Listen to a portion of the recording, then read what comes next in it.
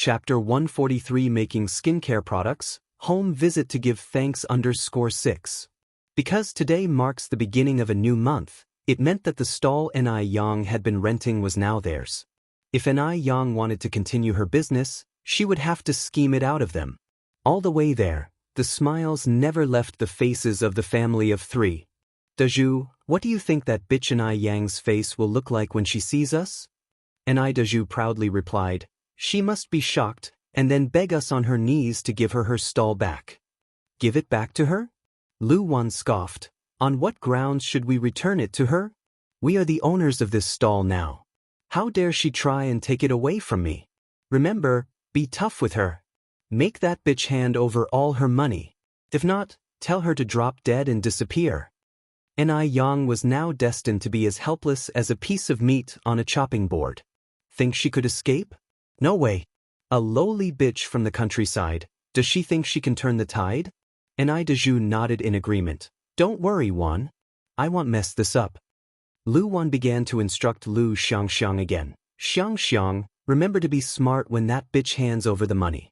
Make sure not to collect the wrong amount. I've checked already. The pickled fish noodles go for 3 cents a bowl, and the sour plum soup for 1 cent a bowl. Unusually, Lu Xiangxiang didn't argue with Lu Wan. Instead, she obediently said, I've got it, Mom. Don't worry. I won't make a mistake. Do you think I don't put my education to use? Lu Wan nodded in satisfaction. That's my girl. So much better than that bitch. Indeed, Lu Xiangxiang raised her chin proudly and said disdainfully, what does that bumpkin Ni Yang have that can match up to me? Besides being somewhat attractive, Ni Yang was worth nothing. And she was going to college. The family of three arrived at Ni Yang's usual business spot. But strangely, the stall was vacant. There were no signs of Ni Yang, let alone any people lining up for noodles. That was unexpected. Lu Wan had secretly observed that usually around 5:30, people would start lining up. It was already 5:40. Why was there not a single person in line? Did everyone else wake up late? Lu Wan frowned. Ni Daju didn't take note of these details. He just sat in the middle of the stall, ready to assert his authority over Ni Yang at any moment. Did that bitch think she could outsmart him, her uncle? Bet she's in for a surprise. No matter what, he would always be her uncle. Lu Wan walked over to Ni Daju and shared her observations with him. Hearing this, Ni Daju said casually, what's there to worry about? Do you really think that bitch Ni Yang is good at business and has customers every day? Let's wait a bit longer. Maybe the bitch will show up soon. What Ni Daju said wasn't unreasonable, so Lu Wan nodded in agreement. With each passing minute, it was now past 6 o'clock, but there was still no sign of Ni Yang. Lu Xiangxiang was restless, pacing in circles. Mom, Dad, do you think it's possible that the hillbilly Ni Yang won't show up this morning? No, of course not, Lu Wan reassured. Ni Yang will definitely come. Just then, a few customers showed up. They greeted warmly, are all of you here for the pickled vegetable noodles too? You probably don't know yet, but the boss won't set up her stall here anymore. Better head back early, or you'll just waste your time waiting. If you're really craving for pickled vegetable noodles, there is another stall over there. Although it doesn't taste as good as the boss, it's still better than nothing, right? The boss won't set up her stall here anymore. She's gone. This news struck the family of three like a bolt from the blue. They were dumbfounded and couldn't react for a long time. If Ni Yang won't set up her stall here anymore, then who were they going to get money from? Lu Wan was the first to come to her senses. She grabbed a passerby's arm and asked, Sir, is it true that Ni Yang has stopped doing business here? But she was here just yesterday, wasn't she? The passerby explained, yesterday was the boss' last day here. But don't worry, you can still have the boss pickled fish noodles because she will open for business again. Upon hearing this, Lu Wan let out a sigh of relief and then asked, so, when exactly will she start her business again? The passerby continued, she probably won't come back here. The boss bought a shop opposite the library. She's currently renovating it and plans to reopen on the 2nd of next month. Chapter 144 Making Skincare Products, Home Visit to Express Thanks _7 Ni Yang bought a shop. She actually bought a shop. After that, Lu Wan couldn't hear anything else. She felt a surge of blood to her head, blacked out, and fell unconscious right away. Waner! Mom! And Daju, frightened, quickly pressed Lu Wan's Rinzhong acupoint. After a while, Lu Wan slowly opened her eyes. The moment she opened her eyes, she started beating and berating Daju. You damn coward! Why don't you go die? You can't even keep a country bumpkin in check. My money, you have to get my money back right now, 300 yuan. She invested everything she had just to lease this lousy stall. She had originally planned to skin Yang for a big pot of cash, but now, not only did she not get the money, but she also lost 300 yuan instead. Lu Wan's rage was about to explode. Why did that sneaky Yang go out and buy a shop?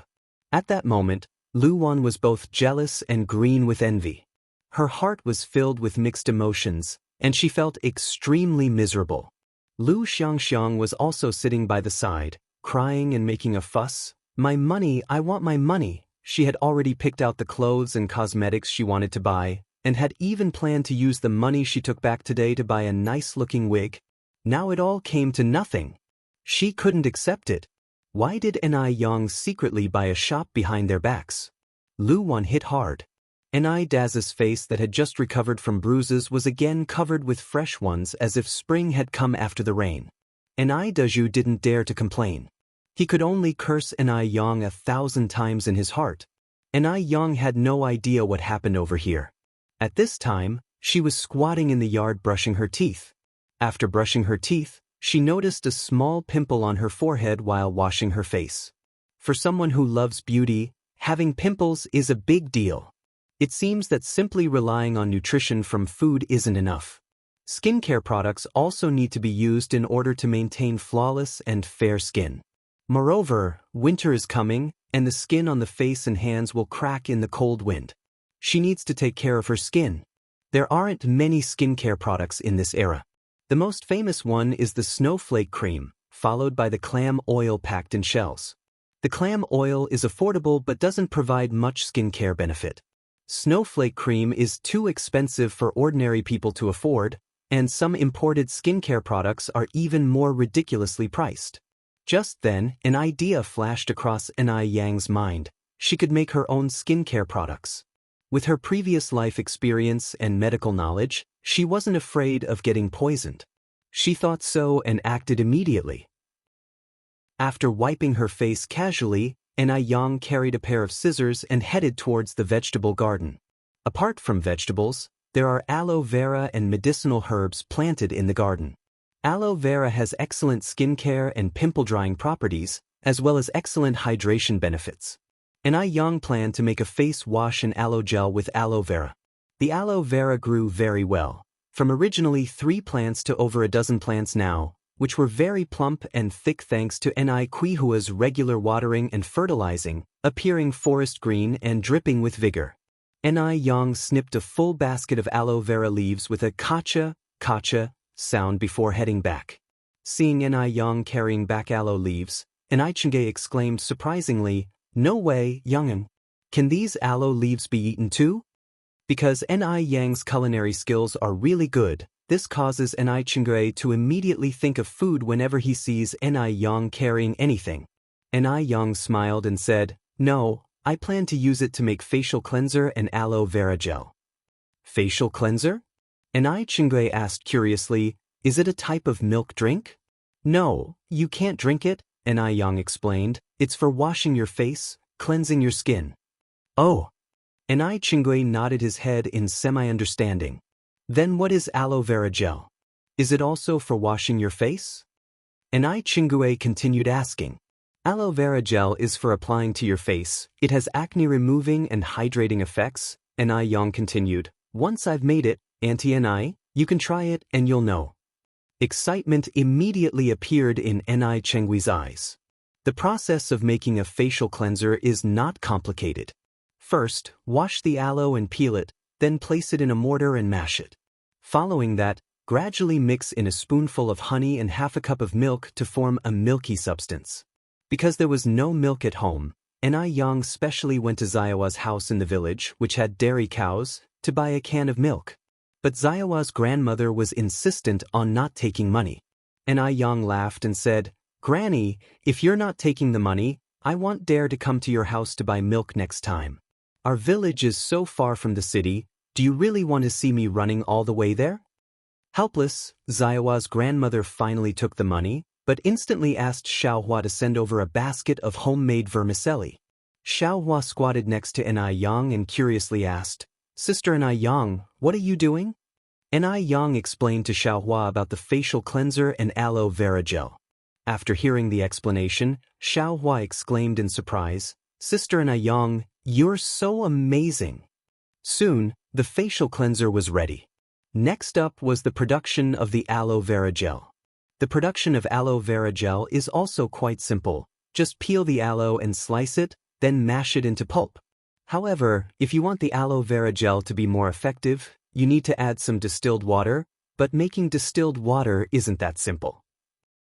Therefore, Yang kept busy until after 9 o'clock before she managed to make the aloe vera gel. After making the facial cleanser and aloe vera gel, Yang tried them out. The facial cleanser even foamed up well, and the effects were fantastic. After washing, she could see that her skin had become significantly smoother. After applying the aloe vera gel to her face, it was absorbed very quickly. In no time, the color of the pimples on Yang's face started to fade substantially. When Xiaohua was leaving, Yang filled some small jam jars with aloe vera gel and facial cleanser for Xiaohua to take home for her mother to use. Xiaohua responded politely, "Thank you for the facial cleanser and aloe vera gel, Sister Yang. My mom will definitely like them." Yang smiled and asked, "You know how to use them, right?" Xiaohua nodded. "Don't worry, Sister Yang. I understand." Xiaohua was clever after all and had just watched Yang do everything from the side. How could she possibly not know? After seeing Xiaohua off, Yang turned back to the room to let Zihua try the aloe vera gel and facial cleanser, when suddenly, there were footsteps outside the door. "Yang, is Yang home?" Then came Yang Gobeo's voice, "Sister Yang, I'm here." Yang stepped out and saw that it was Wang Meifeng and Yang Guobao who had come. Behind the mother and son were a party of 3, 2 elderly and 1 young, carrying big and small bags of things. "Auntie Wang, Guobao." Yang greeted them with a smile. Wang Meifeng followed up, "Yang, let me introduce you. These are Gobeo's grandparents and this is my husband, Yang Changjing. Dad, Mom, Changjing, this is Yang, the young divine doctor who cured Guobao." Although Zhou Suhua had known that Yang was very young, she was still very shocked after seeing Yang in person. Moreover, she couldn't have imagined that Yang was this beautiful. She could be a movie star. This temperament, this appearance, if you said she was from the countryside, people might not believe it. "Young divine doctor, thank you for curing our Guobao. You are our young family's living bodhisattva. Thank you." Zhou Suhua grabbed Yang's hand, her speech becoming incoherent out of excitement. Chapter 145 Another Source of Wealth. Daju goes to prison. Yang smiled and said, "You don't have to be like this. Saving lives as a doctor is our responsibility. As for being a divine doctor, I dare not claim to be one. There are too many people in China who have far superior medical skills than me." Her voice was gentle and filled with a light smile. There was no arrogance or self-complacency in her expression, neither was there a smug satisfaction from curing a stubborn illness. Instead, she was humble and content, giving people a very comfortable feeling upon looking at her. Zhou Suhua looked at Yang, her face full of smiles. Yang continued, "We shouldn't stand here, let's go inside." Behind her, Yang Dahai and Yang Changjing entered the house, carrying bundles. The house was a simple countryside abode, without any valuable furniture. The simple tables and stools showed its neatness, making it feel very warm and cozy. The air was filled with a faint scent of magnolia. Zhou Suhua followed the scent and saw a dried magnolia flower on the windowsill. The dried magnolia was not as bright as when it was fresh, but it was still beautiful. She didn't know what methods the owner used to preserve the fresh magnolia flower in this manner, but it reflected the owner's elegant character. Although the life seemed frugal, it had a high degree of ritual feeling, and this feeling was just great. Enai Yang was busy brewing tea for everyone. At this moment, Enai Zihua came out from the inner room carrying the child. When she saw the people in the room, she was slightly startled. Enai Yang promptly introduced everyone to Enai Zihua. "Mom, these are Gobeo's grandparents and his father." Enai Zihua then reacted and greeted everyone with a smile. Enai Zihua no longer carried the inferiority complex from 3 months ago when she first came to the city. In its place was a deep-seated sense of confidence. She was completely different from before. Zhou Suhua held Enai Qihua's hand and said, "Yang Yang's mother, you have raised an amazing daughter. If it weren't for her, where would our Guabao be now?" Enai Zuehua replied modestly, "Grandma Guabao, you don't have to be so polite. Our Yang Yang hasn't really done much, she just wrote a prescription." Enai Zuehua is a very honest person. Although she was proud of her daughter in her heart, she didn't think this merited a grand visit from the Yang family to show their gratitude. After all, saving lives is a good deed that accumulates virtue, and it's not something to show off. Despite being just a prescription, it did save the life of Yang Guabao. Zhou Suhua was extremely grateful to Enai Yang, and also came to a realization. No wonder Enai Yang was so mature and understanding at her young age. It turned out that she had a good mother who taught by example. Enai Yang brought the freshly brewed tea to everyone. Zhou Suhua and Yang Dahai took a sip. The couple exchanged glances, their eyes filled with disbelief. This tea was different from ordinary tea. Not only did it have a refreshing tea fragrance, but upon careful tasting, there was a sweet fruity flavor mixed in. It was refreshing and sweet, quenching thirst, and the aftertaste was endless. Yang Dahai, who had been professionally tasting tea for over 20 years, has never tasted such excellent tea. "Little divine doctor, what kind of tea is this?" Seeing his father's excitement, Yang Changjing immediately picked up his cup and took a sip. Indeed, the taste of the tea was truly astonishing. Even he, someone who didn't usually drink tea, found it incredibly pleasing to the palate, and Yang Changjing could not help but take another big gulp. Enai Yang continued, "It's just ordinary green tea. However, when I was roasting the tea leaves, I added some dried tangerine peels and dried fruits. That's why it has a fruity flavor that ordinary tea leaves don't have." Yang Dahai nodded. "No wonder I felt a fruity taste when I tried it. Little divine doctor, you are truly remarkable." It should be noted that roasting tea leaves is not something an ordinary person can do. Not only does it require control over the heat, but it also demands certain skills. Otherwise, the tea leaves could be overcooked or burnt, affecting the taste. But the taste of this tea was just right. Without a solid 10 or more years of experience, it would be impossible to roast such tea leaves. Moreover, Enai Yang had added other things to the tea, making it even harder to roast. Yang Guabao immediately stood up, raised his adorable little head, and said proudly, "That's right. Grandpa, my sister Enai Yang is amazing. She knows how to do everything." In Yang Gobeo's heart, Enai Yang was like a talented little fairy. Not only was she pretty, but she also had medical skills, could cook, bake bread, and even roast tea leaves. What to do? He was starting to like Sister Enai Yang even more. Chapter 146 Another Source of Wealth, Enai Daju Goes to Prison _2. Zhou Suhua took little Enai Yun from Enai Qihua's arms. "What a cute child she is. What's her name?" "Her name is Enai Yun, Yun as in cloud," Enai Zuehua said. "Yun Yun, little Yun Yun." Not only does little Yun Yun have a pretty name, but she's also very beautiful, Zhou Suhua, who was very fond of little Enai Yun, said with her eyes full of affectionate smiles. "Oh yes, we also brought a welcome gift for little Yun Yun. Meifeng, quickly bring out the gift."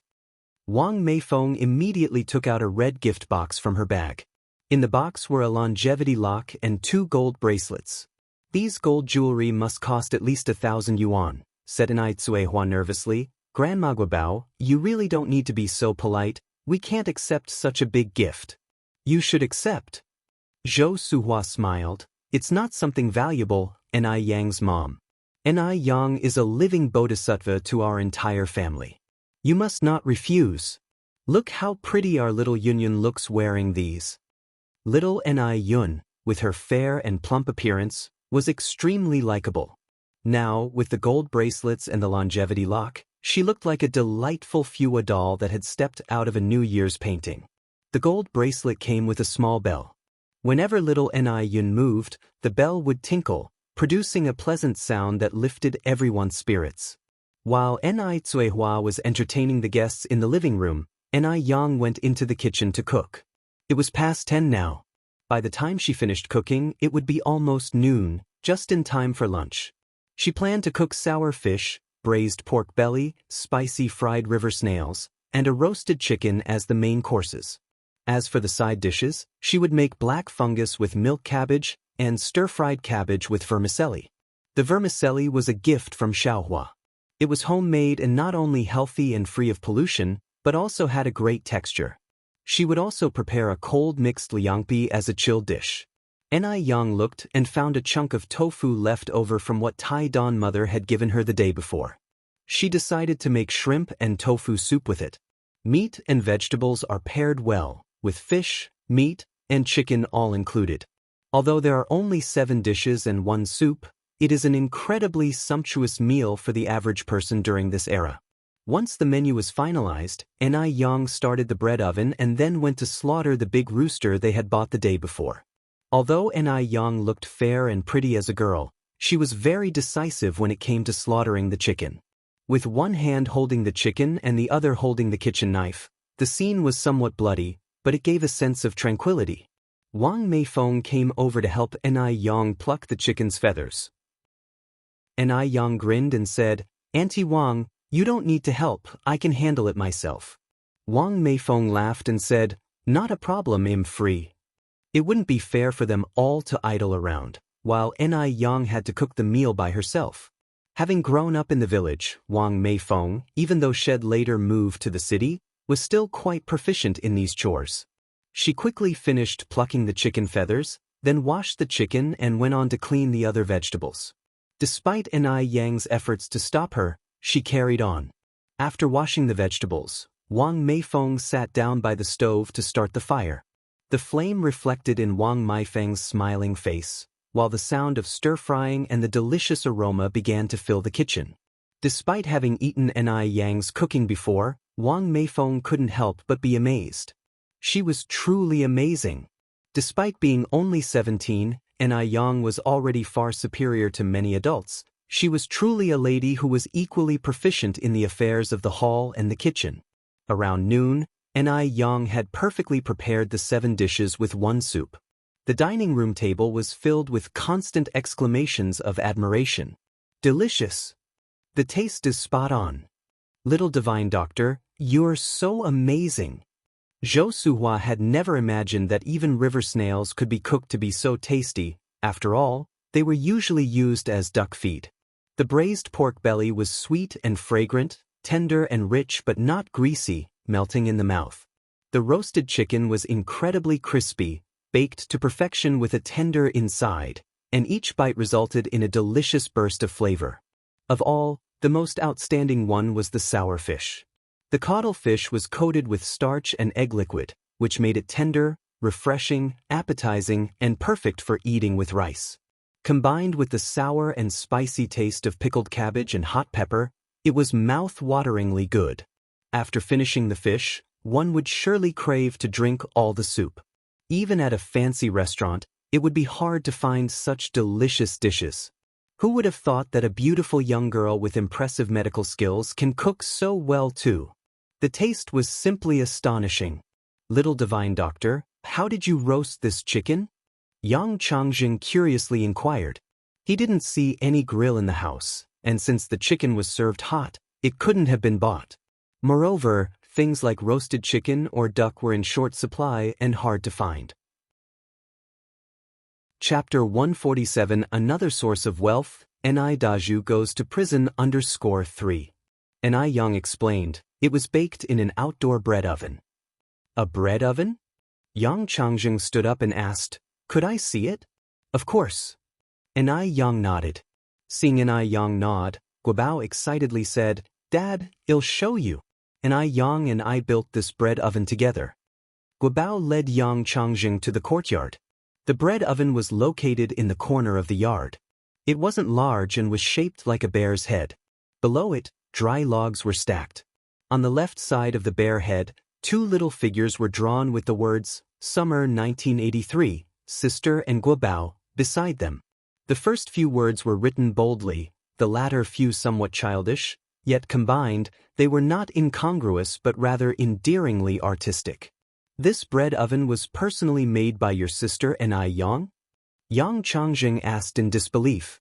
Guobao nodded, "Yes. And Yang is incredibly talented. Dad, let me tell you, this bread oven is amazing too. It can not only roast chicken but also bake bread and dry fruit."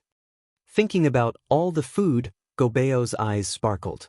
Hearing this, Yang Changjing was full of awe. Actually, this was not his first encounter with a bread oven. He had seen them during his overseas business trips as bread ovens produce superior results compared to conventional ovens. Hence, they are common in foreign households. However, this was the first time he had seen a bread oven in his own country.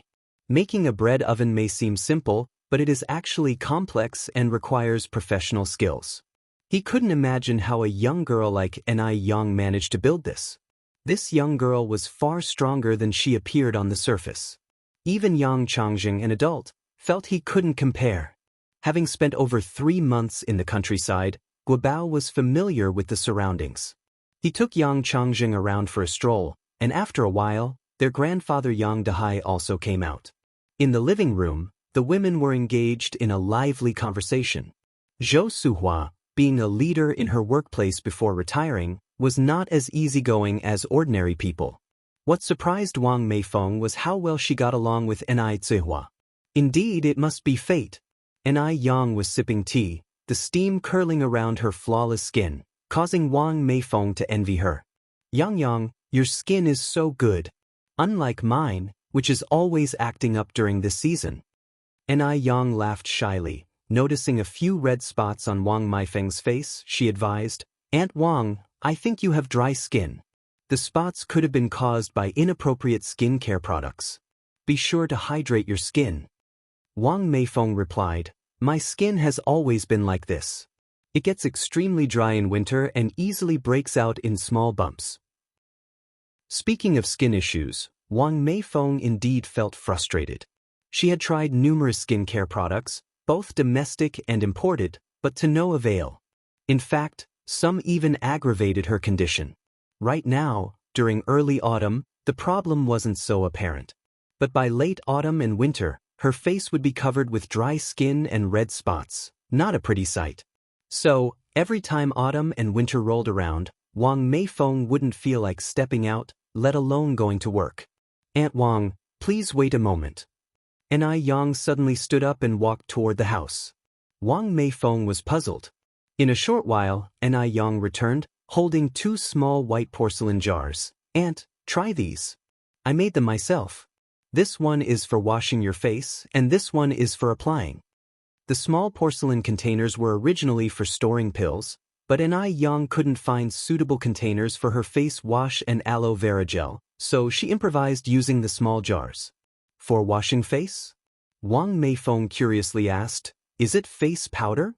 In that era, face wash hadn't been invented yet, but face powder, for instance, one produced by Haidu, a 4-in-1 face powder, was quite famous. Wang Meifeng had used it before, but it didn't work for her. An Yang explained with a smile, "It's a face wash. You use it just like a face powder, but its effectiveness is superior, especially for your dry skin type." Chapter 148 Another Source of Wealth, An Daju Goes to Prison _4. In her previous life, An Yang was also a beauty enthusiast who put a lot of work into her skincare. She could instantly identify any skin issues. Wang Meifeng opened the lid of the porcelain jar and took a sniff. It faintly smelled lovely with a hint of milk. No wonder it was called a cleansing milk. "And this one?" asked Wang Meifeng. "This is aloe vera gel," An Yang continued. "You apply it on your face after washing with the cleansing milk." Wang Meifeng nodded and smilingly put the 2 little jars away. Yang, I want stand on ceremony then. Every heart has a love for beauty. And Yang is so capable, the things she produced must not be bad. What if they really worked? And Yang smiled and said, no need for that. Time flew by, and soon it was past 3 in the afternoon, and Wang Meifeng and the others proposed their farewells. Because Yang Changjing really liked the tea leaves that Yang had fried, she packed a large bucket of tea leaves for them. Chinese are polite and reciprocate kindness, Yang couldn't let them return empty-handed. Initially, Yang Dehai wouldn't accept it. They were treated well here by Yang, and she was also so polite and not arrogant like a divine doctor at all. How could they accept her things? Don't underestimate the tea, frying it takes a fair amount of time. But Yang insisted again and again, Grandpa Yang, you brought so many gifts, this is just a small gesture from me. If you don't accept it, I might not welcome you next time to our house as a guest. Upon hearing this, Yang Dehai had no choice but to accept the tea. In that case, he'll accept it gratefully. Little divine doctor, we are all friends now.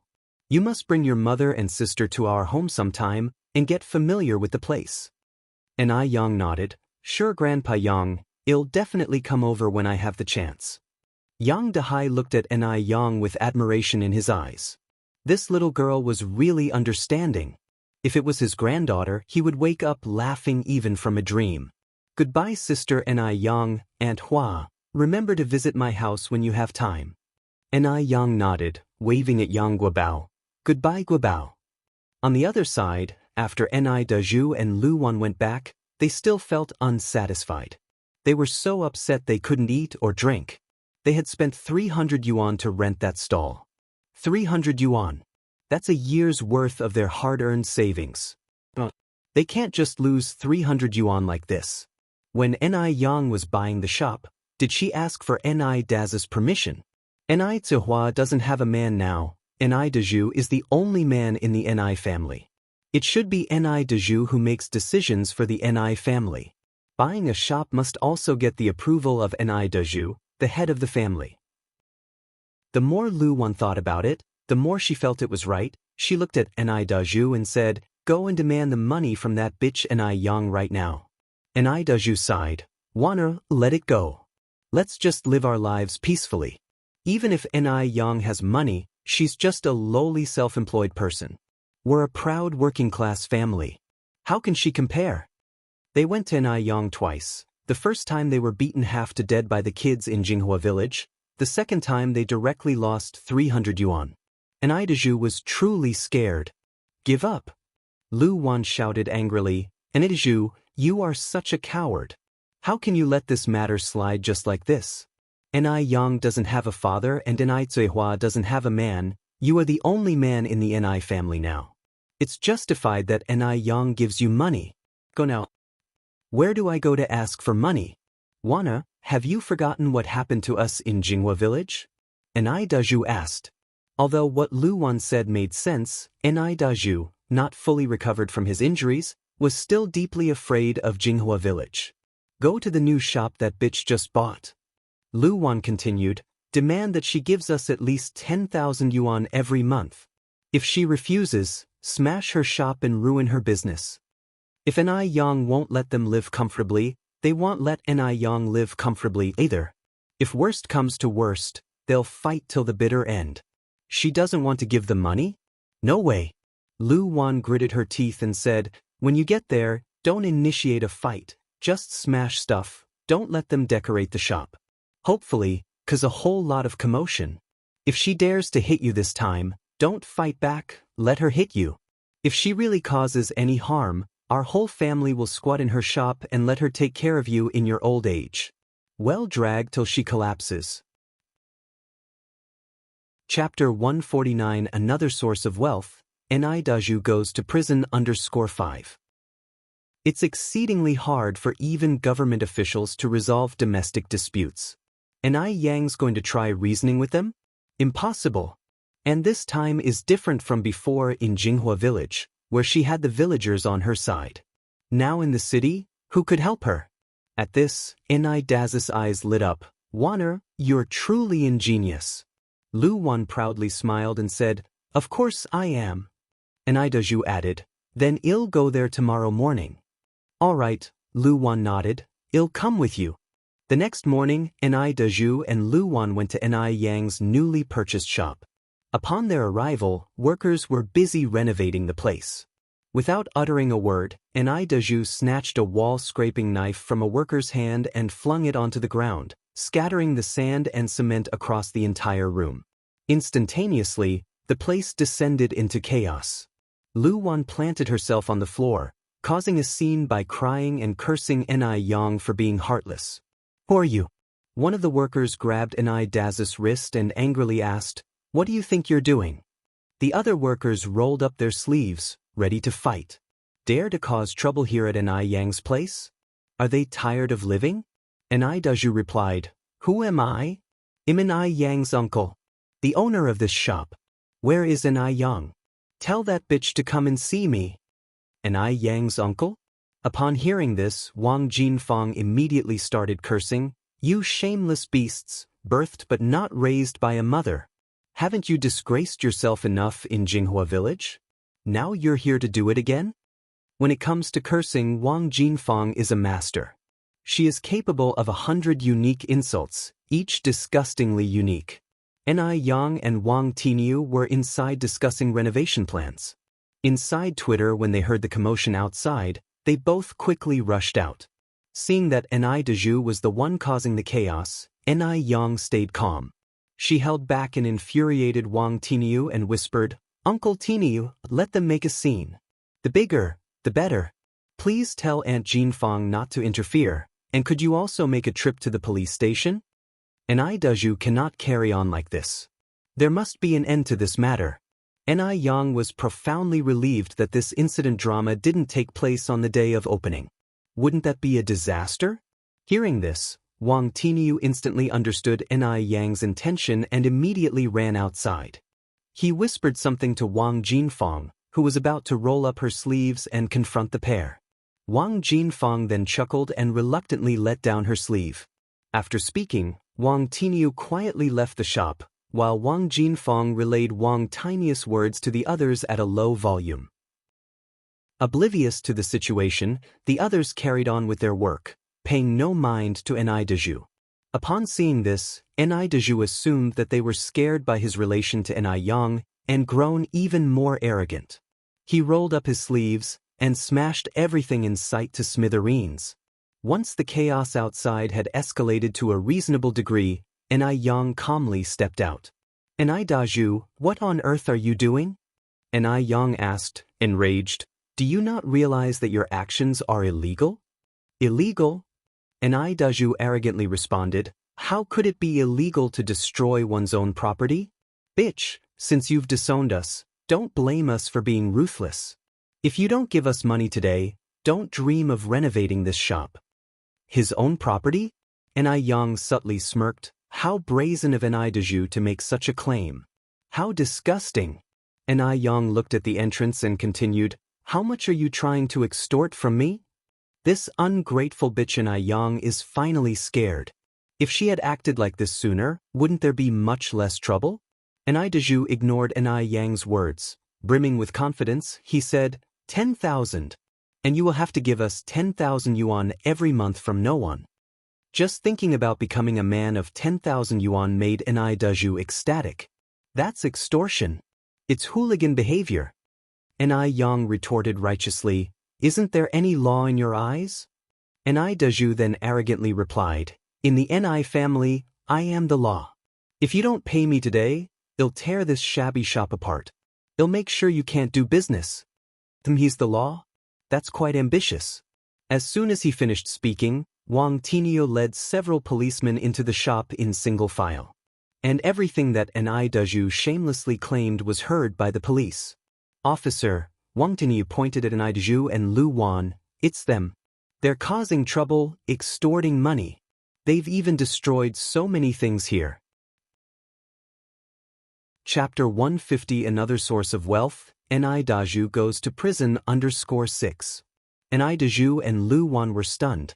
They didn't expect the police to suddenly show up. The cold steel handcuffs were placed directly on Lu Wan and Ni Dezhu. You two are currently suspected of damaging private finances, provoking troubles, and extortion crimes. Please come with us immediately. During the crackdown, if these charges were confirmed, they would face prison. Lu Wan cried for innocence. Officers, it's a misunderstanding. We didn't do anything wrong. It was just a family dispute. This girl, Ni Yang, my husband Ni Dezhu, is her uncle. We were just having fun with her. Uncle? An uncle can commit extortion? Stir up troubles? Damage others' property? Do you have no respect for the law anymore? Framed? Just horsing around? Made such a mess of somebody's store and still have the nerve to claim it was a form of entertainment? Really thought them, the police, as blind and deaf? Ni Yang came forward and said, "Officers, my name is Ni Yang, the owner of this shop.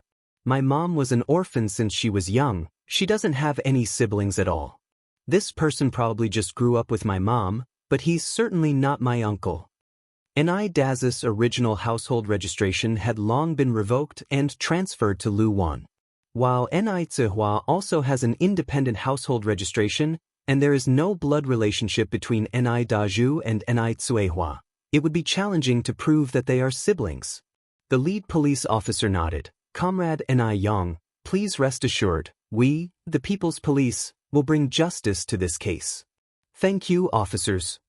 Lu Wan was so angry that she cursed, "You little wench, Yang. You don't even recognize your own uncle. Do you have a conscience? You're going to be punished by heaven one day." Ni Yang was unfazed and turned to the police officer. "Officer, is insulting someone considered illegal?" "It is." The police officer nodded. "According to our country's Security Administration Punishment Law, Article 10 states the penalty for security administration violation." Before the police officer finished, Lu Wan was so scared that she shut her mouth. "Such a bitch." Lu Wan was so angry that she almost passed out. After collecting evidence and making records, the police took Ni Dezhu and Lu Wan away in their police car. 3 days later, news came from the police station. Ni Dezhu was sentenced to 5 years in prison for extortion and provoking troubles, while Lu Wan, being a participant in the crime, was fined 2 yuan and detained for 15 days. Not only that, Lu Wan also has to compensate Ni Yang for the damaged finances. As evaluated, the compensation was 50 yuan. Lu Wan's younger brother Lu Chang came to bail her out. As soon as Lu Wan saw Lu Chang, she started crying. She never imagined that the situation would have turned out like this. Not only did she lose her money, but now her husband was also taken away. "All right, sister. Stop crying," Lu Chang advised. "I've told you before, Ni Dezhu is too wimpy for you. It's good that this happened. Well, go to the court and file for divorce tomorrow. You are still young and can find someone 100 times better than Ni Dezhu." Lu Wan is not only beautiful, she also has a great figure and a city residence registration. Many people at the factory have been envying her. Previously, it was to Ni Daz's advantage. Hearing this, Lu Wan felt a bit better. She nodded and said, "All right, Xiangzi, I'll listen to you." When Ni Yang received the 50 yuan sent by the police and learned about Ni Daz's final outcome, she sighed in relief. She had finally eliminated a significant problem. As for Ni Dezhu, he deserved what he got and was not worth sympathizing. Lu Wan got off easy, only detained for 15 days. She should be locked up for 10 to 15 years. When Ni Yang got home, she told Ni Zuehua about it. Ni Zuehua, hearing the news, didn't react much and replied with a smile, "Before, I was worried about them causing trouble at the store. Now I can finally stop worrying." Seeing Ni Zuehua like this, Ni Yang finally let go completely. After Wang Meifeng returned home, she tried the facial cleanser and aloe gel that Ni Yang gave her out of curiosity. To her surprise, they worked incredibly well. Not only had the bumps and dry skin on her face completely disappeared, but her skin had also become extremely smooth. The change was very noticeable and made her co-workers very envious. "Meifeng, what skincare products have you been using lately? Your skin looks so good. Recommend it to me too?" Chapter 151. Another source of wealth, Ni Daju goes to prison? Yes, yes, yes, recommend it to us too, will you? You cannot keep a good thing to yourself. If one is beautiful, everyone should be. That is right. Wang Meifeng works for a foreign company, and her colleagues are not money-starved. Seeing that the cosmetics made by Ni Yang are so popular, she is also delighted. Maybe she can help Ni Yang unintentionally. Wang Meifeng mysteriously said, I use facial cleanser and aloe vera gel myself, but these two things cannot be bought outside. They were developed by a highly reputed divine doctor. The same one who cured my son's epilepsy. What Wang Meifeng said was true because in her eyes, Ni Yang was a capable divine doctor. Really? Doctors can make skincare products too? Someone expressed doubt. Wang Meifeng smiled and said, Is it true or false? Can't you guys tell? You all know what my face looked like in autumn before. For this face, I have detoured many paths and wasted a lot of money. Luckily, one met that divine doctor. Hearing this, her co-workers all nodded and agreed. They had been colleagues with Wang Meifeng for several years. They knew too well what her circumstances were before. Moreover, Wang Meifeng has always been very friendly, so she shouldn't cheat people. Meifeng, how much did you pay for these two things? Can you buy one on my behalf from the divine doctor? Wang Meifeng continued, I'm not very clear about the specific price because the divine doctor offered me a sample to try. If you really want it, I will help you ask him when the time comes. It's not just about asking, I really want to buy it.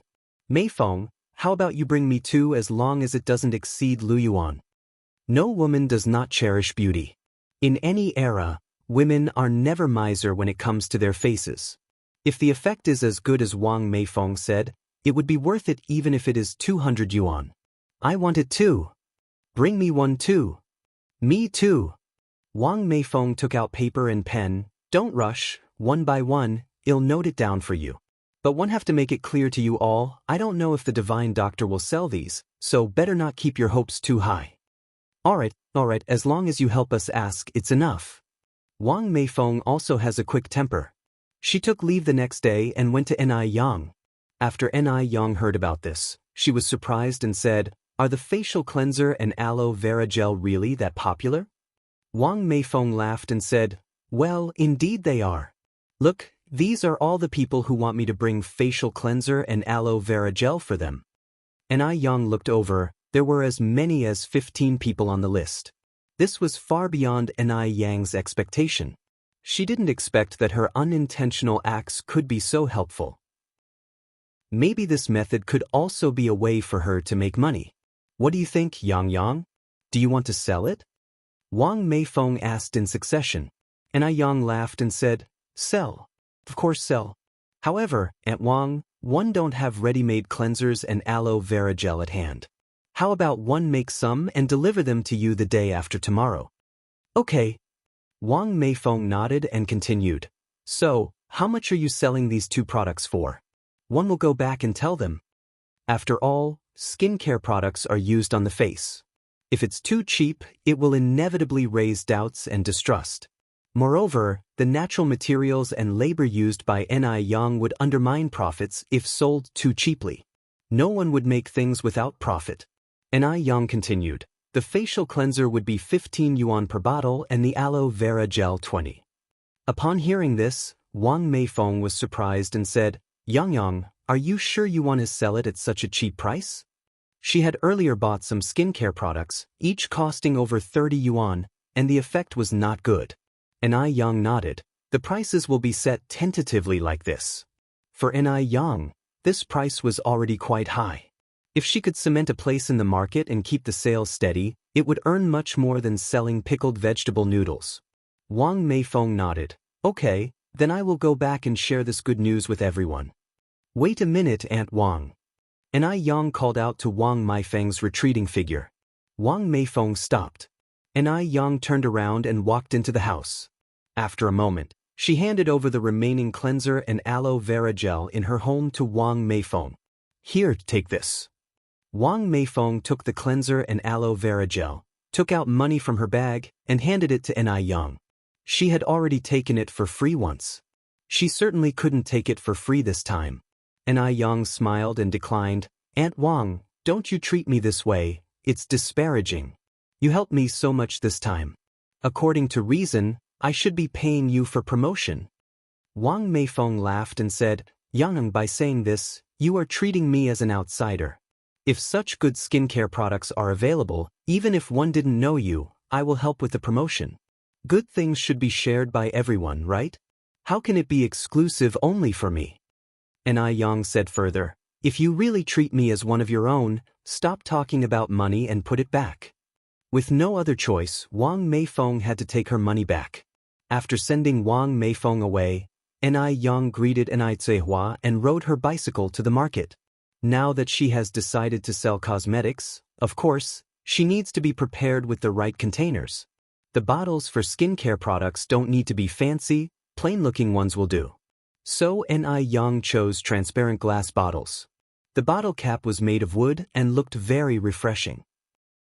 If this path can be followed successfully, Yang plans to customize a batch of exclusive bottles from the factory in the future. After buying the bottles, Yang went to buy equipment for making distilled water. All these things cost her a total of 15 yuan. After returning home, Yang bought a large bucket of fresh milk from Zaihua's home. Fresh milk is not expensive. A large bucket weighing 5 kilograms costs only 5 yuan. 5 kilograms can make a lot of facial cleanser. After preparing all the things, Yang began to peel the aloe vera.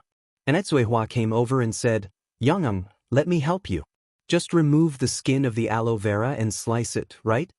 Yang looked up and said, Mom, you don't need to help here. You can take care of my sister. Zehua said, no problem, your sister is asleep. The mother and daughter worked together, and the work efficiency was much higher. In a short while, a large amount of aloe vera was peeled. At the Mo family, these days, Mo Hudi's condition has become more and more serious, and old lady Mo is increasingly anxious. She hopes to see the divine doctor from Jiangnan who was mentioned by Li Xianxian. However, the divine doctor from Jiangnan has not yet appeared. Seeing Mo Hudi's painful appearance, old lady Mo couldn't help crying. At this time, a servant's voice echoed in the room, Old lady, Miss Xianxian is here. Xianxian is here. Old lady Mo's dim eyes instantly filled with hope. Chapter 152, Smartly Slapping the Face. Never give up treatmenty. Li Xianxian looked stunning today, dressed in a white lace-patterned top and a form-fitting black pencil skirt. Her long black hair was dyed to a honey brown and styled in large curls that tumbled over her shoulders, giving her a mature and sexy look. She was at the forefront of fashion, far ahead of anyone in this era.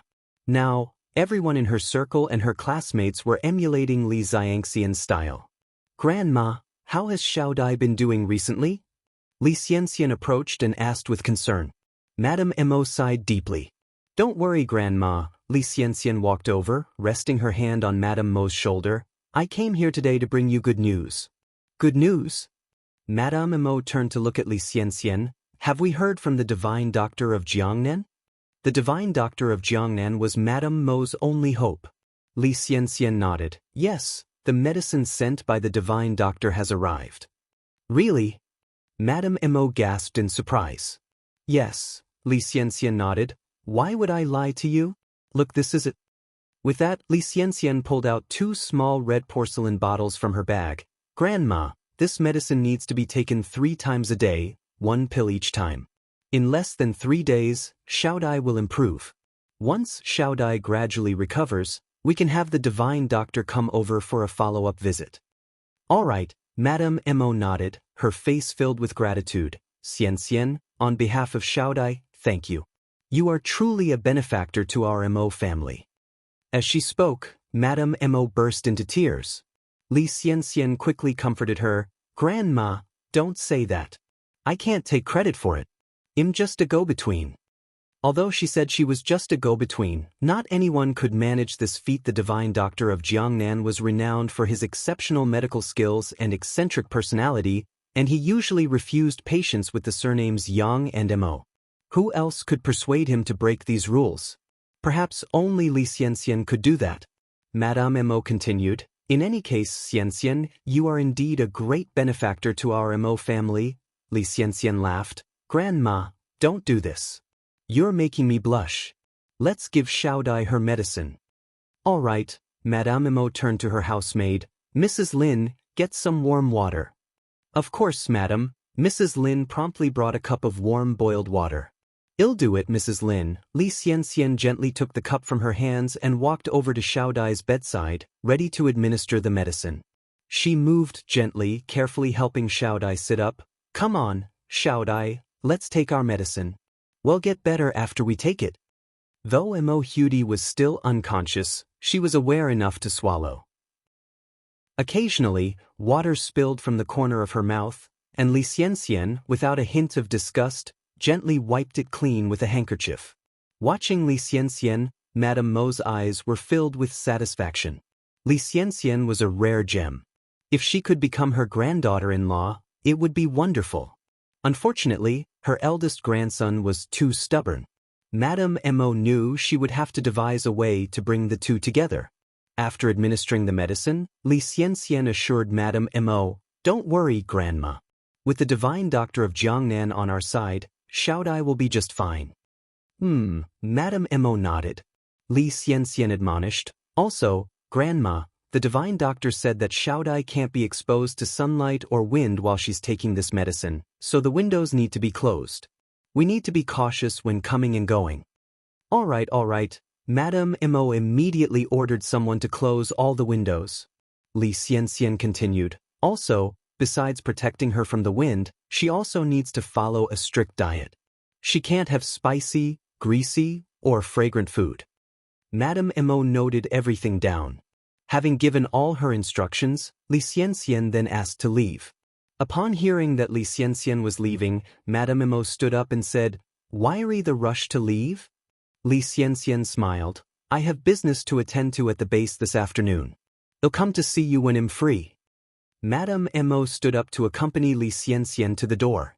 Li Xianxian, ever considerate, said, "Grandma, don't worry about seeing me out. I know my way around here better than my own home."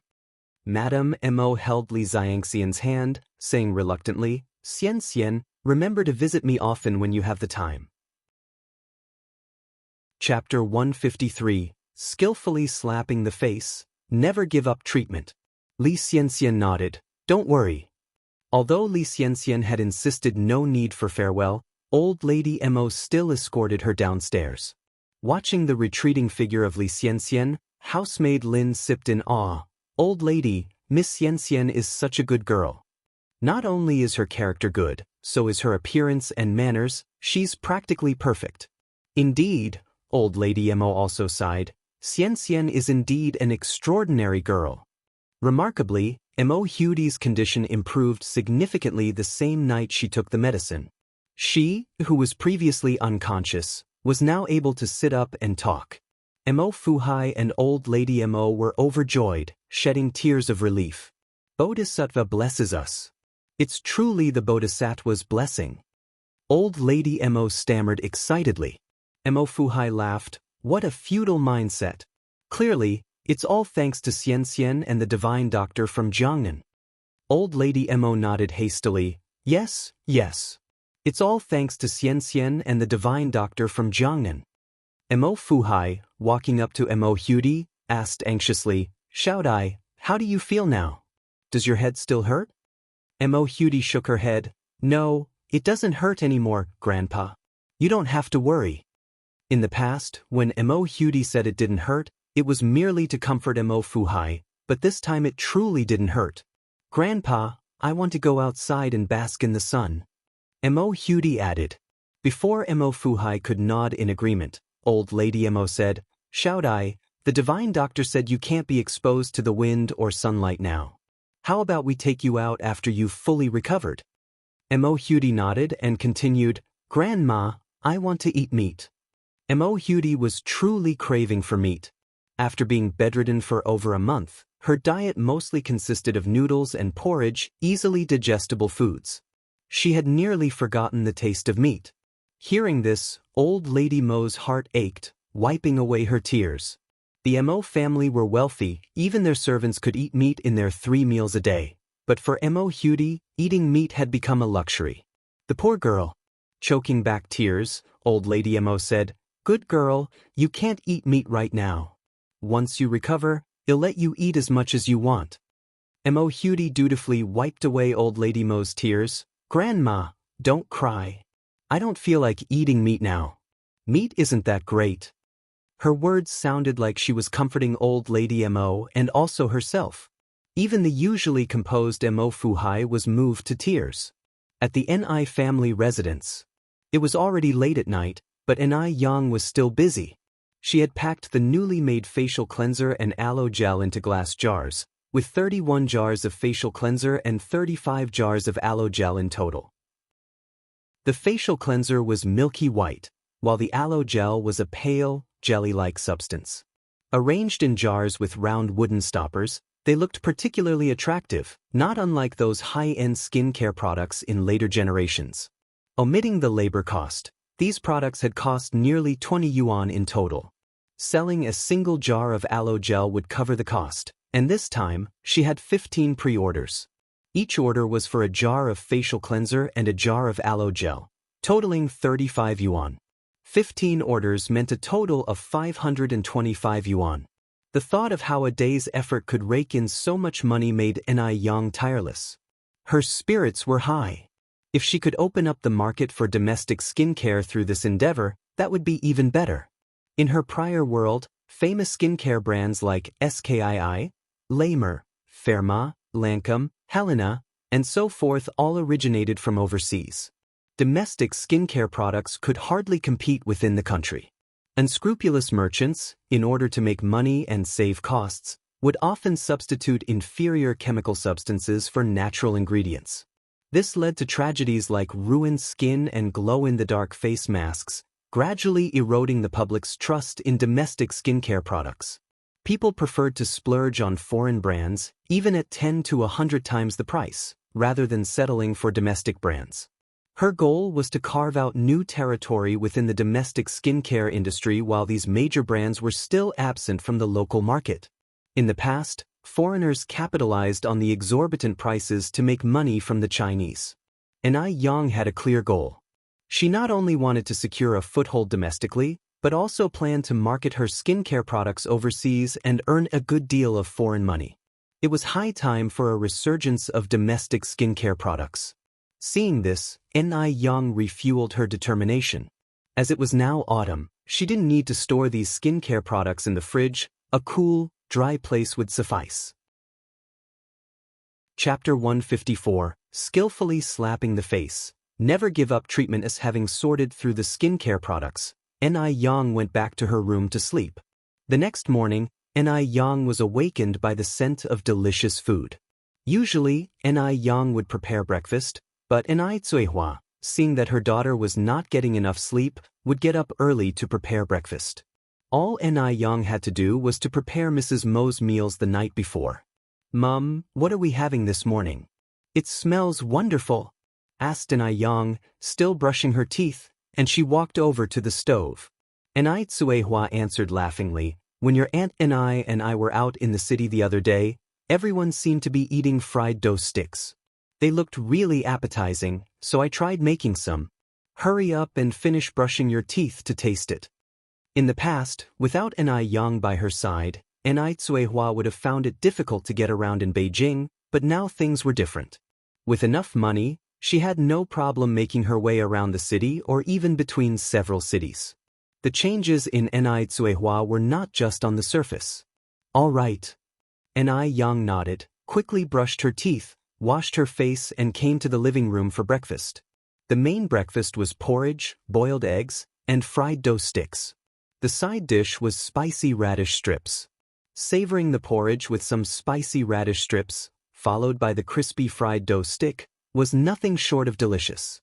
Ni Kuihua's cooking skills were quite good. She controlled the heat of the dough sticks just right. They tasted crispy and fluffy, leaving a lingering fragrance after bites, and the spicy radish strips perfectly balanced out the greasiness of the fried dough sticks. "Mom, this tastes great." Ni Yang gave her mother a thumbs up. Ni Zuihua laughed. You know just how to please me. An Chingray from the side said, Yang Yang's mom, she's not flattering you at all, your culinary skills are way better than the vendors selling fried dough sticks. No wonder Yang's cooking skills were so good, it turns out Tsuihua was also quite talented. Upon hearing this, Tsuihua laughed even more joyously, if it's tasty, then eat more.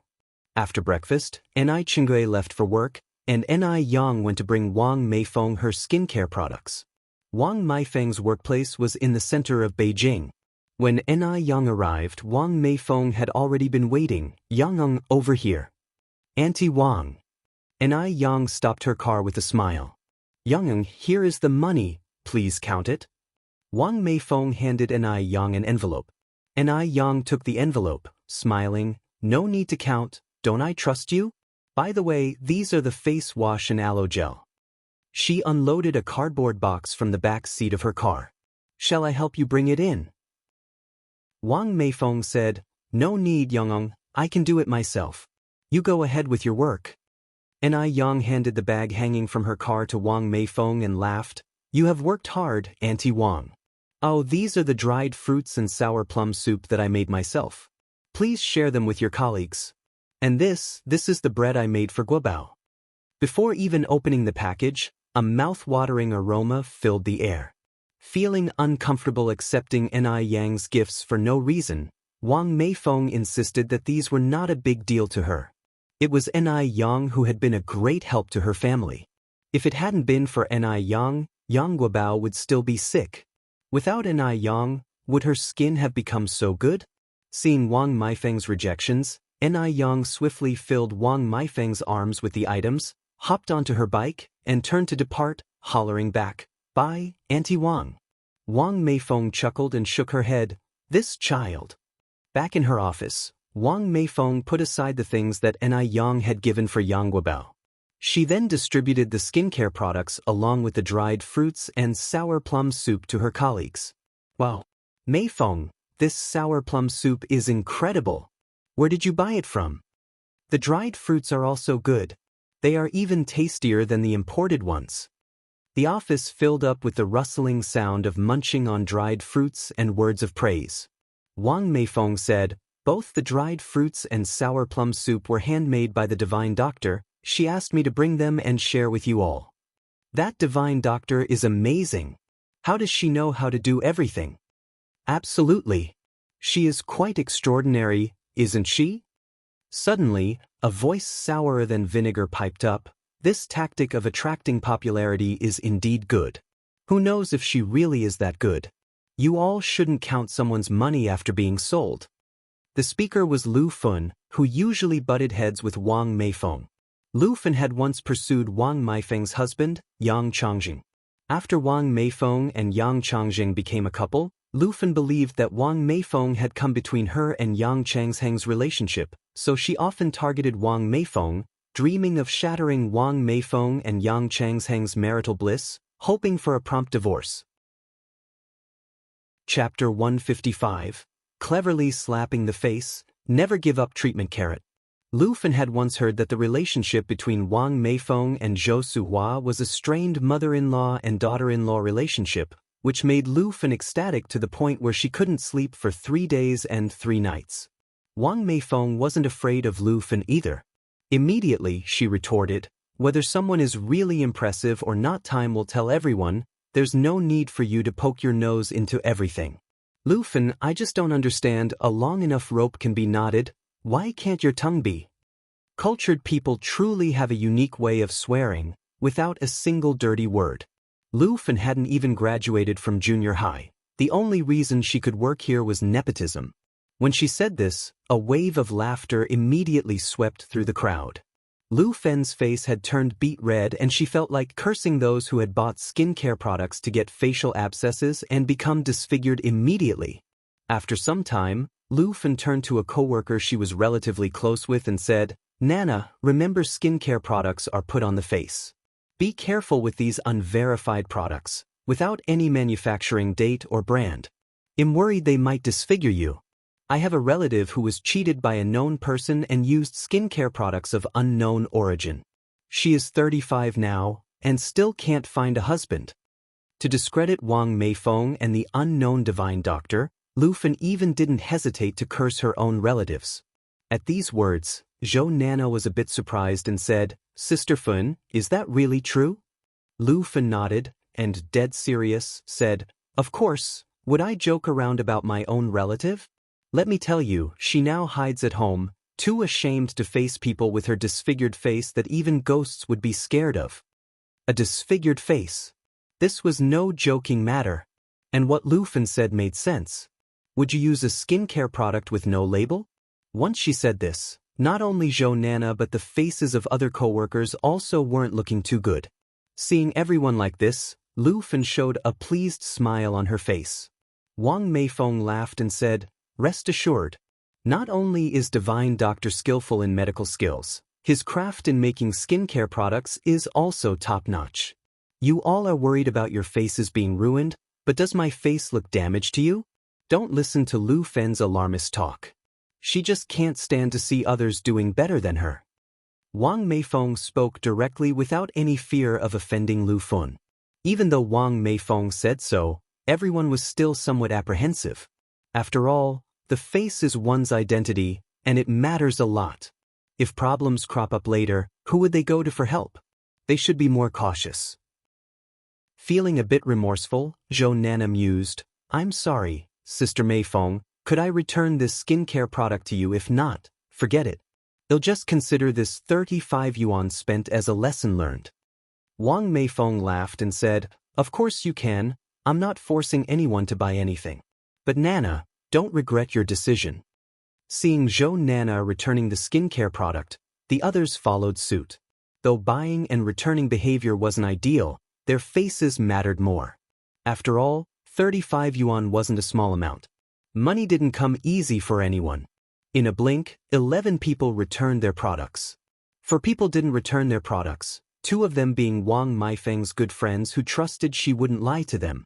The other 2 were Wang Meifeng's subordinates, who, out of respect, didn't feel comfortable returning the products. Wang Meifeng wasn't angry. It was just a couple of 100 yuan. If they missed out on good products, that was their loss. Looking at the 4 people that didn't return the products, Lu Fen sneered, "Are you 4 fools? Or do you just like being disfigured?"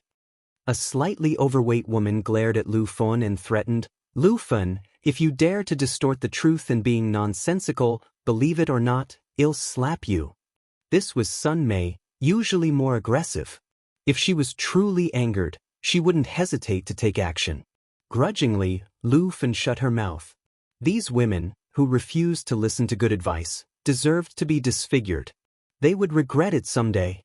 Sun Mei patted Wang Meifeng's back. "Ignore her type, I believe in you. I also trust you." Another good friend, Tao Yuan, also comforted Wang Meifeng. Wang Meifeng nonchalantly said, "It's fine, the innocent need not worry. I am not angry." It's not worth getting angry with such people. And Ai Yang had no idea what was happening here. She was currently riding her bike, humming a tune and heading towards the vegetable market. Chapter 156, Cleverly Slapping the Face. Never give up treatment as a black car was driving straight towards her.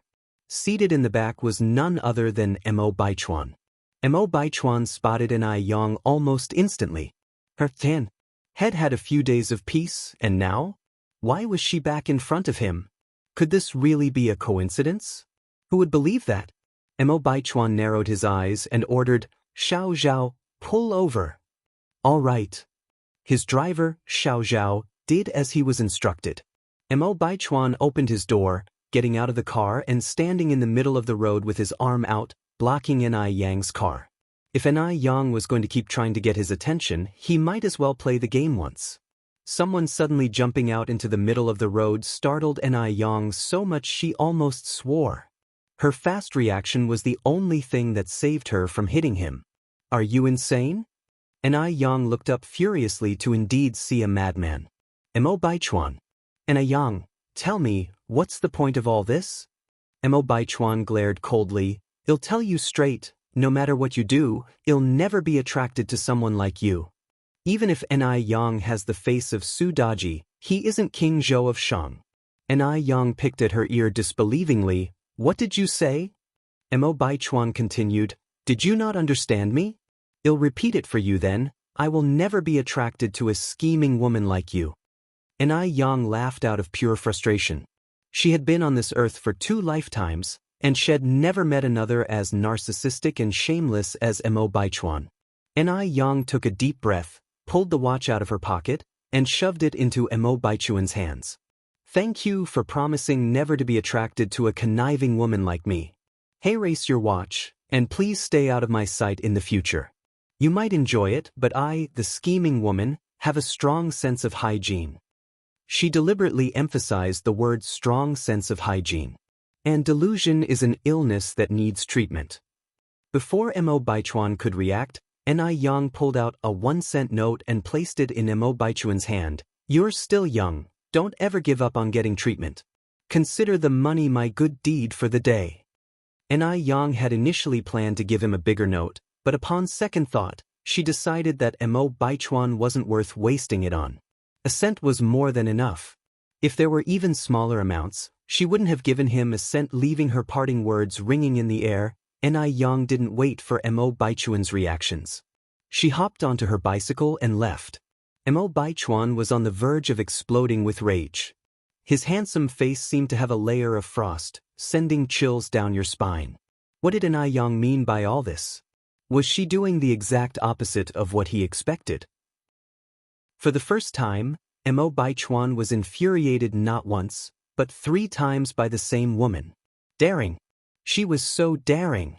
The 1-cent note in his hand was crumpled into a ball by Mo Baichuan. His knuckles turned white from clenching his fist. This was the first time he'd ever been this angry. No woman he'd met would dare behave anything less than a docile kitten around him, yet Ni Yang was acting like a hedgehog. One day, he would expose her true face. Through the car window, his driver, Xiao Zhao, seemed to see a familiar scene. It seemed that only Ni Yang had the ability to make Mo Baichuan lose control. Xiao Zhao couldn't muster the courage to approach Mo Baichuan, and could only sit stiffly in the car. With the arrival of chilly autumn wind, the weather had begun to turn cold. So tonight, Ni Yang planned on cooking grilled fish. Due to the weather, fish and shrimp were no longer available from local ponds, so she went to the vegetable market. She bought a catfish, along with some bean sprouts, tofu skin, and kelp to accompany it. After finishing her grocery shopping, Ni Yang visited the hardware store to buy a pan for grilling fish. However, after a thorough search, she couldn't find a pan similar to the one she had had in her previous life. So, Ni Yang explained what the fish grilling pan looked like to the shopkeeper. The shop owner replied with a smile, "We don't have the kind of pan you're looking for, but we do have another that won't stick to the fish." Ni Yang asked, "Could you please show it to me?" In a brief moment, the shopkeeper presented her with a round stainless steel pan, quite similar to the pancake griddles, but without a long handle, just 2 knobs. It could work. Then Ni Yang asked, "I'll take this one then. How much is it?" Chapter 157, Cleverly Slapping the Face, Never Give Up Treatment _6. 8 yuan. The boss must really think she's a kid to mess around with. An old pot that hasn't sold for over 800 years and he wants to sell it for 8 yuan? Ni Yang laughed and said, "Boss, quit joking, I'm serious about buying. I'll take it for 1 yuan and 50 cents. The boss replied speechlessly, "Young lady, you're the one who's joking. A pot worth 8 yuan for 150? This pot is the most sought after this year. If you come any later, you might not be able to buy it." Ni Yang said, "I've never seen any sought-after item that has been stored in the warehouse for several years and not sold. If you don't really want to sell it, then I'll leave you alone." With that, Ni Yang turned and left. Seeing that Ni Yang had walked several steps and had no intention of turning back, the boss immediately shouted, "Young lady, come back. Come back quickly. I'll sell it to you for 150. Although 1 yuan and 50 cents wouldn't make much profit, it was better than it rotting in the warehouse and turning into a piece of waste. She originally thought that this young lady was easy to fool, but she never expected that this young lady was very shrewd. Successfully buying a pot and groceries, Ni Yang returned home. When she returned home, it was after 5 in the afternoon, just in time to cook. Ni Zihua was washing vegetables, while Ni Yang went to start a charcoal fire to grill fish.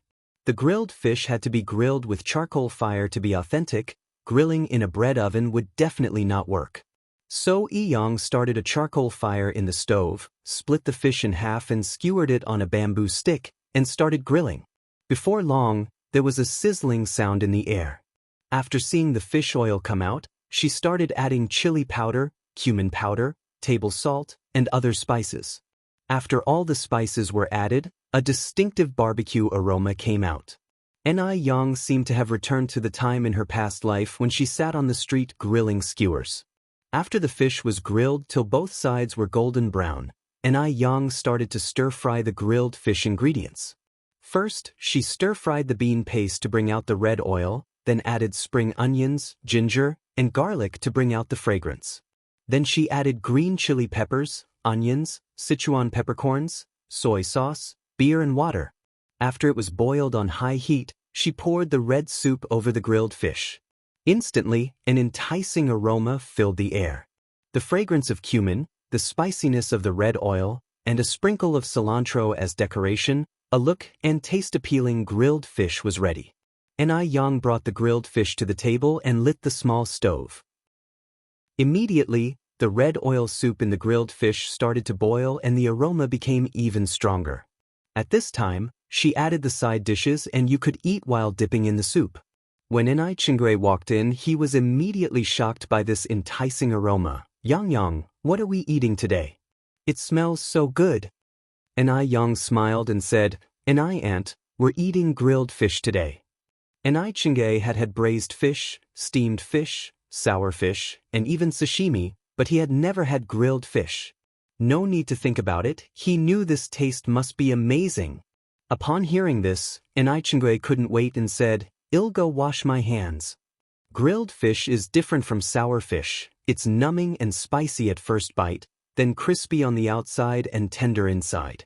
It's so soft that it melts in your mouth as you take a light bite. Even the side dishes boiled in the soup are so delicious that people doubt their life. After finishing a pot of grilled fish, the soup left in the pot can be eaten with several bowls of rice. Why can fish be made so delicious? Ni Chingui was almost crying. Yang, I have nothing else to say. Just 2 words, phenomenal. Ni Chingui held a thumbs up to Ni Yang. Ni Yang laughed and said, It's good that you like it, Ni Auntie. Although Ni Zuehua didn't say anything, she was equally shocked. She thought the sour fish was already delicious. To her surprise, the taste of this grilled fish made it irresistible. In comparison, she felt that the food she used to eat at the Mu family was not even as good as pig's food. After the meal, Ni Chingui finally had the chance to discuss something important. By the way, Yang, 2 of my colleagues want me to buy your aloe vera gel and facial cleanser for them. Do you sell those? The results of the facial cleanser and aloe vera gel that Ni Yang made were incredibly good. Not only could it make the skin smooth, but it also made the skin more elastic and made their skin look rejuvenated. This caused wherever she went, people would ask her what brand of skincare she was using. Of course, I sell it. Ni Yang nodded. Ni Chingui asked again, how much are they? Ni Yang replied, the facial cleanser is 15 and the aloe vera gel is 20. Chapter 158, Skillfully Slapping the Face, Never Give Up Treatment. 7 bottles for 35 yuan really isn't expensive. After all, these skincare products work so well. Ni Chingui then said, then get me 2 sets, no, 3 sets, I need a kit too. Ni Yang had given her some last time, which she had nearly used up. Ni Yang turned around, fetched 3 sets of skincare products from her house and handed them to her. Ni Chingui took out 105 yuan from her pocket and gave it to Ni Yang. Ni Yang took out 35 yuan and returned it to Ni Chingui. And Ni, you've helped me promote my skincare products and even sold 2 sets for me. How can I take your money? From now on, it'll cover all your skincare products. If you run out, just let me know directly. A good product is important, but knowing how to drive your business is even more important. Ni Yang wouldn't sacrifice greater benefits for a little profit. No employee is obliged to do overtime for their boss. Although Ni Chingui is not her employee, the principle is the same. As the saying goes, even brothers keep accounts. Ni Chingui felt embarrassed and said, "How can this be, Yang? It's not easy for you to do business." Ni Yang laughed and replied, "Nothing is impossible, An. Please take it at ease, we're family, you've always taken great care of me. If you don't accept this, it would really be alienating." Ni Yang gave her word, leaving Ni Chingui no choice but to accept. At the same time, she decided to herself that she would definitely help Ni Yang promote her skincare products more in the future. Meanwhile, when Sun Mei was washing her face in the evening, she noticed the clear glass jar on the sink. Although in the daytime she firmly stated that she trusted Wang Meifeng, this was after all a matter concerning her own face. What if, really like what Lu Fen, that harbinger of doom, said? Between using it and not using it, she hesitated for a long time. Eventually, she decided to take a risk and give it a try. What if it really works like magic? She refused to believe that Wang Meifeng, an old acquaintance, would harm her. Removing the cap of the facial cleanser, Sun Mei immediately caught a whiff of a very pleasant fragrance. Although it was very light, it was nonetheless refreshing to the senses. Would a crappy skin-ruining product smell this nice? With that thought, Sun Mei's worries evaporated significantly. She put some of the facial cleanser in her palm, applied it evenly on her face, and within a short while, a white foam appeared on her face. It was gentle and not irritating and was able to wash off the dirt and grease hidden on her face. After washing, she felt significantly more relaxed. It seems that Wang Meifeng was indeed telling the truth. This stuff is really better than facial powder. Sun Mei then applied some aloe vera gel on her face. After completing her skincare routine, Sun Mei went to bed. When she woke up the next morning and was combing her hair, Sun Mei was amazed to discover that the red spots on her face were gone, and her skin was much more moisturized than usual. This is simply incredible. No wonder it was developed by a divine doctor. As soon as Sun Mei arrived at the company, she excitedly told Wang Meifeng about what happened. Even though she didn't speak loudly, everyone in the office heard her. Did everyone else frown? Is it real or fake? Are those skincare products really that miraculous? But upon examination, it seemed that Sun Mei's skin condition did look much better. Didn't Lu Fen say it would ruin the face? Noticing the stares of others, Lu Fen snorted coldly. It's only been 1 day. How could it ruin the face so quickly? At least 3 days. Just wait and see, in 3 days she will definitely regret. Everyone thought so too. It's only been a day. What effect could be seen? Time flew by quickly, and in the blink of an eye, it was the 2nd day. The 2nd day, Sun Mei's skin not only showed no signs of abnormalities. Instead, it was radiantly healthy. On the 3rd day, when everyone was looking forward to seeing Sun Mei's face deteriorate, her face not only did not deteriorate but also looked better than it did the day before. Her skin had improved, and Sun Mei was all smiles wherever she went, no longer exhibiting her previously fierce demeanor. By this time, Lu Fen was already becoming restless. It shouldn't be. Why didn't her face get ruined? How could a product with no certifications and standards not ruin the face? Perhaps 3 days was not long enough to show any effect. It might take 6 days.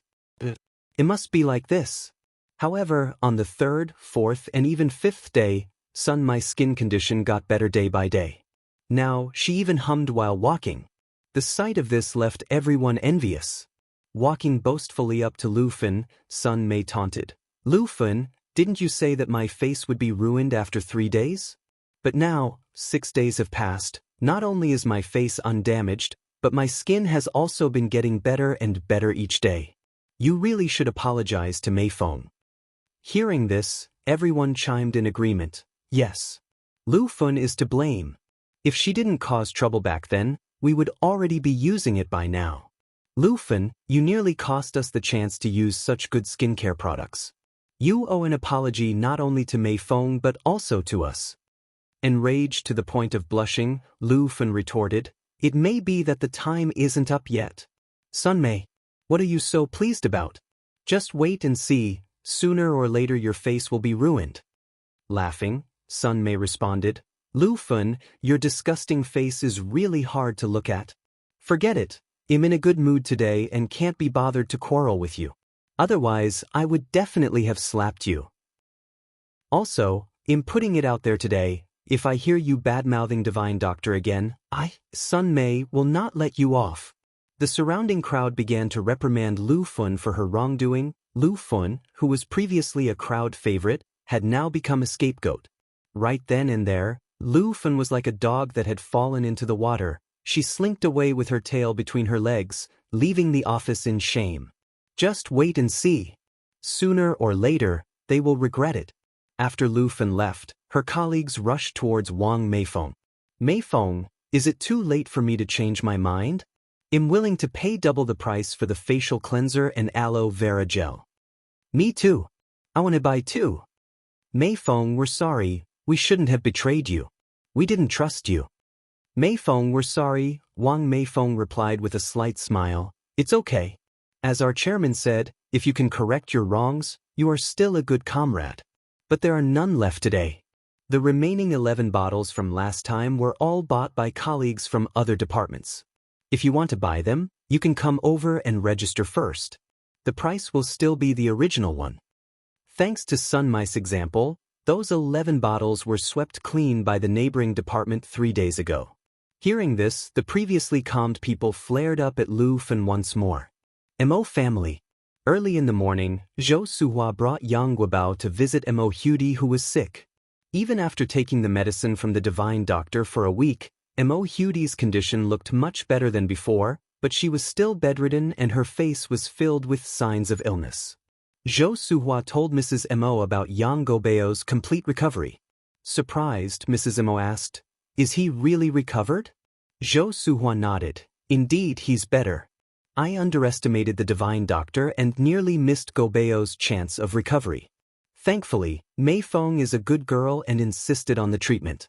Erwin, that Divine Doctor is really amazing. Why don't you let her come and see your daughter, Hudi? It's not doing us any good to keep on like this." Chapter 159. Home Visit. Li Xianxian commits suicide. Zhou Suhua now deeply believes in Ni Yang.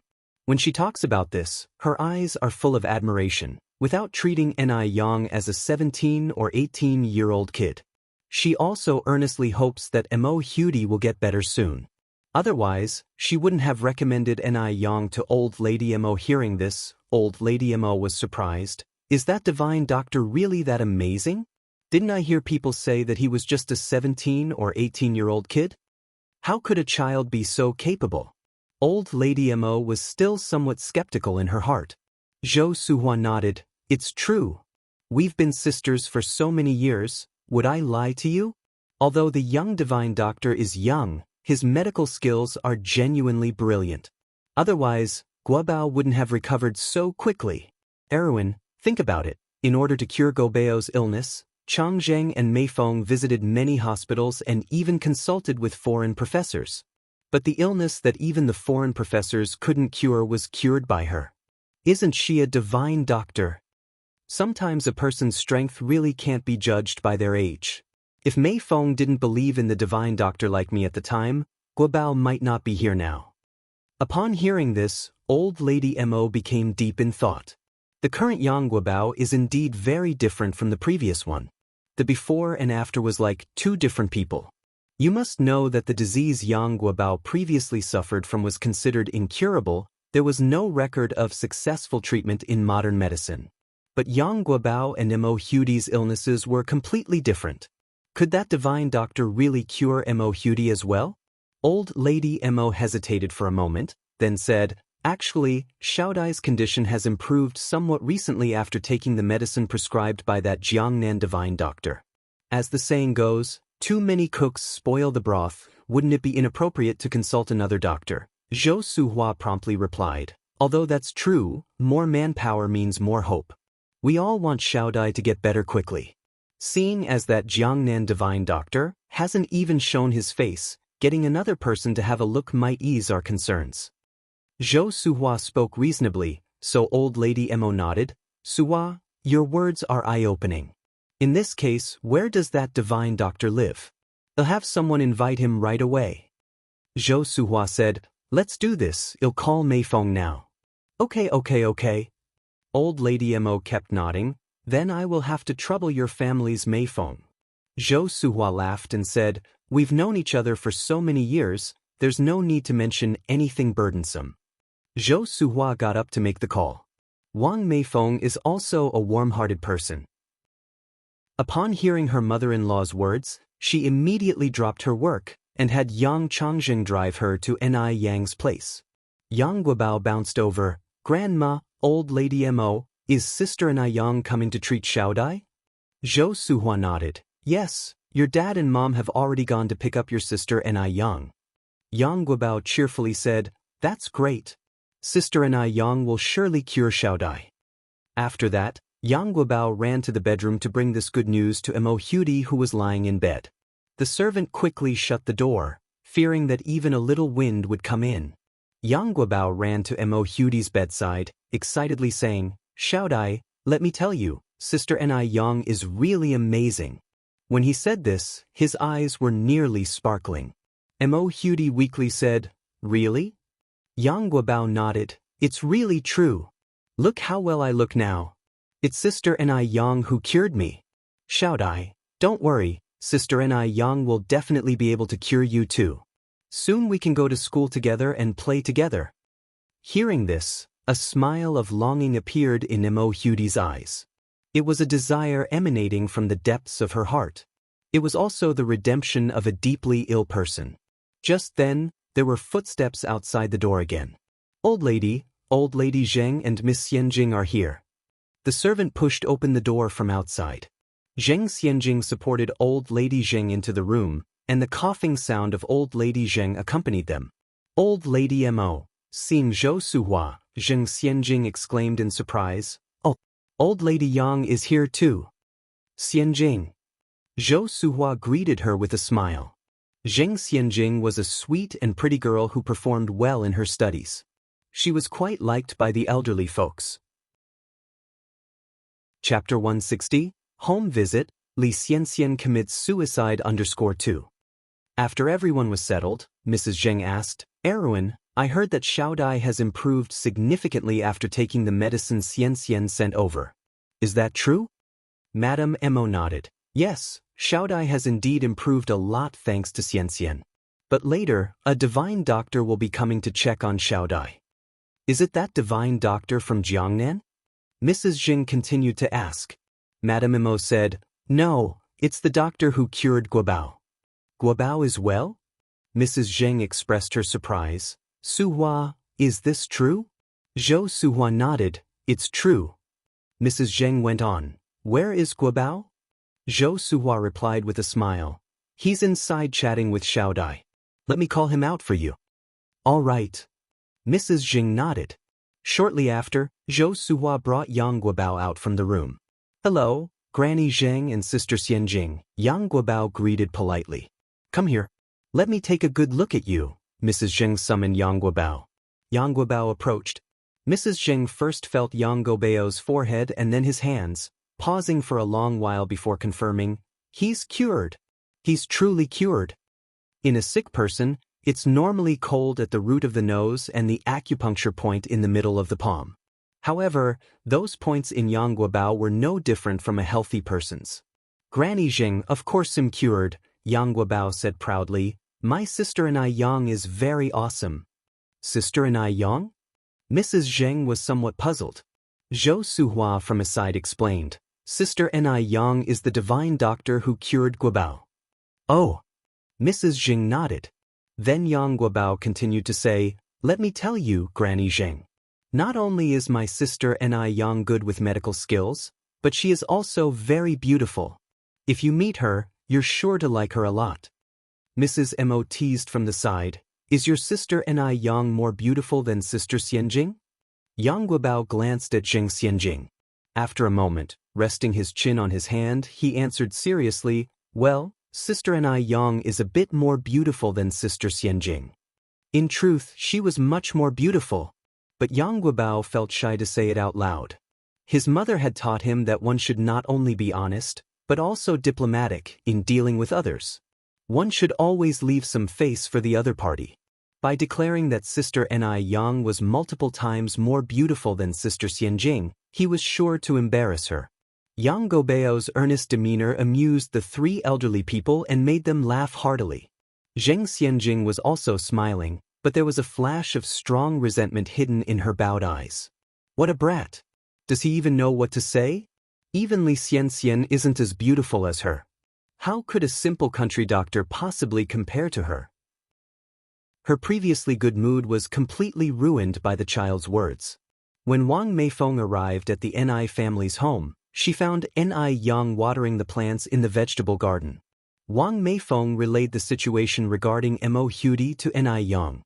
After bidding Ni Zihua goodbye, Ni Yang took some emergency medicine and got into the car with Wang Meifeng. Xiao Dai is 13 this year. She got sick when she was around 9 or 10 and has been bedridden since then. She's a pitiful child. Yang, you don't need to stress. We'll just go and take a look. If we can't treat her, it's okay. After all, Mo Hudi's illness was completely different from Yang Guobao's, and Wang Meifeng didn't want to put too much pressure on Ni Yang. Ni Yang nodded, I understand. The car was fast, and they soon arrived at the Mo's residence. As soon as the car door was opened, Yang Guobao rushed out from the courtyard and hugged Ni Yang. Sister Ni Yang, you're here. Guobao. Ni Yang patted Yang Guobao's head. Then, Yang Guobao introduced Ni Yang to Mrs. Mo and Mrs. Zheng who were standing behind him. Granny Mo, Granny Zheng, this is my sister Ni Yang. Ni Yang nodded politely, nice to meet you. Mrs. Zheng stared at Ni Yang, momentarily at a loss for words. This girl? Why did she find this girl so familiar? Mrs. Zheng even had a sudden impulse to embrace Ni Yang. Zheng Xianjing glanced at Mrs. Zheng and suddenly felt a sense of irritation. This expression on Mrs. Zheng's face was all too familiar. It was the same face she wore every time she thought about her deceased daughter. That person was already dead. Couldn't she care a little bit more about the feelings of the living beside her? Chapter 161. Home Visit, Li Xianxian commits suicide _3. Despite showing our filial piety to this damned old woman all these years, we end up being deemed worse than a corpse. How utterly ridiculous! This ungrateful hag deserves to have no descendants. Although Zheng Xianjing cursed the old woman hundreds of times in her heart, she still put on a polite and understanding face. Zhou Suhuan next to her said, Erwin, Aching, this is the young divine doctor, Ni Yang, whom I told you about. Even though old lady Mo was aware that the person who had treated Yang Guobao was youthful, she hadn't expected them to be a child. Moreover, she was incredibly beautiful. Old lady Mo once thought Zheng Xianjing was the most beautiful girl she had ever seen, but now compared to Ni Yang, Zheng Xianjing seemed like a mere commoner. It is often said that when God opens a door, he also closes a window. Generally, people with exceptional talents have some slight deficiencies. This little girl was so beautiful, flawless in fact. Could her medical skills be as impeccable? After all, they do say that beauty lacks brains. So in old lady Mo's mind, usually people who were too beautiful weren't all that bright. Every saying does have its origin after all. Although old lady Mo had her doubts, she still smiled and said, Hello, young divine doctor, I am Xiao Dai's grandmother, I appreciate your attention to Xiao Dai. Ni Yang smiled lightly, You're too kind. As a doctor, it's my duty to treat and save people. This child was quite modest. Not impatient. Not bad at all. Well, why not let her try? Maybe she is indeed talented. Good child, how old are you this year? Old lady Zheng asked, holding Ni Yang's hand with a somewhat moved expression. Ni Yang politely answered, Old lady, I am 17 today. Old lady Zheng nodded. 17, 2 years younger than our Tingting. Where are you from? Before the old lady could continue her question, Zheng Tingting interjected surprisingly, I can't believe the young divine doctor is only 17. At 17 I was just a child, but the young divine doctor is already famous. It's quite a shame to our generation. Even though this remark seemed to praise Ni Yang, it actually had a sting. Famous? Ni Yang had only treated one person, Yang Guobao, so where did this fame come from?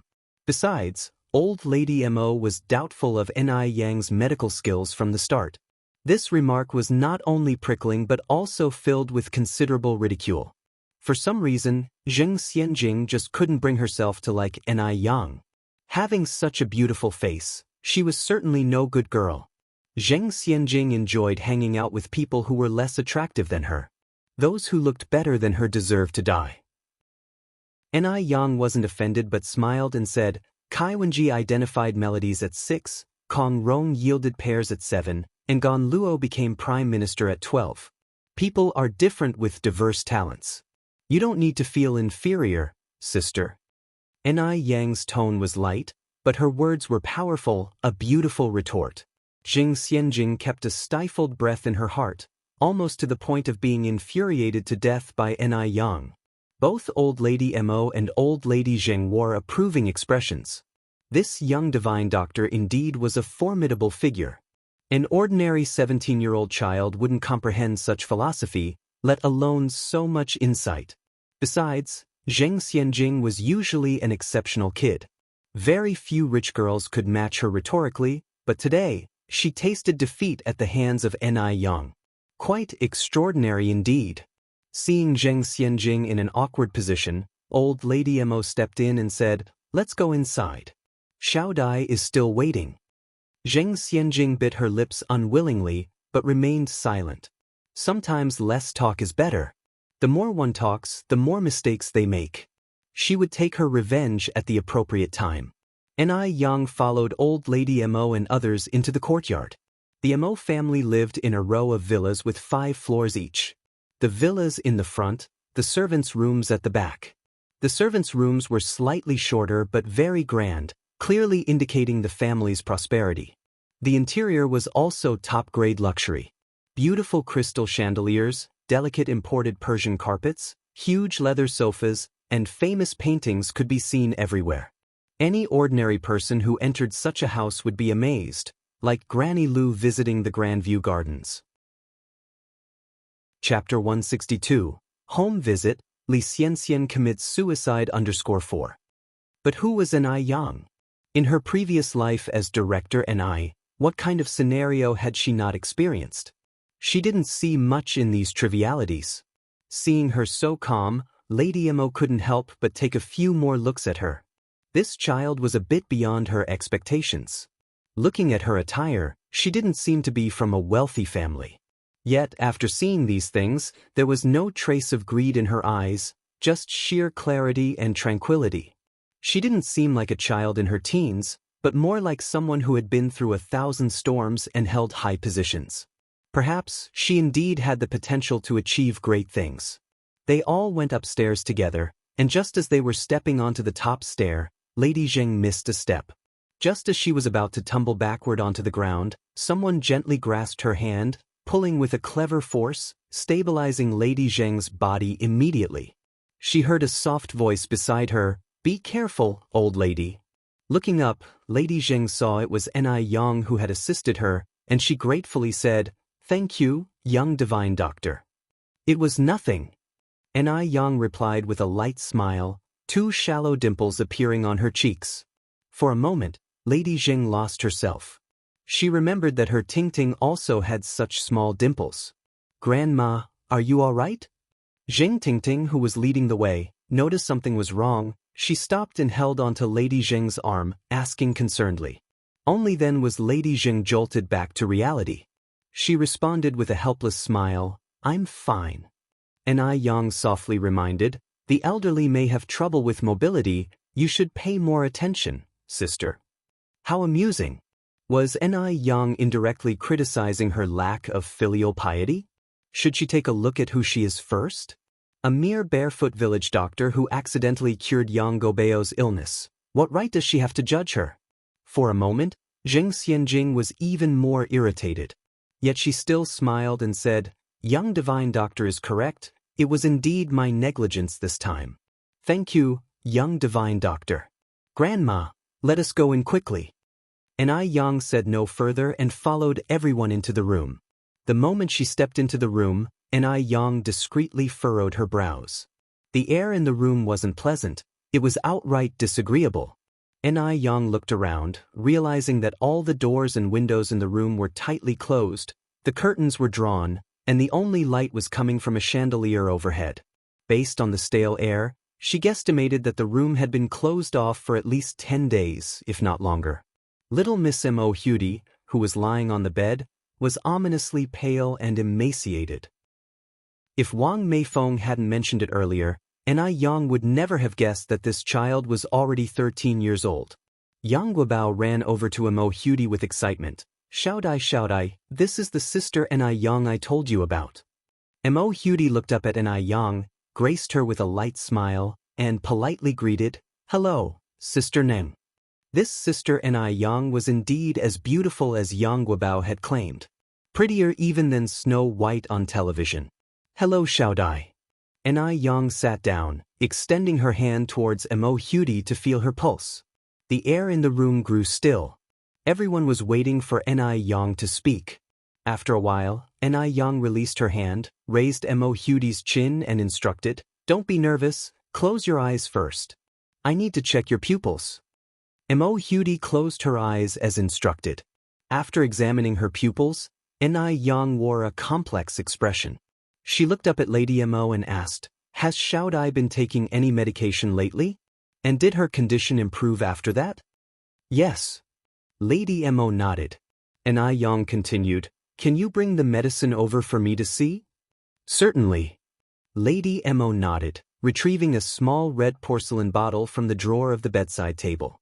After Ni Yang received the porcelain bottle and sniffed it lightly, she proceeded, "The pills contain aconite, piperaceae, seven dragons grass, puraria root, cherry seed, snake berry, dandelion, and other medicinal herbs.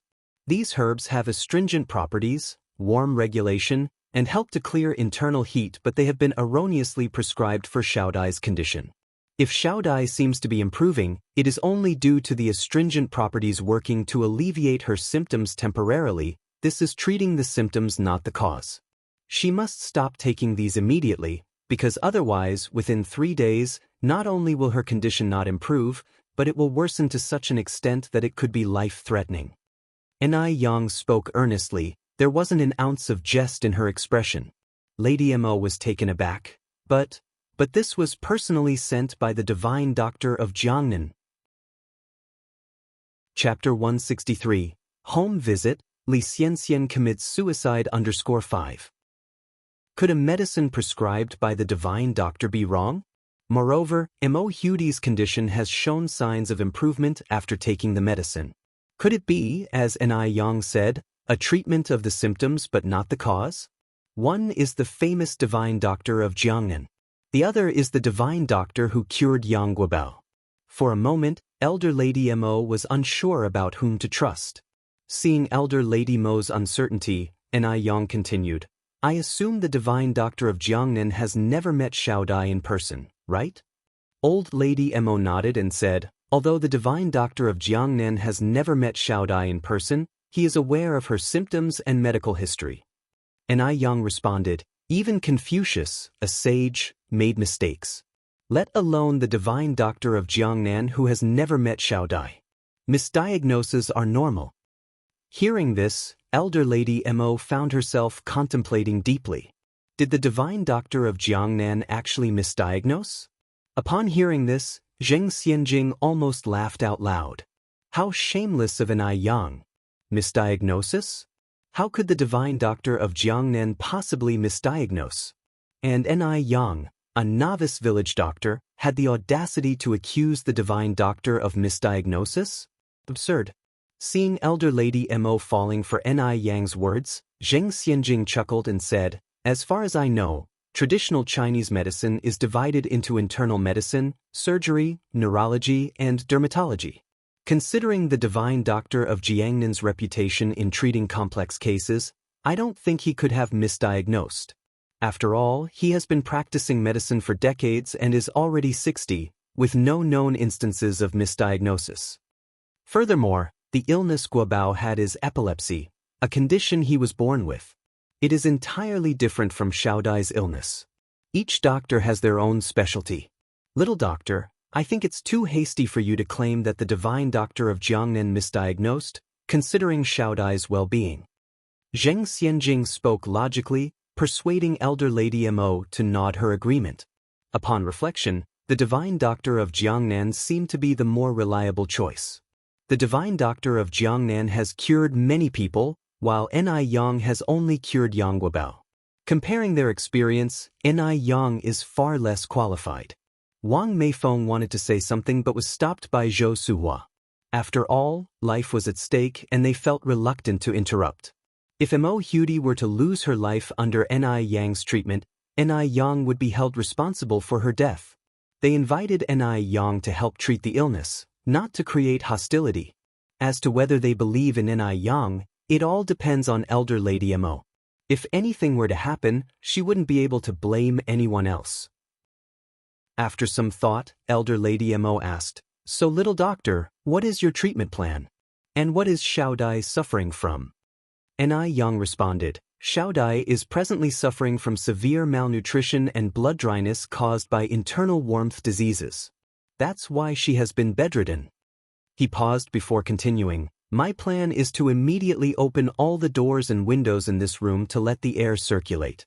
Then, Xiaodai needs to eat more nutritious foods, especially fish and meat, to replenish her energy. Finally, I will prescribe a formula and use acupuncture treatment. Within 6 months, Xiaodai will be cured." 6 months are just a conservative estimate. In fact, with Ni Yang's skill, it only takes 2 to 3 months for a full recovery.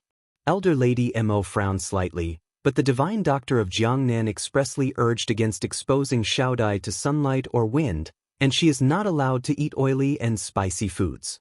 "Little doctor, are you sure your treatment will work?" This was a direct contradiction to the divine doctor of Jiangnan's orders. Ni Yang explained, "Continuously closing doors and windows reduces air circulation, which can lead to indoor bacterial infection and weaken the body's immune system, especially in the case of someone like Xiaodai who has been bedridden for a long time. As for diet, Xiaodai's illness doesn't restrict her food intake. Constant dietary restrictions wouldn't alleviate her condition, but rather lead to malnutrition, worsening her illness." Ni Yang's argument made sense, leaving Elder Lady Mo speechless. Zheng Xianjing sneered at him under her lowered eyes. Did this Ni Yang actually consider himself a divine doctor? He had the audacity to refute the divine doctor of Jiangnan. How shameless! Zheng Xianjing looked at Ni Yang and mockingly asked, "So you're saying that Xiaodai must receive acupuncture?" "Yes," Ni Yang nodded. "There's no other way." Zheng Xianjing continued, "But I heard that only seasoned practitioners of traditional Chinese medicine can perform acupuncture. After all, if a single acupoint is wrong, the consequences could range from paralysis to life-threatening." Chapter 164, Home Visit, Li Xianxian Commits Suicide _6. At these words, Mrs. Mo Sr. was taken aback. Xiaodai was the only bloodline of her daughter left, which she could not risk endangering. No matter whether it was whole-body paralysis or life-threatening, she could not bear it. Seeing Mrs. Mo Sr. in extreme panic, Zheng Xianjing added, "Acupuncture isn't a joke, even some regular large hospitals dare not do it. Divine doctor, can you ensure it's completely safe?" Finally finding an opportunity for revenge and to show off in front of Mrs. Mo Sr., Zheng Xianjing naturally would not miss this opportunity. Once she saved Mo Hudi's life, Mrs. Mo Sr. would definitely thank her. At that time, she would become a great benefactor of the Mo family.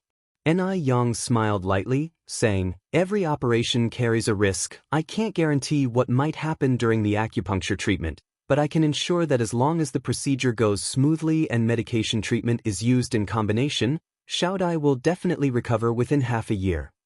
Any highly skilled doctor would never give a 100% guarantee to their patients. Because no one knows which will come first, tomorrow or an accident. No one can predict if there will be any rejection or loss of blood during the surgical procedure. Ni Yang is just a doctor. She isn't a god. She can't stop accidents from happening. If an accident happens, then she would be labeled as a killer. Ni Yang had witnessed too many medical disputes in her previous life, so she didn't want to risk her hard-earned second life by playing games with her future. Zheng Xianjing smiled, since the divine doctor cannot ensure it's completely safe, I think we should follow the method of the Jiangnan divine doctor. After all, the Jiangnan divine doctor has so much experience. Mrs. Mo, what do you think? Mrs. Mo Sr. was in a dilemma now. As after all, Ni Yang was recommended by Zhou Suhua. If she rejected Ni Yang outright, she was afraid it would somewhat harm Zhou Suhua's face. But if she didn't refuse, it would risk Mo Hudi's life. Seeing Mrs. Mo Sr.'s dilemma, Ni Yang smiled and said, "Practicing medicine and saving lives depends on destiny. Since Mrs. Mo Sr. doesn't trust me, I won't bother you anymore." Seeing Ni Yang about to leave, Yang Guobao shouted anxiously, "Mrs. Mo, please trust Sister Ni Yang. Sister Ni Yang can truly save Xiao Dai." Zheng Xianjing walked to Yang Guobao, tenderly saying, "Good boy, don't interrupt while grown-ups talk." Yang Guobao pushed away Zheng Xianjing's hand and quickly caught up to Ni Yang. "Sister Nang." A malicious glimmer flashed in the depth of Zheng Xianjing's eyes. "Damn kid. Better if he falls and dies on the stairs." Mo Hudi turned her eyes to Mrs. Mo Sr. "Grandma." Mrs. Mo Sr. looked at Mo Hudi said, "Don't worry, Grandma knows what to do." After Wang Meifeng and Zhou Suhua greeted Mrs. Mo Sr. and Madame Zheng, they followed Ni Yang. Wang Meifeng rushed to Ni Yang, apologized, "Yang, I'm sorry, making you run here in vain." Ni Yang smiled and said, "It's okay, Auntie Wang. I'm inexperienced and young. It's understandable that everyone doesn't trust me. As for Xiao Dai's case, I just need to speak honestly and not regret. Trust cannot be forced."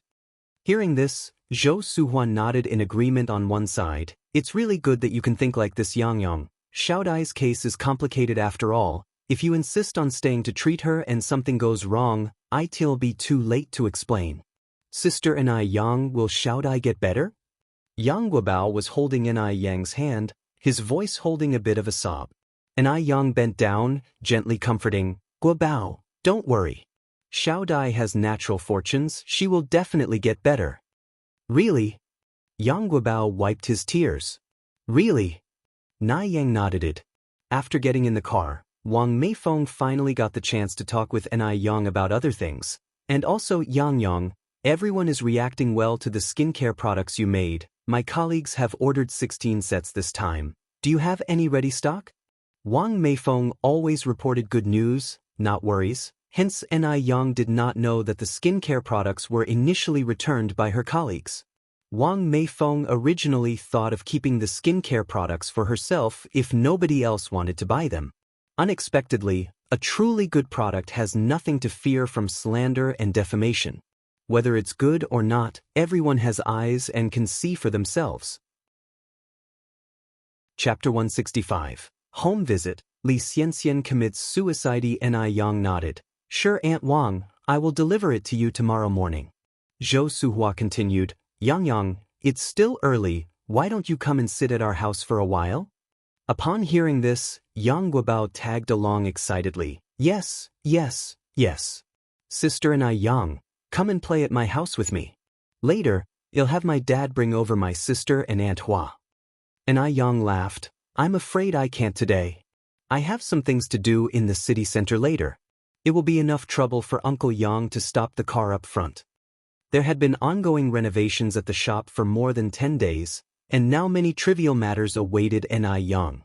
Upon hearing this, Yang Guobao pouted immediately, portraying an unhappy appearance. Ni Yang consoled, "Don't worry, Guobao, as soon as I have time, I'll definitely come and play at your house." "Really?" Yang Guobao was suddenly excited. "Really?" Ni Yang nodded. "Sister Ni Yang, let's make a pinky promise."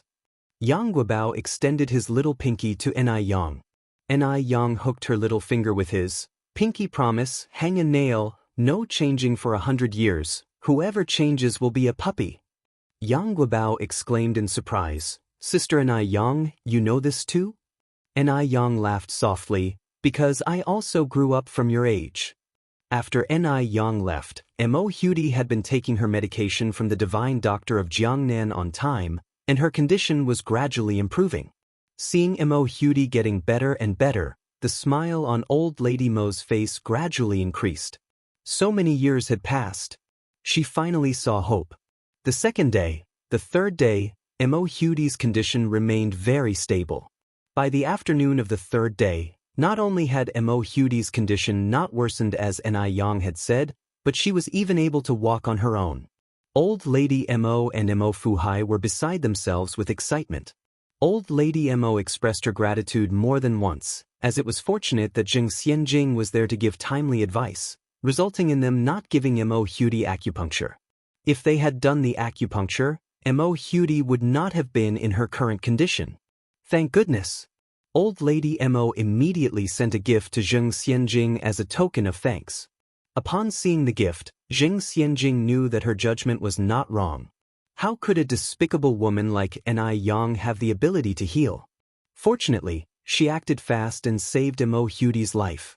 Seeing her daughter being so capable made Jing Lingling extremely pleased. Xianjing, if you work hard, you can marry into the Mo family and become Old Lady Mo's granddaughter-in-law. Granddaughter-in-law? Zheng Xianjing sneered in her heart. Her target was not Mo Baichuan. Compared to that man, Mo Baichuan was not even 1 in 10,000. Xianjing, Zheng Lingling implored discontentedly, pushing Zheng Xianjing. Are you still thinking about the eldest of the Mo family, that disappointing sixth son? Zheng Xianjing did not reply. Zheng Lingling drew a long breath, speaking with seriousness. Xianjing, you are a smart girl. You've never given me any worries growing up. But why are you so infatuated with this? Mo Qishan is a loser. A loser that even Zhao Jingrong looks down on. Tell me, how on earth can you like such a person? Just wait and see, Zhao Jingrong will regret her refusal one of these days. Zheng Xianjing curled her lip. Zheng Lingling was scared half to death. My darling. You haven't really taken a liking to that loser, have you? Zheng Xianjing stood up and pushed Zheng Lingling out the door. Mother, stop worrying so much. I have this under control. Just remember, only the best man in the world is worthy of me. After returning to her room, Zheng Xianjing lay in bed. Her mind kept drifting back to that scene she had inadvertently witnessed half a year ago. If she wasn't mistaken, Mo Qishan was far more complicated than he appeared to be. So, she wanted to take a gamble on Mo Qishan. Now she needed to go to bed early, and then wake up early tomorrow to go congratulate the Mo family. Mo Qishan should have returned after being away for so long. However, chaos had descended upon the Mo family. Mo Hudi's conditions suddenly worsened. It started with a low fever, then a high fever, and finally she fell into a coma. In the middle of the night, lights were on all over the Mo family's residence. Both practitioners of traditional Chinese medicine and Western medicine surrounded Mo Hudi's room, but none could determine the cause of her condition, let alone how to reduce her fever. Old Lady Mo was so worried that she was wiping away tears. What to do? What should they do now? At this critical time, it was Mo Fuhai who maintained his composure. Don't worry, don't worry. Maybe this is just a normal reaction to the medication. Mrs. Lin, call Miss Xianxian right now and ask the divine doctor what is going on. Yes, sir, I'll do it right away. On the other end of the phone, Li Xiangxian's voice was terrible. She cried, I'm so sorry, grandfather and grandmother, I really didn't know that the divine doctor was lying to me. Mo Fuhai snatched the phone abruptly, angrily saying, that damn divine doctor dared to play with people's lives. Tell me, what's his name? Where does he live? Overwhelmed with sobs, Li Xianxian gasped for air. He committed suicide out of guilt. Mo Fuhai, a man who had lived through half his life filled with battles, lost control for the first time. He smashed the phone violently.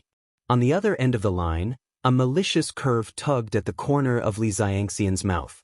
Ni Yang would be married to a man castrated by the heavens. Mo Hudi was also killed by someone. The two stumbling blocks were gone. Her second half of life was now worry-free. Il-1 Xianxian shed tears while picking up a pen and slowly writing 2 characters on the paper. Suicide note. In her nearly 1,000-word suicide note, she expressed all of her regret to Mo Hudi. She had wronged Mo Hudi, so she could only repay her with her own life. After finishing the suicide note, Li Xianxian picked up a sharp dagger and slowly slit her wrist's radial artery.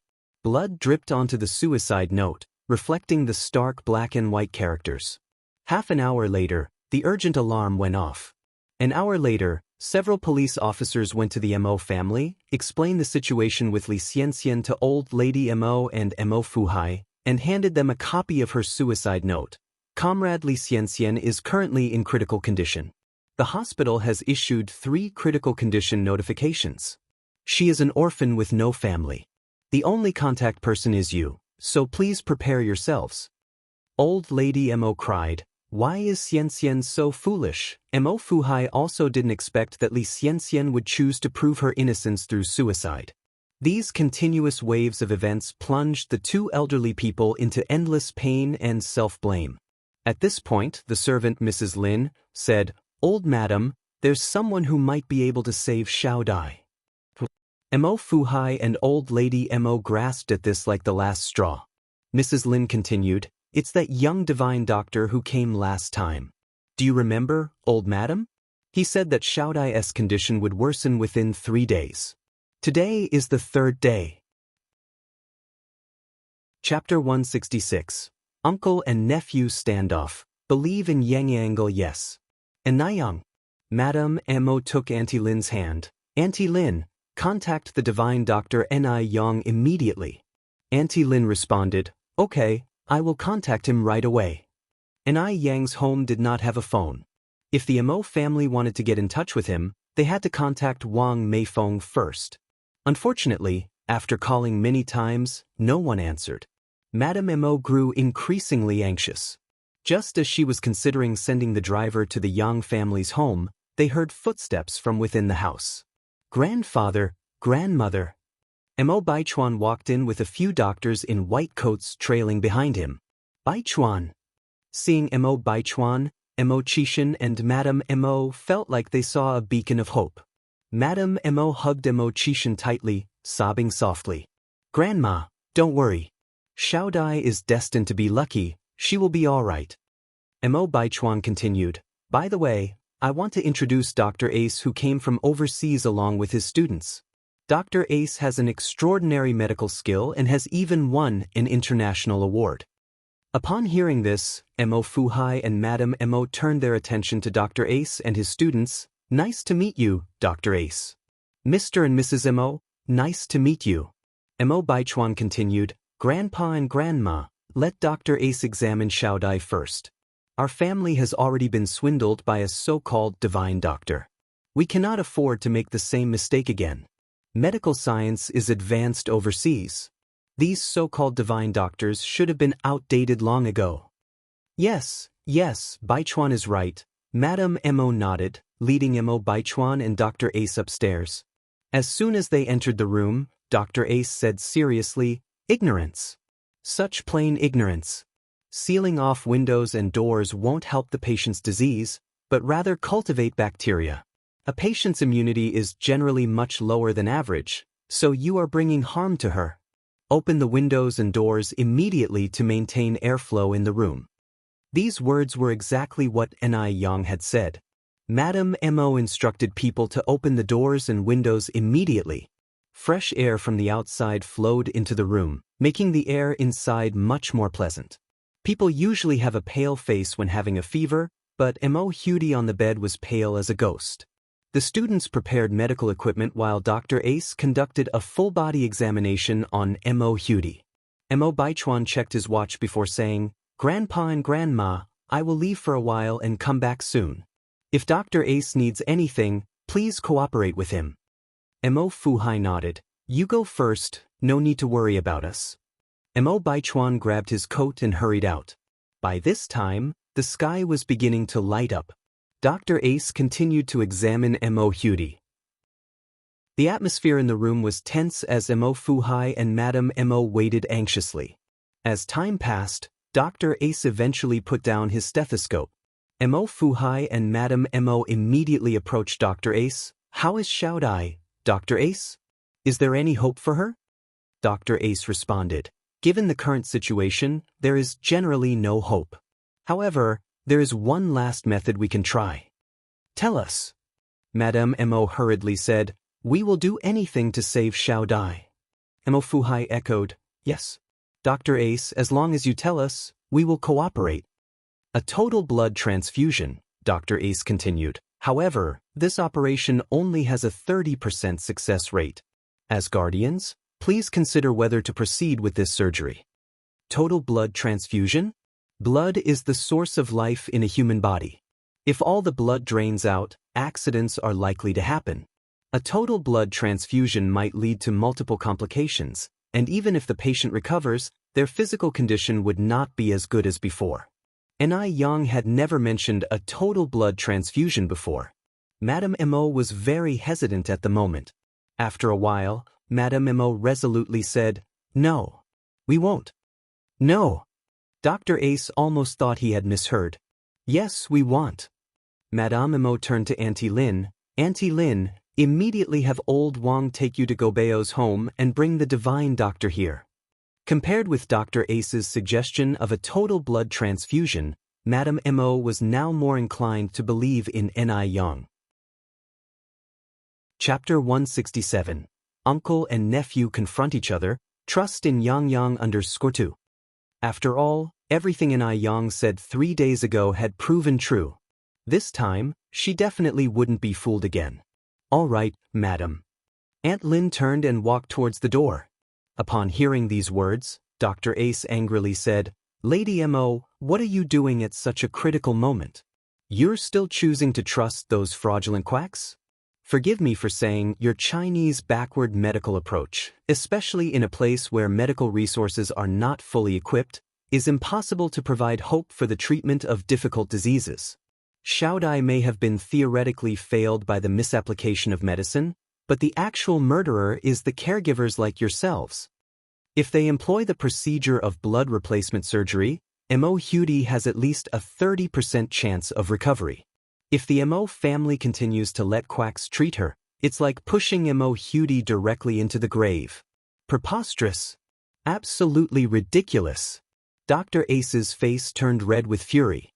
Mo Fuhai continued, "Dr. Ace, I don't deny that foreign medical technology is indeed very advanced, but you can't deny the existence of our divine doctor in China.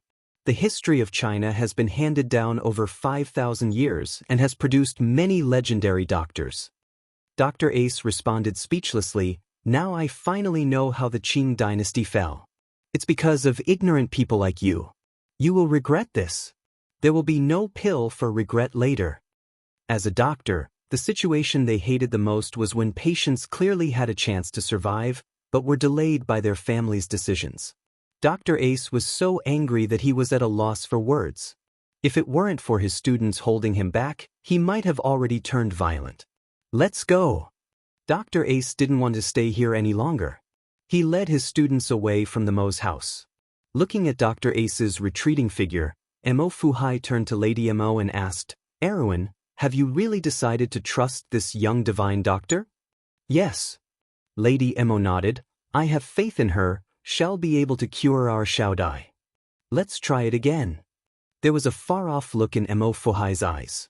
Aunt Lin immediately went to Yang's house by car. It wasn't until approximate 2 hours later that the car once again appeared in front of the Mo family mansion. Lady Mo and Mo Fuhai personally met them at the door. "Little divine doctor, you finally arrived."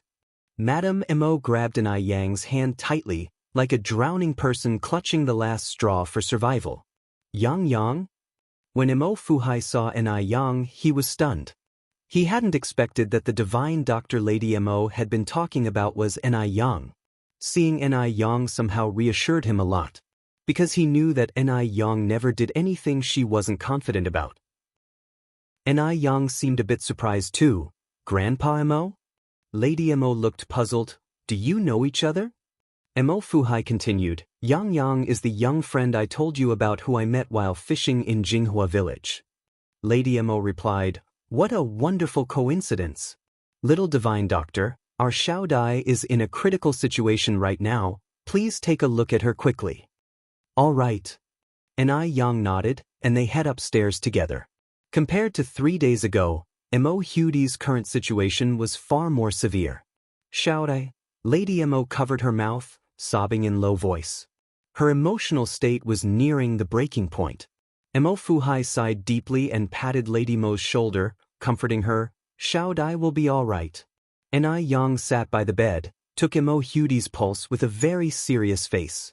A moment later, Ni Yang took a pill from her bag and put it in Mo Hudi's mouth. Yang, how is Xiao Dai now? Mo Fuhai asked anxiously. Not hiding anything, Ni Yang bluntly stated, the situation isn't good. What do we do then? Is there really no hope left? Mo Fuhai continued to ask. Ni Yang continued, there's still hope, but you should mentally prepare for the worst. I'll first try acupuncture with Xiao Dai. If she wakes up after that, then some Chinese medicine should be able to cure her. As the saying goes, the higher the hope, the greater the disappointment. Given Mo Hudi's current condition, Ni Yang couldn't give them much hope, she could only try her best. Mo Fuhai hesitated, so it seems, Xiao Dai's life or death depends on this acupuncture? Yes. Ni Yang nodded. Although acupuncture has its risks, it's far safer than a complete blood transfusion. Chapter 168. Uncle and Nephew Standoff, Believe in Yang 3. Madame Mo continued, all right, well be troubling the young divine doctor then. Please start acupuncture for Xiao Dai. All right. Ni Yang followed, oh, 'twill also need a candle. Upon hearing this, a servant immediately went to prepare a candle. Ni Yang opened her acupuncture kit, revealing a row of gold needles against the gray-white interior. These gold needles cost Ni Yang 6 large Unity lottery tickets. Although silver needles were much cheaper, her master who taught her skills once told her that the effects of silver needles couldn't compare to gold needles. So, Ni Yang gritted her teeth and bought gold needles instead. After leaving the Mo family, Dr. Ace found Mo Baichuan and lodged a complaint about Mo Fuhai and Madame Mo. After hearing Dr. Ace's words, Mo Baichuan also felt that his grandparents had acted improperly this time. After all, they had been deceived once. How could they still trust the so-called divine doctor this time? Such a muddle-headed decision. He was now curious to see what skills this so-called divine doctor had. After Mo Baichuan got out of his car, he quickly walked towards the villa. The moment he pushed the door open, he thought he was having an hallucination. The young girl was wearing a water blue chest dress, wide leg pants, and small leather shoes, just like a university student from oil paintings of the Republic of China. Mingming was plain and natural but had rosy lips and white teeth, beautiful yet bewitching. Was this Ni Yang? Mo Baichuan had an ominous feeling. Could it be that Ni Yang was the so-called divine doctor? This was too absurd, right? Without even thinking, he knew why Ni Yang was here. She was just trying to catch his attention. Such people really stop at nothing. A look of disgust appeared on Mo Baichuan's face as he strode into the room. Hearing the sound, Madame Mo immediately looked up. Chuan is back. Suppressing his anger, Mo Baichuan replied, Grandmother, Dr. Ace is a renowned doctor in M country. How could you anger him away? He said that there's a 30% chance of success, so he definitely has the ability to cure Xiao Dai. Don't you realize that you're ruining Xiao Dai's life by doing this? That voice sounded familiar. While heating the gold needles over the candle, Ni Yang glanced over. At first glance, she saw a face that annoyed her significantly. Why was he everywhere? Ni Yang subtly averted her gaze and focused on the gold needles in her hand. What are you talking about, Chuan? Madame Mo said, I'm Xiao Dai's biological grandmother, why would I harm Xiao Dai? If anyone's going to harm Xiao Dai, it's going to be Dr. Ace. Rest easy, the young divine doctor will definitely cure Xiao Dai. Mo Fuhai nodded, your grandmother is right. Young divine doctor? Mo Baichuan scoffed, his words full of disdain. You mean the noodle seller? The noodle seller? Hearing this, Madame Mo and Mo Fuhai both looked stunned. Mo Baichuan continued, Grandma, you don't know yet, do you? The young divine doctor you speak of is actually a noodle seller. Oh right, grandmother, the breakfast you eat every day is made by her. At this, not only were Madame Mo and Mo Fuhai stunned, even Ni Yang was shocked. So, the old lady was Madame Mo? Fate truly is a mysterious thing.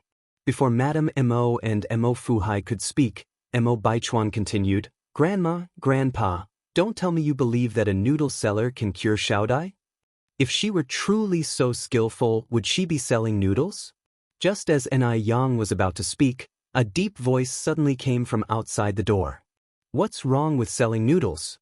Can't a noodle seller be talented? Great nephew, aren't you brought up on grains as well? What right do you have to look down on noodle sellers? What right do you have to deny Yang Yang's abilities?" The man outside the door walked in against the light, his handsome features gradually appearing in the air. Interestingly enough, Ni Yang also recognized this man. While he winked at Ni Yang, he walked towards her. "Yang, my great-nephew is born in the year of the dog, so he loves to bite people when he has nothing to do. Don't bother with him, I believe you can cure Xiaodai." "Brother Mo," Ni Yang looked at him a bit joyfully. Counting the days, she hadn't seen Mo Qishan for 2 or 3 months now. Mo Baichuan hadn't expected that Ni Yang, just to get close to him, actually hooked up with Mo Qishan too. That's just terrifying. "Uncle Six, you've been deceived by this little girl. She's not as simple as you think." The usually calm and composed Mo Qishan was now blushing with anger. He loosened his tie in frustration. Chapter 169. Uncle and Nephew Standoff. Believe in Yang Yang _4. Mo Baichuan continued, "She's just trying to get my attention. That's why she's not leaving any stone unturned to approach you all." Mo Qishan let out a faint laugh, looking at Mo Baichuan up and down, before speaking in a slow tone. "Nephew, you're flattering yourself a bit too much. Why would Ni Yang neglect a good-looking person like herself for Mo Baichuan? Is Mo Baichuan even 1/10 as good-looking as she is?" Mo Baichuan took a deep breath. "Everything I said is true. Until today, she tried to approach me in many ways, but I rejected all her attempts. She's a woman full of schemes." "Nonsense." Mo Fuhai stood up and said, "Yang Yang is not that kind of person." Having known Ni Yang for a while, Mo Fuhai deeply acknowledged her upbringing and character. "Grandfather, Uncle Six. Ni Yang's aim is simple. She wants to please you all, then marry me smoothly and become the eldest son's wife of the Mo family. You all better wake up." Mo Baichuan could hardly wait for his family members to see Ni Yang's true colors. This woman is too intimidating, to the extent where she is able to fool all the members of the Mo family. "Yang Yang is not blind. Would she choose you, nephew?" Mo Qishan said as he turned to look at Mo Baichuan, pointing to his own head, in beginning to suspect that there's something wrong here, and it's more than just a little. After finishing the sentence, Mo Qishan slightly leaned towards Ni Yang. "Yang Yang, don't mind him, he's not in his right mind, you just continue to help Xiaodai with the acupuncture treatment." "Okay, brother." Ni Yang nodded. Seeing how close Ni Yang and Mo Qishan were made Mo Baichuan even more infuriated. "Uncle Six, you'll get Xiaodai killed by doing this." Mo Baichuan turned his head to look at Grandma Mo and Mo Fuhai. "Grandfather, Grandma, please believe me, Ni Yang is just a noodle seller, how can she possibly cure Xiaodai? Uncle Six, even if you're fooled by this woman, you can't just watch Xiaodai walk toward the dead end. No matter how useless Mo Qishan is to the Mo family, his seniority is there. He will always be Mo Baichuan's Uncle Six. The Mo family places great emphasis on respecting the elders, and thus, Mo Baichuan can't confront Mo Qishan. He can only seek help from Mo Fuhai and Grandma Mo. Mo Qishan never found this nephew annoying before. But now, he found Mo Baichuan irritating every aspect. Upon hearing this, Mo Qishan's face immediately darkened. Why can't a noodle seller have medical skills? Zhu Yuanzhang, the founding emperor of the Ming dynasty, had been a beggar and a food peddler before he ascended to the throne. Can you deny his ability to govern because of his past? Nephew, have you been feeding your textbooks to dogs? So, you've only picked up the skill to look down upon others? Ni Yang looked at Mo Qishan with surprise. Did Mo Qishan just show tough love? Surprisingly, this man is quite just. The corners of Ni Yang's mouth slowly curve into a soft arch, and her dimples appeared shallowly, like they could depress anyone beyond redemption. Mo Qishan subtly moved a little bit away, his figure blocking Mo Baichuan's view quite efficiently. So now only he could see that smile. Mo Baichuan clenched his fists. Uncle Six, you're going to regret this. Mo Chishan turned again to Nai Yang, hooking his lips. Yang, will you make me regret this? Of course not. Nai Yang answered casually, as she pierced the last golden needle into Mo Hudi's Bai Hui acupoint. The needle just went in, and immediately turned black. At the same time, Mo Hudi, who was lying on the bed, slowly opened her eyes. Xiao Dai! Both Mo Fuhai and Grandma Mo exclaimed in unison. Grandma and Grandpa, Mo Hudi spoke in a weak voice. What happened to me? Grandma Mo was overwhelmed with joy and started to cry. It's all right, Xiao, you're all right now. Mo Baichuan was stunned. Was this a coincidence or just pure luck? Aside from her beauty, how could Nai Yang possibly save people's lives?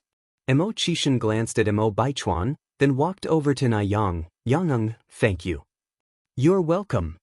Nai Yang gave the prescription she had written to Mo Baichuan. According to this prescription, prepare the medicine once a day, continuous for 3 months. Xiao Dai will be fully healed. Mo Chishan took the prescription. Okay. Grandma Mo walked over, holding Nai Yang's hand. She was so overwhelmed with emotions that she didn't know what she was supposed to say. Mo Chishan gently joked, Mom, you're going to scare Yang. I'm just too happy, too excited. Grandma Mo choked back her tears. Little divine Dr. Yang, I can't thank you enough. Thank you. Chapter 170. Uncle and Nephew Standoff, Believe in Yang under 5. Nai Yang smiled slightly. Madam, you don't need to do this. It's all part of a doctor's duty. Mo Baichuan stood by, with a very complicated look on his face. Now, he finally understood that Nai Yang's medical skills were genuine. Her desire to be close to him was also real. Perhaps, from the very beginning, she was seeking an opportunity through curing Mo Hudi to gain his recognition. This game she was playing, it was much bigger than he thought. Old Madame Mo turned her gaze to Mo Baichuan. Chuan, aren't you going to apologize to Yang? I will never apologize to this kind of woman. Mo Baichuan left angrily after giving Nai Yang a glance. On the side, Mo Kishan's eyes flashed dangerously, but it disappeared quickly. Once she confirmed that Mo Hudi was out of danger, Nai Yang left a small bottle of pills and proposed to leave. Old Madame Mo said, I will have the driver take you. Mo Chishan picked up his coat with a smile. I will take Yang home. Nai Yang smiled and said, Then I have to trouble brother Mo. This was her chance to thank Mo Chishan alone. To thank him for his trust and protection. Mo Baichuan looked at Nai Yang, and all that was left in his eyes were 4 words. Putting on a show. She was deliberately getting close to Mo Chishan just to make him jealous. Otherwise, she would have never taken an interest in Mo Chishan, a man who has never achieved anything. Mo Chishan, who had never achieved anything and also had simple thinking, was being used by Nai Yang. Although he wanted to pull Mo Chishan out of the mud, if Mo Chishan didn't want to stand up but instead chose to roll in the mud, it wasn't surprising that Zhao Jingrong had broken off their engagement. He deserved it.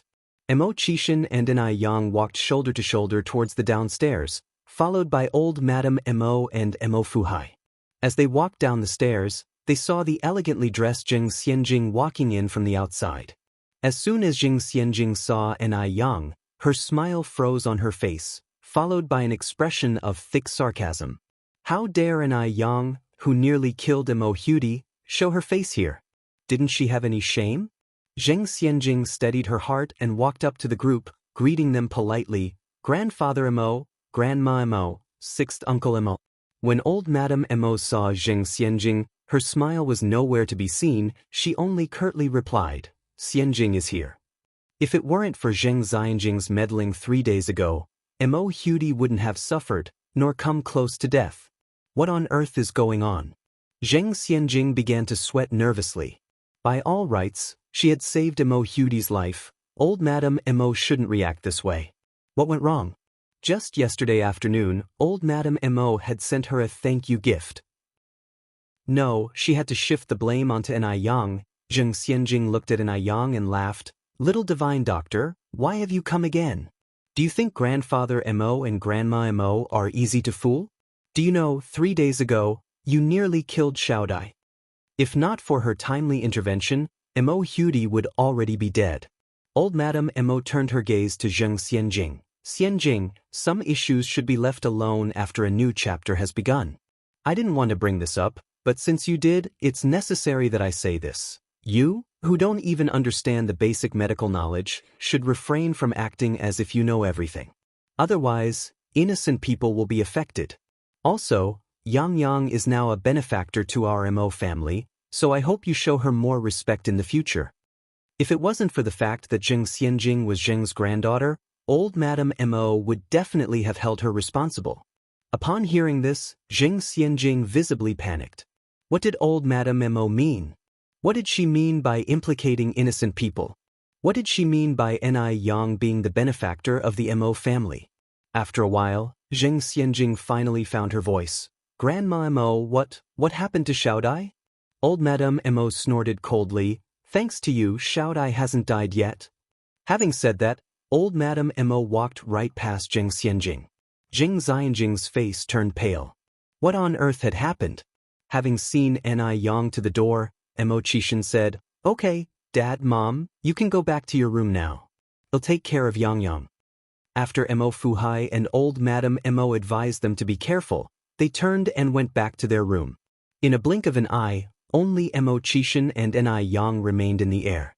Mo Qishan then said, Yang Yang, wait for me here for a moment while I fetch the car. Chapter 171. Uncle and Nephew Standoff, Believe in Yang Yang _6. Okay. Ni Yang nodded. Shortly after, Mo Qishan pushed over a Phoenix-branded bicycle. Yang Yang, don't look at me as Mo Baichuan's uncle. Actually, in everyone's eyes, I'm nothing but a wastrel who only knows indulgences, resented by all for being mediocre. Every person in my family is more accomplished than me. Even my fiancé has broken off our engagement because of this. I don't even have my own car at home. If you mind, I can drive one of the family's cars.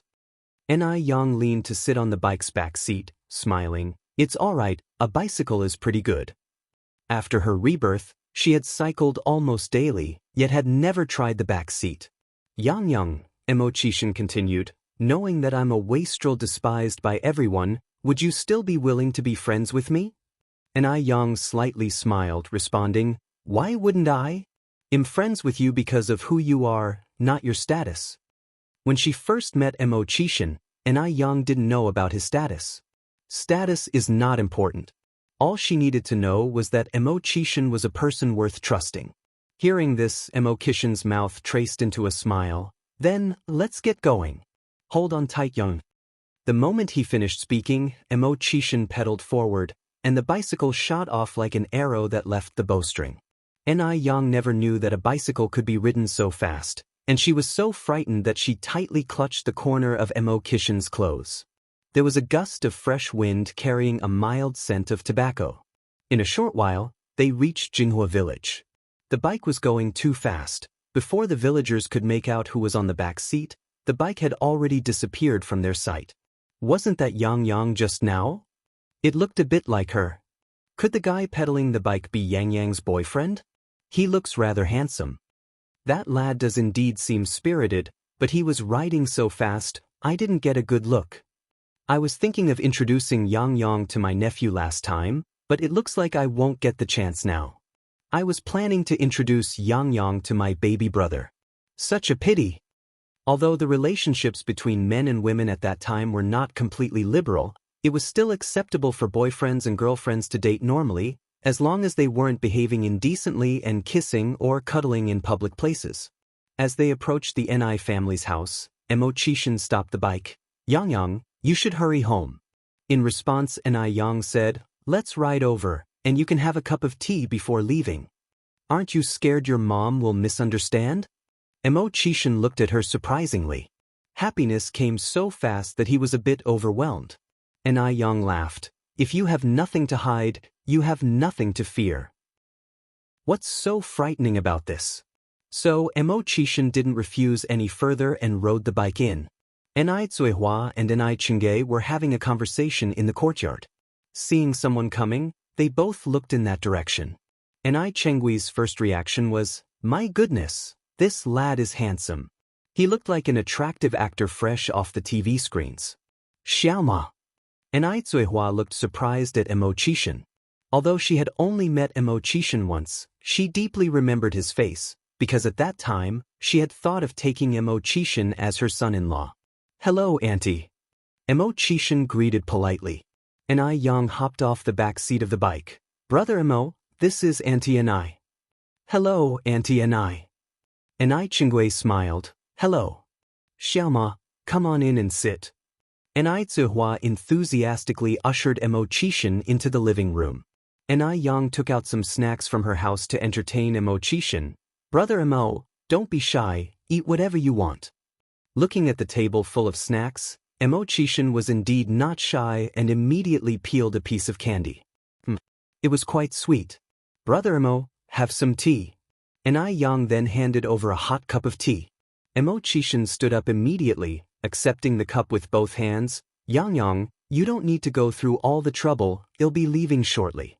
Enai Yang smiled. "It's okay, it's just a cup of tea." Emo Qishan took a cautious sip of the green tea. The tea had a strong aroma, yet it was sweet. The taste was excellent. A while later, the bang-bang sound came through the air. Emo Qishan looked up in confusion. "What's that noise?" Enai Yang explained, "That's my mom pounding aloe vera." "Pounding aloe vera?" Enai Yang laughed. "Come on, brother Emo, let me show you." Emo Qishan followed Enai Yang's steps into the courtyard. There, they saw Enai Zuihua holding a large mallet, pounding something in a stone mortar. Inside the mortar was a pale green transparent liquid, emitting a faint fragrance. Chapter 172.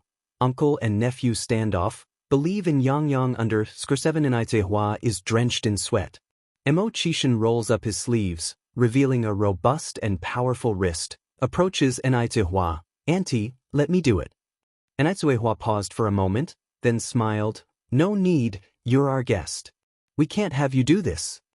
Emo Qishan said, "It's fine, Auntie, I needed some exercise anyway." Without waiting for Zuihua to respond, he grabs the pestle from her and starts pounding. The strength of a man was far greater than that of a woman. The bulky wooden pestle seemed weightless in Emo Qishan's hands. It seems that having a man in the house does have its advantages. Enai Zuihua watches the young man before her, a satisfied expression in her eyes. Yang, you stay here and chat with Xiaoma, I'll go check on Yun. "Alright Mum, you go." Enai Yang nods in agreement. Emo Qishan looks up at Enai Yang. Yang, what are you using this mashed aloe for?" Enai Yang responds, "For skincare products." "Skincare products?" Emo Qishan pondered for a moment, then continued, "So do you do this every day?" Enai Yang nods, "Almost." "Sounds exhausting." "Manual labor like this isn't suited for a girl like you," Emo Qishan added. "Have you ever considered buying a blender? It could mash up all these aloes directly." Enai Yang, of course, had thought about this before. Currently, the market for aloe vera gel and facial cleanser was booming. Fresh aloe juice was needed almost every day. If she continued to manually mash the aloes, it would not only drain her physical strength but also waste time. However, because technology at this time was not well developed, many advanced machines needed to be imported from abroad. Imported products were not only expensive but also scarce. Typically, customers had to pre-order from the seller. Moreover, the inconvenient transportation and poor economy significantly restricted the circulation of goods. It was not easy for ordinary people to purchase everyday goods. Even for Enai Yang, she had yet to find a way to buy a blender. Emo Qishan seemed to understand Enai Yang's predicament. He then said, "I happen to have a friend who deals with these imported machines. I can ask him for you." "Really?" Enai Yang looked up in surprise, a flicker of joy in her eyes. "Yes." Emo Qishan nodded. "Why would I lie to you?" "Thank you so much, Brother Emo." Enai Yang said, if indeed Emo Qishan could help her find a solution, it would be a massive help for her. Emo Qishan laughed and replied, "It's just a matter of a phone call. No need to thank me." Emo Qishan pounded the aloe non-stop without appearing to get tired. Even after a long period, there wasn't a single drop of sweat on his forehead. Ni Yang tried to take over but was refused by Mo Chishan. He couldn't possibly stand by while a frail girl did such heavy work. His hands gripped the wooden pestle. Due to his excessive force, the veins on the back of his hands stood out. His hands were well-proportioned and muscular, any hand fetishist's dream. In a short while, the aloe was pounded into a thick paste. Ni Yang began to laugh. "Brother MD, that's enough." "That's enough?" Mo Chishan looked stunned. He thought he was supposed to continue until nightfall. If he had known this, he would have pounded slower. Mo Chishan puts down the pestle. "Are you sure this is enough?"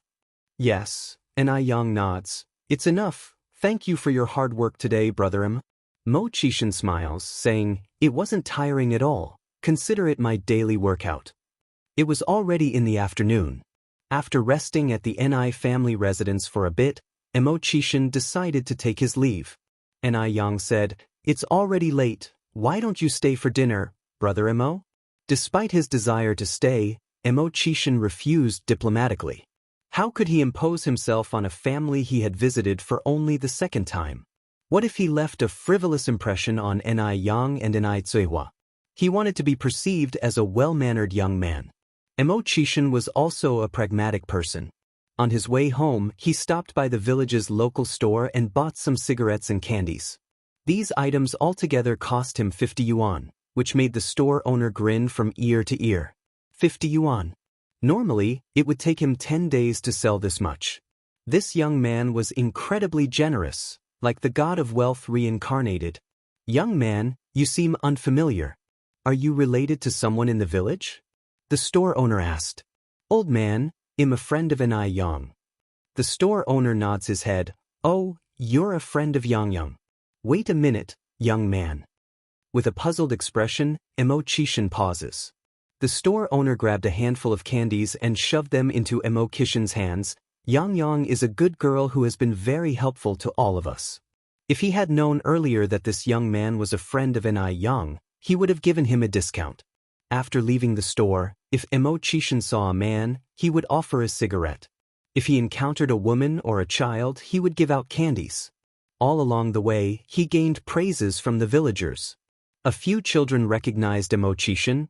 "Brother Mo, we remember you. Are you here to see Sister Ni Yang?" Mo Chishan squats down and ruffles their hair. "I remember you too. You're Penghu, Xiaohua, and Gooden, right?" Yes. "Brother Mo, you're so smart." Hence, besides the beautiful Sister Ni Yang, a handsome Brother Mo was added into the children's hearts. After Mo Hudi was out of danger, Mo Fuhai and Madame Mo finally found some time to visit Li Xianxian in the hospital. However, the elderly couple didn't manage to see Li Xianxian. They only saw the police officers standing guard outside the ICU ward. Li Xianxian was in critical condition due to her deep wounds.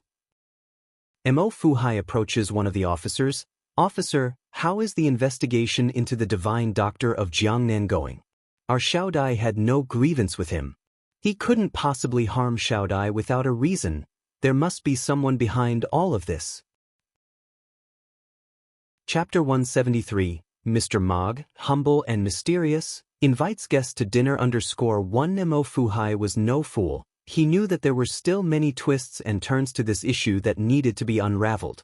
They had never seen the divine doctor from Jiangnan. It was impossible for him to deliberately prescribe the wrong medication to Mo Hudi. Moreover, the divine doctor had no reason to ruin his lifelong reputation. After all, the title of divine doctor is not easily attained in a short time, and his current honor was hard-won. The only person related to the whole incident about Mo Hudi was Li Xianxian. Mo Fuhai couldn't believe that Li Xianxian had no fault in it as well.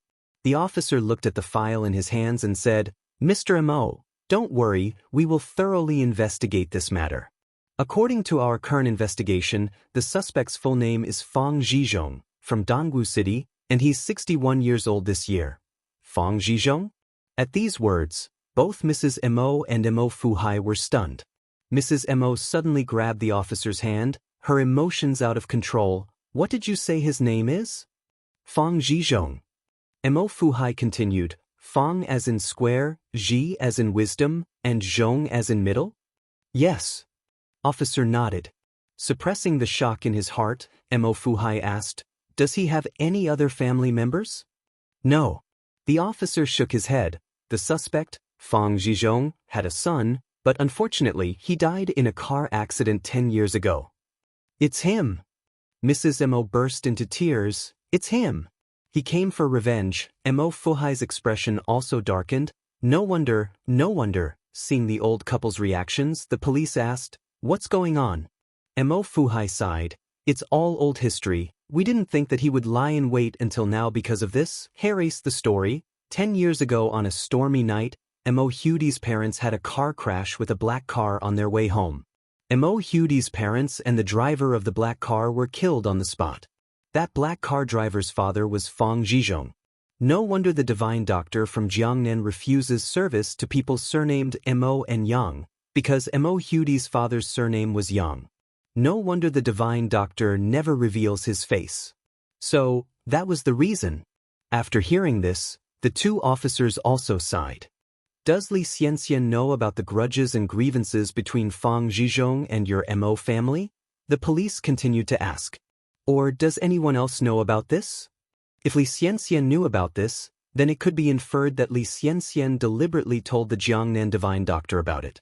If this is the case, then the divine doctor is the principal culprit, and Li Xianxian would be the accomplice. Mo Fuhai shook his head. Apart from Xianxian, no one in Beijing knows about it. We moved to Beijing after the incident happened. The Mo family's ancestral home, in fact, was in Jiangnan too. And Li Xianxian was just a 10-year-old child at that time. How could she possibly know about these things? Most importantly, the incident was taboo in the Mo family. The people who knew about it kept it among themselves, so no one would talk about it.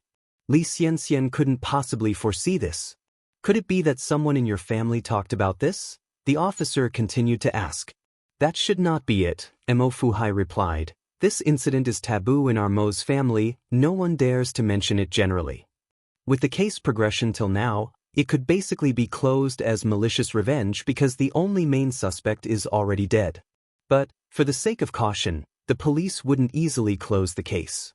Mrs. Mo clutched her face and sobbed. We should have suspected it earlier. When he said that he would not treat people with Mo and Yang surnames, we should have been on guard then. Poor Xianxian got implicated. Mo Fuhai sighed. Xianxian, the child, wasn't at fault. The main responsibility is on us. We were careless. The police left the hospital after taking their statements. Mo Fuhai and Mrs. Mo found Li Xianxian's chief doctor, Dr. Wang. How is Xianxian now? Dr. Wang looked very serious. The patient's current situation is very critical. Her will to survive is very weak. Whether she will wake up or not depends on her fate. Mrs. Mo continued, Can we go in and see her now? The doctor shook his head. Not yet. She needs to be transferred to the general ward after a week. Only then can her family visit. Chapter 174. Low-key and mysterious Mr. Mog, treating guests to a meal understood. In the center of Beijing, there is an upscale tea house. Many business people choose to negotiate here, and of course, besides businessmen, there are also many high-ranking officials and wealthy young masters. In an antique private room, the subtle music notes and the scent of sandalwood fill the room, giving an illusion of being in an ancient time. Through the colorful beaded curtain, one can vaguely hear respectful work reports. If you listen carefully, you'll find that these voices are all speaking very good French.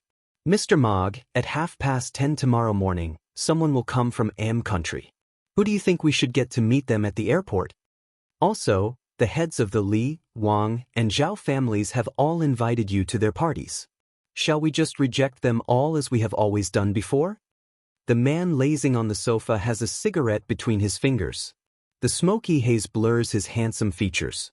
When he speaks, it's also in fluent French. My time is not to be spent on irrelevant people. For everything else, you can handle it.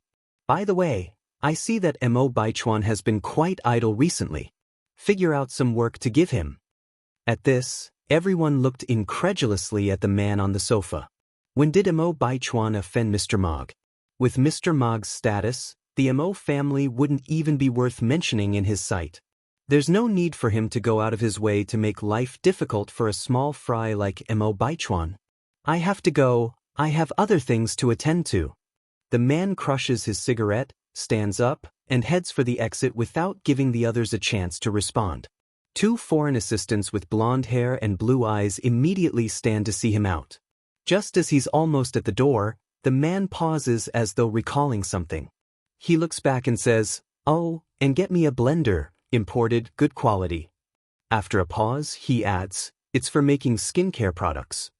Skincare products? The two assistants are taken aback.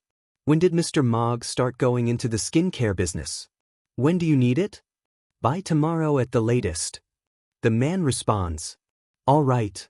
Though it's hard to import products at such short notice, especially obscure items like blenders, no one questions who Mr. Mogg is. As long as he gives the word, even the stars would be plucked from the sky and personally delivered to him. Wherever he goes, Mr. Mogg is a symbol of power. After giving these instructions, the man leaves the tea house, leaving the two assistants looking at each other in bewilderment. Zhao Jingrong, dressed flamboyantly, walks into the main hall of the tea house. Because she received reliable gossip that Mr. Mogg would be visiting the tea house today, Zhao Jingrong naturally came to accidentally bump into Mr. Mogg. With her credentials, as long as she's willing to put in the effort, and as long as Mr. Mogg isn't blind, he is sure to fall for her. Once she wins over Mr. Mogg, then she will be the most honored woman in the entire Beijing. With this thought, Zhao Jingrong lifts her chin high, her eyes filled with disdain wherever they fall. Suddenly, Zhao Jingrong tenses up.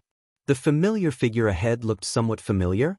The first thing that meets her gaze are polished leather shoes, then tailored custom suit pants, a white shirt paired with a black suit, a very successful businessman's attire. Moving further up, there's a sexy Adam's apple, a delicate jawline, thin lips, a high and straight nose like it was carved from a knife, and the slightly uplifted phoenix eyes, filled with infinite light, are like the starry sea. There's no lack of handsome people in this circle, but ones as handsome as this man are hard to come by. Zhao Jingrong's heart skips a beat wildly, but in the next second, the admiration in her eyes is completely replaced by thick disgust. Because she suddenly recognizes that this man is none other than her ex-fiancé, Mo Qishan. What a shame, such a good-looking face. How did it end up on Mo Qishan's face? If Mo Qishan wasn't a complete loser, he might have been worthy of her. What a pity! She doesn't need to guess why Mo Qishan would show up here. He must have known that she would come here today, so he came here to wait by the rabbit's den, hoping to create an accidental meeting. Such a man is really horrifying. Isn't he done already? They're clearly divorced, yet he still wants to pester her. Just like a fly. Disgusting. Chapter 175. Mr. Mogg, humble and mysterious, invites guests to dinner. As for a lady of her caliber, how could she possibly be suitable for a good-for-nothing like Mo Qishan? Zhao Jingrong swallowed her disgust and walked straight to Mo Qishan. Mo Qishan? Yes. Mo Qishan raised an eyebrow slightly. Zhao Jingrong angrily said, Mo Qishan, what the hell do you want? Didn't I make it clear when I was at your Missouri family's place last time? We won't have any relationship in the future. Can you please be aware of your own situation? Is it fun to keep pestering me like this? Does he have no shame at all? Mo Qishan chuckled. Ma'am, it seems like you're the one who's not realizing your own situation. Is it fun to throw yourself at me like this? Throw herself at him? Would she throw herself at this loser? Zhao Jingrong snorted lightly, her eyes filled with sarcasm. I would throw myself at you? Don't daydream. If that's not the case, could you please step aside? Mo Qishan looked down on Zhao Jingrong and spoke slowly. Good dogs don't stand in the way. The last sentence, although a dirty retort, came off rather elegantly from his lips, without a hint of discord. With that, Mo Qishan pushed past Zhao Jingrong, strides towards the exit whilst taking out a handkerchief from his pocket to carefully wipe his fingers, as if they'd been dirted. Upon passing a garbage bin, he promptly threw the soiled handkerchief in. This scene had Zhao Jingrong trembling with fury. For someone so despised, how dare he treat her like this? Mo Chishan walked directly out to the tea room, pushing away a Phoenix brand bicycle and left. A bicycle? This loser isn't even ashamed of riding an old bicycle. Indeed, you can't make a silk purse out of a sow's ear. Seeing this, Zhao Jingrong's eyes filled with disdain, and much of her anger dissipated. Although a bicycle is a rarity in this era, and an unattainable luxury for the average family, in the wealthy circles, the cost of a bicycle is less than what they'd spend on an afternoon tea. Mo Chishan will only ever amount to riding a bicycle in this life. Second floor of the tea room. Two blonde-haired, blue-eyed men stood on the balcony. One of them exclaimed, "Why would our Mr. Mog go out on a bicycle?" It just didn't fit his persona. For someone like Mr. Mog, at the very least, he should be chauffeured around in a private jet, or if not, at least a car. What the hell is with the bicycle? Who would believe that the mighty Mr. Mog's vehicle of choice would be a bicycle, if they hadn't seen it for themselves? It's truly a subversion of one's sense of reality. Another replied, "Mr. Mog keeps a low profile. I've heard even his parents and friends don't know about his achievements." My God, that's seriously low-key. Ordinary people, if they have any achievement, can't wait for everyone to know about it. But Mr. Mog, he keeps his success to himself. NI family's home. NI Yang's skincare products have been selling extremely well recently. NI Yang calculated that she had made 2,000 yuan so far from her skincare line. Adding in her previous savings and deducting daily expenses, NI Yang currently had a total of 4,250 yuan in her account. Just then, the voice of NI Zuihua could be heard from outside. "Yang Xiaomo's here." NI Yang promptly put away the money. "Oh, he's here." Mo Chishan didn't arrive alone. A man who looked somewhat like a sidekick accompanied him. "Brother Mo." Mo Chishan nodded. "This is my friend, Wu Darning. He's the middleman dealing with those imported mixers." "Hello, Sister Yang." Wu Darning bowed his head to NI Yang. "Sister Yang? Is she that old?" It felt rather awkward to be called Sister Yang by someone who looked nearly twice her age. NI Yang was taken aback for a moment, then said, "Hello, Mr. Wu." Wu Darning was shocked. "Sister Yang, there's no need for formalities. We're all friends here, just call me by my first name." "Call him Mr. Wu. He's afraid that Brother Six will beat him up." Mo Chishan continued, Yang, the mixer that Wu Darning brought over for you is here." "Really?" NI Yang was somewhat surprised. "Yep." Mo Chishan nodded. "It's in the yard right now, come and take a look." NI Yang followed Mo Chishan out. There was a blue farm truck parked with a grayish-green machine in the yard. The machines of this period hadn't undergone much improvement, so they were quite heavy and bulky. Chapter 176, Mr. Mog, humble and mysterious, invites guests to dinner _4. Yang, does this look okay to you?" Mo Chishan continued to ask. NI Yang nodded. "Yes, it's okay. Thank you, brother." Mo Chishan smiled faintly. "No need to thank me. I didn't do much." NI Yang turned to Wu Darning. "How much does this machine cost?" Wu Darning said, 500 yuan. 500 yuan? Is it so cheap? As far as NI Yang knew, ordinary color TVs in the market are selling at high prices of 1,000 to 1,500 yuan now. Regular black and white TVs are also around 500 to 600 yuan, not to mention large items like a blender. NI Yang had previously asked about prices from secondary dealers too, to know that the price of a blender starts from at least a 5-figure sum. And even with such a high price, it wasn't available immediately, there was a waiting time, and an uncertain one at that. This 500 yuan was beyond NI Yang's expectations. Seeing NI Yang's reaction, Wu Darning rushed to say, "Sister Yang, if you think it's expensive, we can still negotiate the price." "No, it's not that," Nayang continued. "Won't you lose money if you sell it to me for 500 yuan?" Wu Darning laughed. No. How can we businessmen make a loss?" "Sister Yang, let me tell you the truth. This machine was previously reserved by another buyer who paid 2/3 of the deposit but later breached the contract. I don't need this machine, so I'm anxious to sell it off. If you think the price is not right, we can still negotiate." Upon hearing this, NI Yang nodded. No wonder it was so cheap, it was because of this reason. So it means she was quite lucky. This kind of chance is equivalent to winning a 5 million yuan lottery.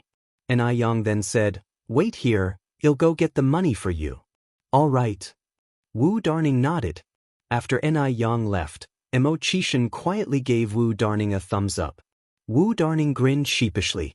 In fact, there was no such defaulting buyer at all. And Wu Darning wasn't a trader of imported goods either. He was just delivering lines according to the script. And the director of this act was Mo Chishan. Mo Chishan knew Ni Yang would not accept this machine for nothing, and if he tried to give her such an expensive gift, it might backfire, so he had to make up a story. The actual price of the machine was 20 times the 500 yuan. Soon, Ni Yang came out with the 500 yuan. "You count." Wu Darning took the banknotes and counted them. "It's all there." "Sister Yang, where would you like us to put this machine?" Ni Yang thought for a moment, then said, "Could you please help me put it in the living room?" "All right." The two men got up on the truck and carried the 200-pound machine down to the living room. "Thank you so much. Here, have some tea." Ni Zuihua brought over 2 cups of tea. "Thank you, Auntie." Mo Chishan took the cup and politely replied, "No trouble at all." Wu Darning quickly added, Yes, it's no trouble at all." After finishing their tea, Mo Chishan and Wu Darning did not stay long. They quickly left the Ni family's house. This time, Ni Yang packed lots of goodies for Mo Chishan again. She also gave quite a few to Wu Darning. Wu Darning dared not refuse, took them nervously, and as soon as he got in the car, immediately handed all the snacks back to Mo Chishan. Even if he had 100 times the courage, he wouldn't dare to eat Ni Kuihua's food. Seeing all the snacks returned, Mo Chishan's expression brightened slightly. The things Yang gave were only for him. An eerie silence fell in the car. Wu Darning initiated a conversation. "Brother 6, our sister-in-law 6 is really beautiful." Mo Chishan narrowed his eyes, turning to look at Wu Darning. "You were looking at her?"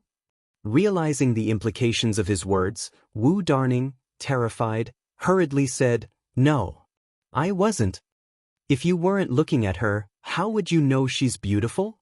Wu Darning, he wished he could vanish on the spot. A chilling voice came again, "You won't have your bonus for this month." At this moment, Wu Darning wished he could slap himself. "It's all because of your loose lips. It's all because of your loose lips. It's all because of your loose lips."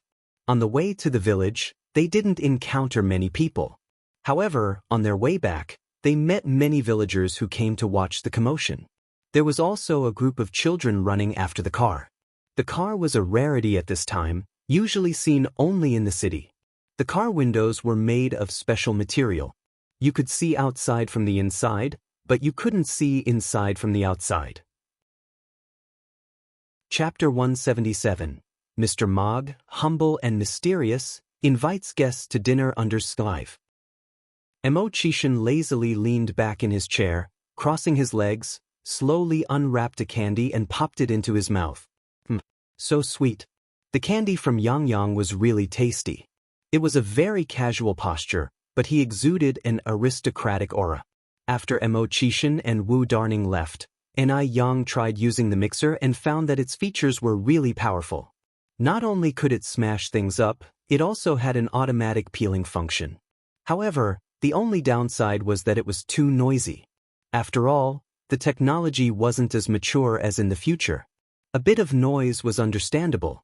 Overall, the 500 yuan was really well spent. No, it was more like getting more than you bargained for. Normally, 500 yuan wouldn't even be able to buy an imported mixer. "Yang, is this the mixer you're talking about?" Ni Chingui walked in from outside, asked with curiosity on his face. Ni Yang nodded. Ni Chingui laughed and said, "That Xiaomo is really impressive. He could even get an imported machine. Yang, this must be very expensive, right?" Ni Yang replied, "Actually not that expensive, just so happened I got a good deal. Mr. Mogg's friend was in a hurry to sell it, so it only costed 500 yuan. Although 500 yuan may be equivalent to Ni Chengui's annual income, getting an imported machine at this price was still cheap." Following on, Ni Chengui said, Yang, you're so lucky. By the way, I have a few colleagues who need skincare products. Do you have any in stock now? The skincare products that Yang made were really effective. Good word spread mill by mill, 10 by 10. During this time, Chingui had already helped her sell more than 20 sets. And Yang didn't take Chingui for granted. She not only provided Chingui free skincare products but also gave her 1 yuan commission per bottle, totaling 2 yuan per set. For Chingui, this 2 yuan came incredibly easily. All she had to do was pitch the products a bit, and the skincare buyers would be immensely grateful. Now, she is really popular in her company. Chingui had always considered Yang as her lucky star. Ever since Yang moved here, her days had been increasingly prosperous. Yang said, I have 2 sets left and how many sets do you need? Chingui smiled and said, I need 5 sets, you can give me 2 first, and I'll deliver them to them. Okay. Yang nodded, and turned to go into the room to get the skincare products. When she went to bed at night, Yang laid in bed and thought hard. Since there's a growing market demand for her skincare products now, she has to start preparing some things. Firstly, she needed to register a trademark. Secondly, she needed to apply for production and health licenses and other documents. Lastly, she needed to research new products. Just selling facial cleanser and aloe vera gel wouldn't work. Watching the store being about to finish its renovation, these 3 major things had to be taken care of immediately. Otherwise, when everything piles up, there wouldn't be enough time. Yang had always been an action-oriented person. Early the next day, she went downtown to apply for licenses. This era had few individual businesses, and people's awareness of trademarks was weak. Even fewer people would apply for trademarks. It didn't require lots of applications as it does in the future, followed by lots of reviews. Yang only spent a day to get all the licenses in order. The trademark that Yang registered was Ice Skin Jade Face. This name was common and easy to understand in this era. If put in the future, it would not be outdated, and it clearly indicates that the products sold are skin-related. Having registered the trademark, Yang went back home and spent the night designing the bottle and packaging for the skincare products. If you decide to make skincare products, you must normalize the process. Yang was never a sloppy person. Yang had good hands-on skills. The things she drew were lifelike, just like pictures taken by a camera. They were just beautiful. Mom, what do you think of this bottle and packaging? Yang showed the finished design sketches to Tsuehua. Tsuehua nodded continuously. It looks good. It looks good. Tsuehua from the past never knew that her daughter was so capable. Even though she was just a junior high school graduate, she was able to read, draw, cook, and excel in medical skills. The day after she confirmed the design sketch, Yang found a factory, ordered a batch of bottles and packages, and paid a 500 yuan deposit. After she left the factory, Yang paid a visit to the traditional Chinese medicine store, where she bought some lingji, monkshood, asarum seaboldii, atractylodes macrocephala, angelica dihurica, gastrodia alata, and other Chinese medicinal materials. Chapter 178, The Low-Key and Mysterious Mr. Mog Treats Guests to Dinner _6. As recorded in the Compendium of Materia Medica, these herbal medicines all have excellent freckle-removing effects. That's right, the new product that Yang is launching is designed for freckle removal. Because once a woman has had a child, more or less, she will get some freckles on her face. In the future generations, those freckle-removing skincare products will be very popular. After returning home, Yang began to make her freckle-removing face cream. Yang first ground the purchased herbal medicines into powder with a blender, then added aloe juice, milk, cucumber juice, and stirred it into a paste. Then she added distilled water and other secret ingredients. Only then it was finished. The final face cream was yellow-green in color, with a faint scent of herbal medicine, very refreshing and pleasant. Since Ching'e had a few faint freckles on his face, Yang gave it to him to try. Freckle removal products surely won't produce immediate results. It wasn't until the 3rd morning that Chenggui's surprised voice came from the yard. Yang, The color of the freckles on my face has started to fade. Chang'e, in order to see the effect, intentionally left a freckle untreated. Now the color of the other freckles on his face has significantly faded, only that untreated one remained yellow-brown.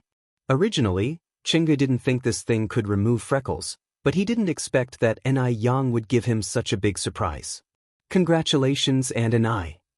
Ni Yang opened her mouth with a smile. No woman doesn't love beauty, so at that moment, Chang'e couldn't stop smiling. It's me who should be thanking you. After that, Chang'e asked, Yang, do you want to sell this freckler-moving face cream? Not for sale yet. Ni Yang continued, I'll give you some samples. Distribute them to those who have bought facial cleanser and aloe gel. If they like it, they will definitely come back for more. There are very few freckle-removing products in this era, and there are even fewer with good effects. So, just by relying on Chenggui's recommendation, most people certainly wouldn't believe it. Therefore, proof was needed through actual performance. The sample bottles were small, enough for about 3 days usage, and by the time the cream was used up and the effect was visible, everyone who had sampled it would surely want to buy more. Chang'e took the samples, nodding approvingly, Yang, you are so smart. Not only could this strategy attract many customers, but it could also win over hearts. A free bottle of freckle cream. Who wouldn't be happy? Because the freckle cream worked so well, Ni Yang worked overtime to make plenty more. At this moment, Chang'e came in from outside. Yang, we are running out of aloe vera. Ni Yang had indeed planted a lot of aloe vera before, but because she had been making facial cleanser and aloe gel frequently lately, there wasn't much aloe vera left in the vegetable garden. Ni Yang thought for a moment and then said, in that case, Mom, could you go around the village tomorrow and let them know that we're buying aloe vera? 1 cent per pound.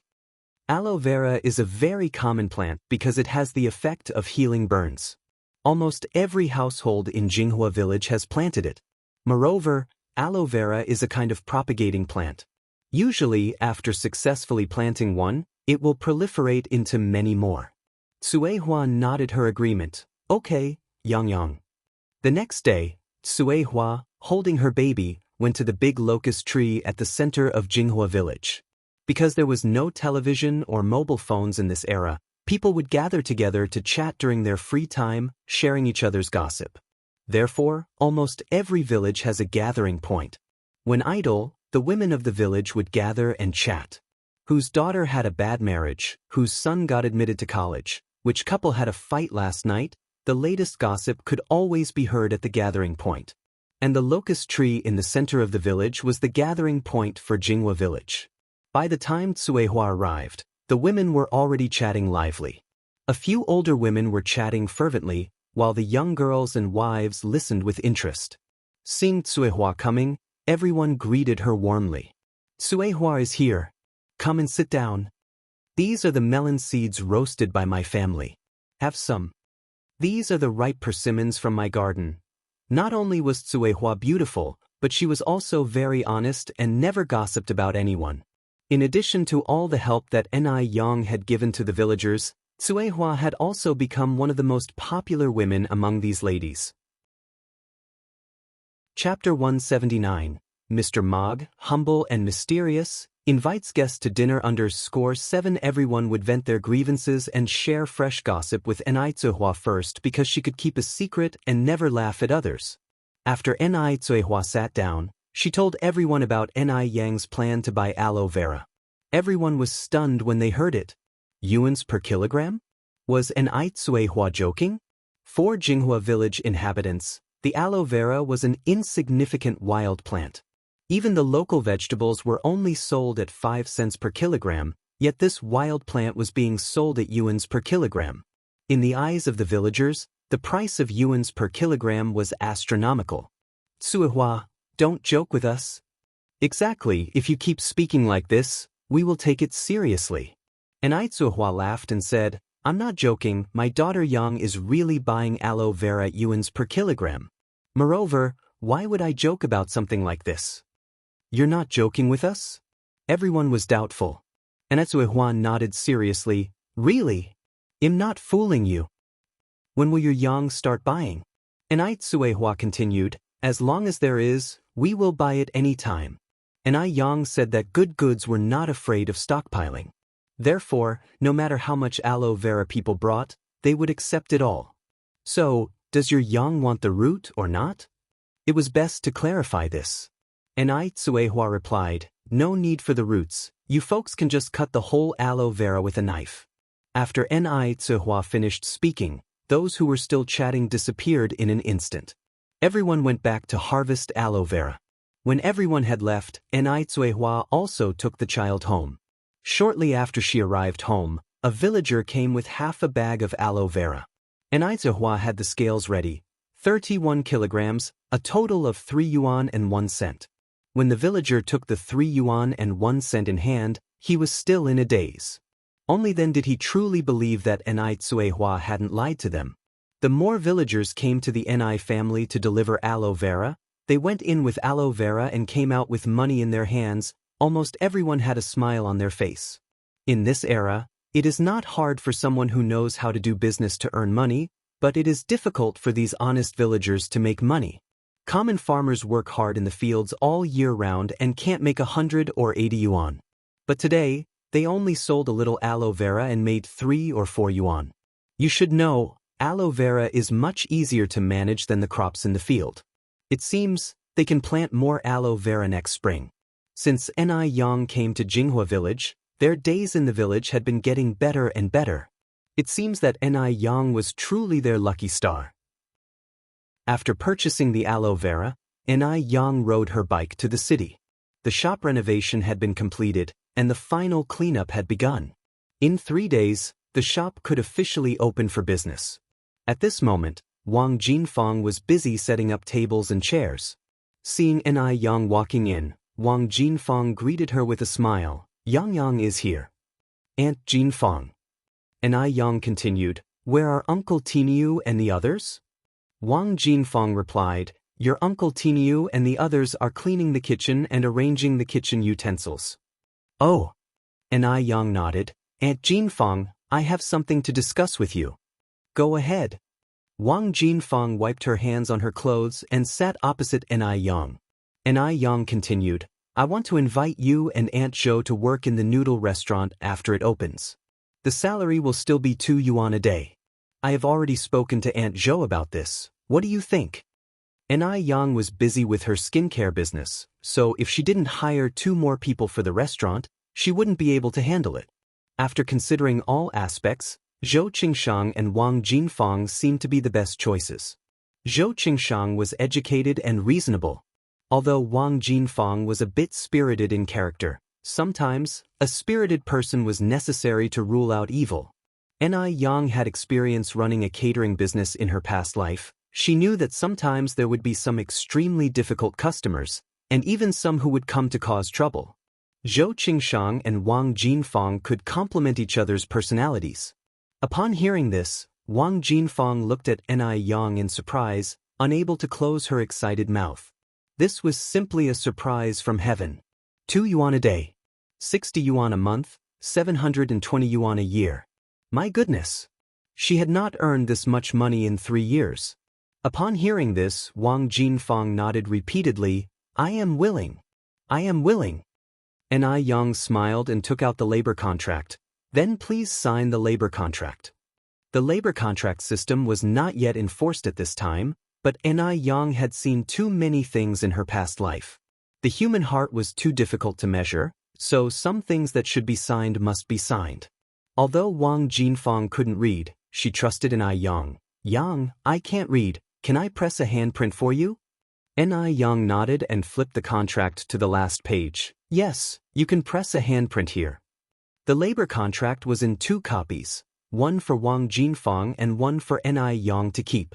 Now that the shop was officially finished, Enai Yang was ready to invite everyone for a big meal. So, she talked to Wang Tiniu about this matter.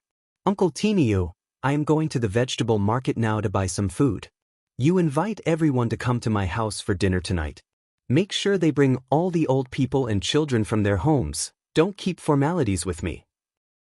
Enai Yang is a grateful person. She always remembered the matter from last time, and because of that, She had the idea of leading the whole village to prosperity. Otherwise, she would not have bought aloe vera from the villagers.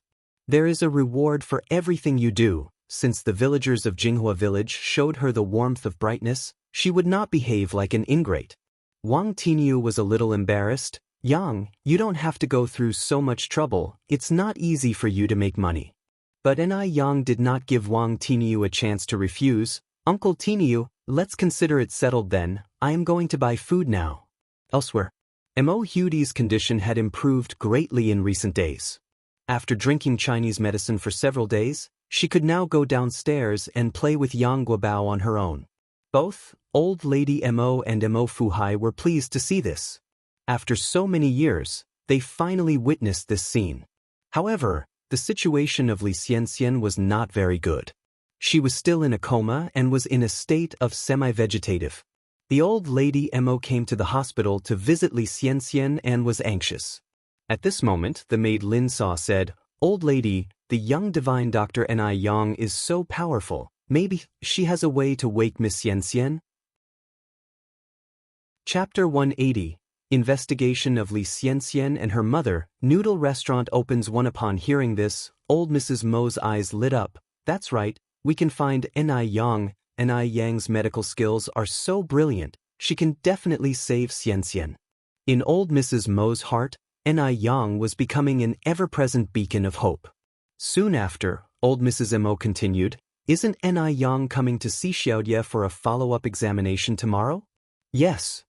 Mrs. Lin nodded. Old Mrs. Mo added, "Then let's wait for Yang to come and examine Xiaodai tomorrow, then she can look at Xianxian." It was already late afternoon, and it wouldn't be appropriate to invite Yang over at this hour. They could afford to wait a little longer. Old Mrs. Mo stayed in the ward for a while, then went to find the chief doctor to understand Li Xianxian's condition before leaving the hospital. Family.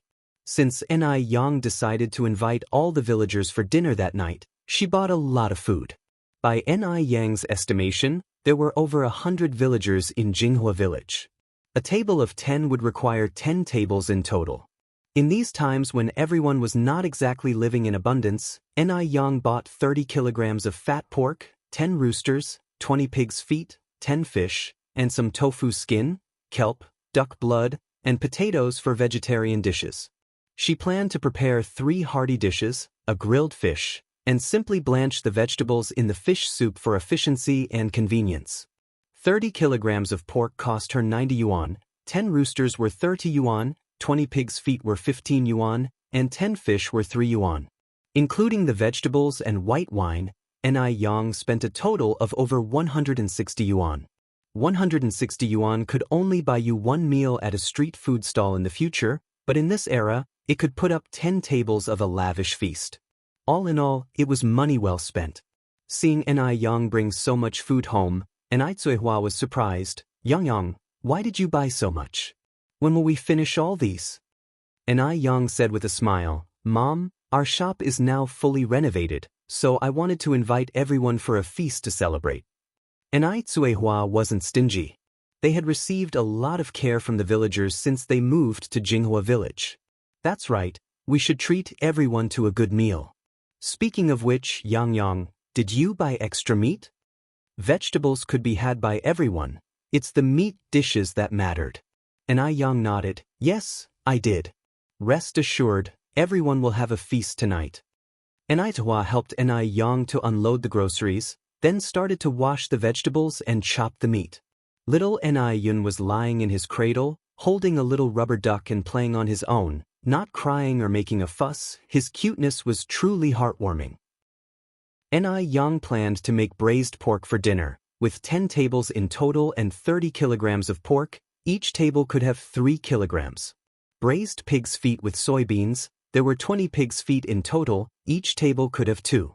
Then there would be roasted chicken, 10 chickens in total, each table could precisely have 1. The final main dish was grilled fish. As there were not enough stoves for everyone to cook and eat at the same time, Yang could only grill the fish first, then cook it in a pot with accompanying vegetables and serve it at the table. After confirming the menu, Yang began to prepare the braised pork. Because the pots at home were not large enough, The 20 kilograms of pork had to be cooked in 2 pots. With the braised pork simmering in the pot, Enai Yang began to marinate the chicken. When the chicken was marinated, Enai Zihua had the oven fire ready. Luckily, the oven was spacious enough to accommodate 10 roosters comfortably. In no time, the small courtyard was filled with tempting aromas. It made one's mouth water just smelling it. When she had almost finished the dinner preparations, Enai Yang went to the neighboring houses to borrow some tables and stools, and invited everyone to come for dinner. In just a while, the originally quiet farmhouse courtyard started to bustle with activity. The elderly, children, men, and women of the families all came. People were fairly straightforward in those times. If you were good to me, I would be good to you. There was no scheming or insensitivity. So, everyone arrived bearing gifts. Some brought chicken eggs. Others brought fruit from the trees in their yard. At this time of the year, there were oranges and chestnuts available. In no time, the table in the Enai family's living room was piled high with all kinds of little gifts. Immediately, Enai Yang starts herding everyone to sit down. Since there were many children, some of them didn't reach the table and stood next to the adults. The food was sumptuous. Shiny red braised pork, braised pig's feet with soybeans, glistening roasted chicken, and in the middle of the table was a large pot of grilled fish, surrounded by blanched vegetables and tofu skin. Chapter 181. Investigation into Li Xianxian mother and daughter, noodle restaurant opening _2. The dishes may be few in number, with only 4, but each one is an indisputably meat dish. Even before anyone started using their chopsticks, everyone was already swallowing saliva in tacit agreement. Usually, even during the new year, they had never seen so much meat. Yang, you really didn't have to be this considerate. Exactly, you two are being too polite. Enai Yang chuckled and said, my mother and I owe much gratitude to everyone for their care and assistance during our time since moving to Jinghua village. I raised this cup of tea in place of wine to express my thanks to everyone. At that, Enai Yang picked up her teacup from the table, drained it in one gulp, showing a touch of the demeanor of a heroine from ancient times. If this young girl were a boy, she would surely do great things in the future. Such a shame she's a girl. The older generation observed Enai Yang, a sense of regret evident in their eyes. The bias favoring boys over girls was deep-seated in their hearts. In their minds, girls simply couldn't accomplish anything great. Even if there were 10 girls, they still wouldn't be equal to 1 boy. In China, there's a saying that goes, a married daughter is like spilled water. Boys can carry on the family line. A family without a boy would be known as a family ending its line. At this time, even in Jinghua village, there were still numerous cases of newborn girls being abandoned. Girls had never been treated fairly or equitably. What Enai Yang intended to do was subvert the weak status that girls held in people's hearts. To let people know that girls today can also hold up their own patch of sky. An elder with considerable respect in the village stood up and said, Yang, your words are too polite. We should be the ones thanking you and your mother. You too have done us many favors in our daily lives. Moreover, since you moved to Jinghua village, it shows that we are destined to be connected. Henceforth we are all part of Jinghua village. Old Sheng is correct. You and your mother are part of Jinghua village. We're all from the same village, let's not talk as if we're from 2 different ones. Enai Chingay had been married into Jinghua village for over 20 years, and this was the first time she realized that the villagers of Jinghua could be so united and welcoming. Previously, everyone seemed to be busy with their own things, and, except for funerals and weddings where they would gather, there were hardly opportunities to gather together. The relationship among neighbors was not as harmonious as it is now. Moreover, they were not easily accepting of outsiders. Outsiders also found it hard to integrate into the locals' way of life. The main reason why Enai Zihua and her daughter were so easily accepted by the villagers was because Enai Yang knew how to interact with people, was generous with money, and knew how to win people's hearts. It was hard to imagine that Enai Yang, a 17-year-old girl, could have such ability. Whether it was her business acumen or her interpersonal skills, she outperformed most adults. At the same time, Ni Chingui knew well that Jinghua village, a place so small, could not contain Ni Yang. This girl would one day dazzle everyone. If Ni Yang had been born in the Warring States period, she could easily have been a female general or an empress. Although China has a history of favoring males over females, over the past 5,000 years, there have been women who became queens and government officials. To avoid any possible suspicion, men and women sat separately during the meal. There were 5 tables for men, 5 for women, and some children eating at smaller tables by the side. Throughout the meal, there were exclamations of delight. "This fish is too delicious." And "this braised pork is excellent." "Is this chicken grilled?" These simple villagers had never eaten such delicious foods in their lives. Normally, if they bought meat, they simply cooked it haphazardly. None could match the exquisite dishes made by Ni Yang. In the majority of households, the only cooking ingredients were oil and salt. Some couldn't even afford to use oil. Ni Yang also made sour plum soup, so while the men were drinking alcohol, the women were drinking sour plum soup. Most of the women were trying this novel drink for the first time. They all questioned Ni Yang on how to prepare it. Ni Yang didn't withhold the knowledge, she directly shared the recipe to prepare sour plum soup. Since the sour plum soup wasn't an original creation of hers, she didn't claim it as her own. Some of the more thoughtful women noted down the recipe, planning to prepare it for their children to drink. They could also serve it to relatives and friends when they visited during the New Year festivities. This would not only be economical but also prestigious. Chapter 182, Investigating Li Xianxian and her daughter, Noodle Restaurant opens _3. This meal was so satisfying that everyone was left with oily lips, and the children were all full to the brim. After the meal, it was already dark outside. The men went home, and the women stayed at the Ni family home to help wash dishes and clean up the tables. With an entire 10 tables of guests, there were more than 100 bowls used just for the meal alone, not to mention the serving dishes.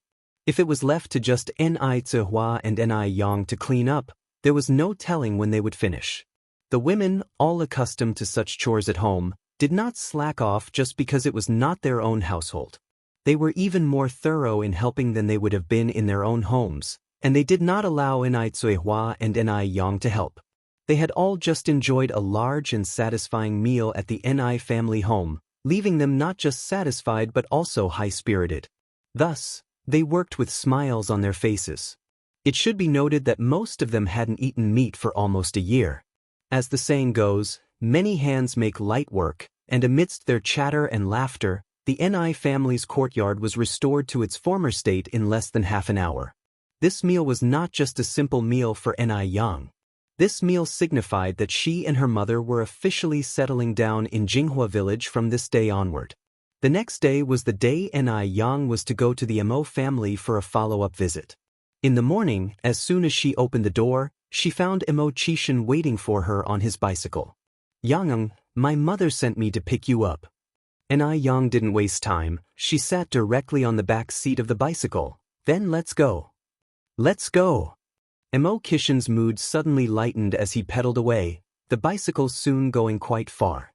Riding along with the morning wind and accompanied by the chirping of birds, they passed through the quiet countryside, the booming city center, and soon arrived at the Mo family's villa.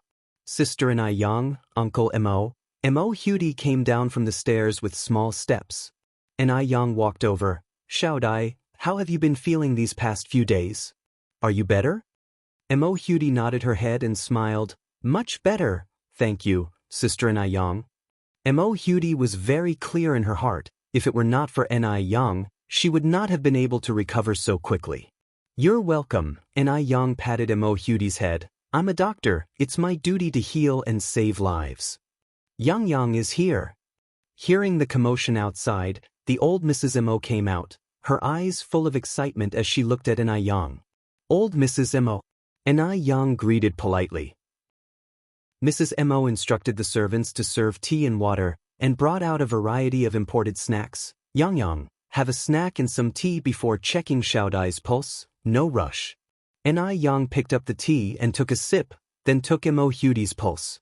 Mo Qishan quietly watched her. Ni Yang focused slightly, her eyes serious, her long eyelashes casting a faint shadow on her eyelids. She was not like the fashionable women on the streets. Every piece of clothing she wore had a subtle hint of antiquity. For example, now, she was wearing a white knee-length cheongsam with a beige long coat over it. The collar of the coat was embroidered with a few proud red plum blossoms, echoing with the red buttons on the cheongsam. She conveyed both classical beauty and the youthful playfulness suitable for her age. Over the years, Mo Chishan had seen many girls, but none of them made his heart beat faster like Ni Yang did. Mrs. Mo also was very satisfied with Ni Yang.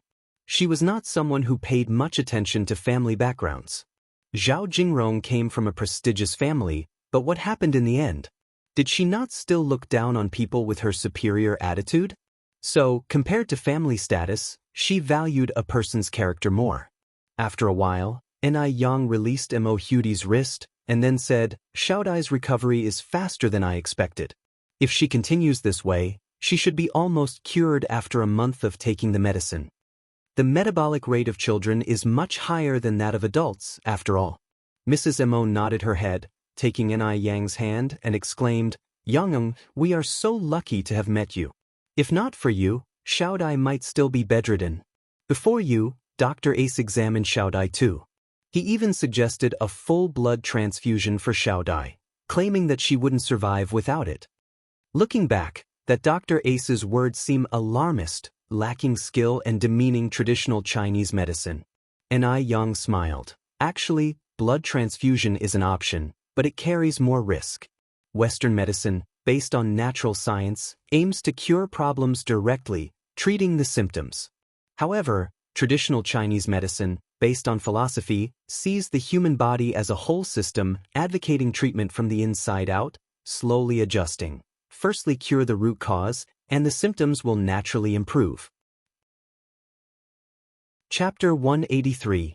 Investigation into Li Xianxian mother and daughter, noodle restaurant opening carrot. Upon hearing this, Mo Baichuan, who was about to enter, halted. He could hardly believe that these words came from Ni Yang's mouth. He vividly remembered the night Mo Hudi's accident occurred. Dr. Ace had found him, denounced everything about traditional Chinese medicine, even boldly declaring that without his treatment, Mo Hudi only had death as an option.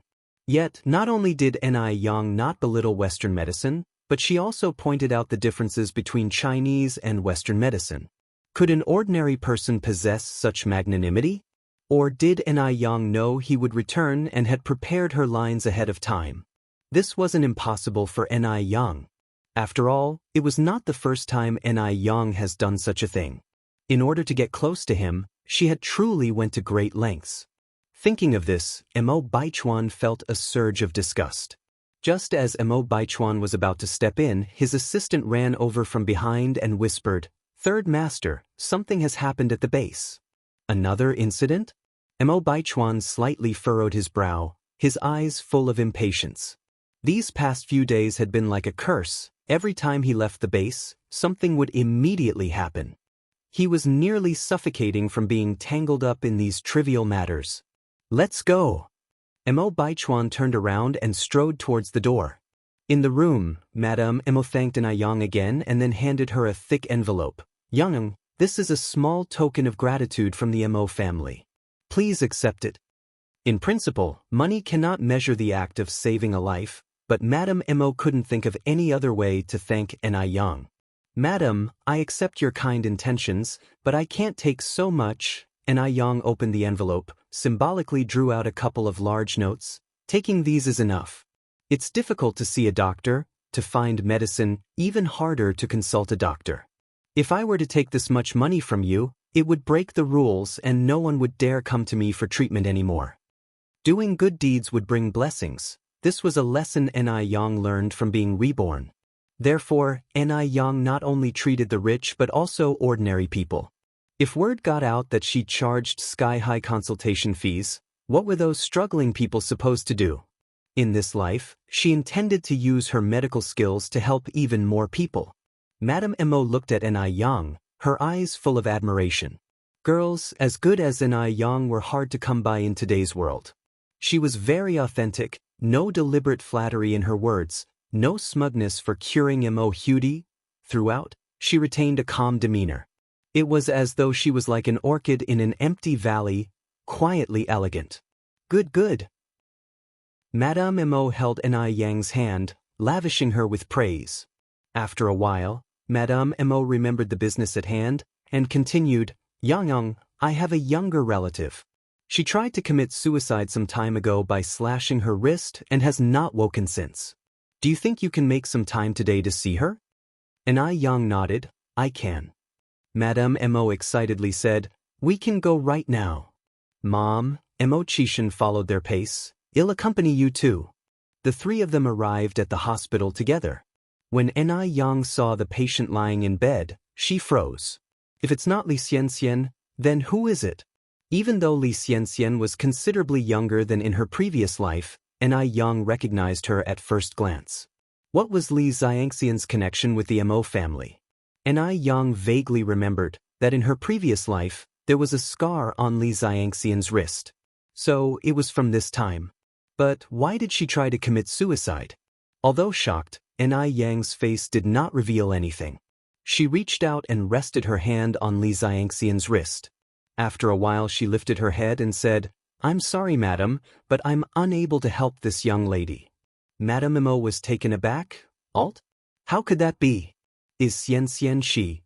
If even Enai Yang, with her excellent medical skills, was unable to cure Li Xianxian, did that mean there was really no hope for her? Enai Yang continued, this miss suffered external wounds, while my expertise is complex and difficult illnesses. I'm truly sorry, madam. Actually, for Enai Yang, Li Xianxian's condition wasn't a difficult case. But without understanding what happened in her past life, Enai Yang couldn't save a person suspected of killing her. In her past life, the last person she saw before her death was Li Xianxian. The suspicion on Li Xianxian was just too great. In fact, in her previous life, Enai Yang and Li Xianxian weren't very close, having only met 2 or 3 times. But because the last person she saw before the accident was Li Xianxian, Enai Yang had an exceptionally deep impression of her. Chapter 184. Investigation into Li Xianxian mother and daughter, noodle restaurant opening _5. Theoretically, she and Li Xianxian weren't very familiar. Li Xianxian had no motive to kill her. But why, after seeing Li Xianxian, did she die?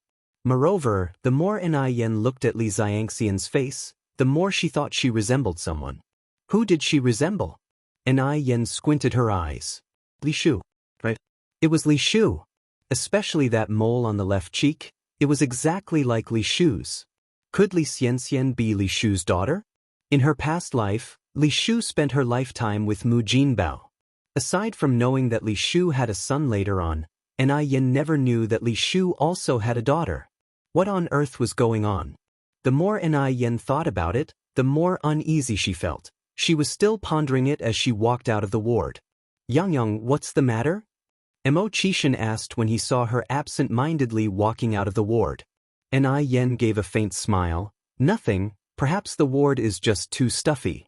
As she finished speaking, Enai Yan continued, who was that girl that slit her wrists? What's her relationship with your family?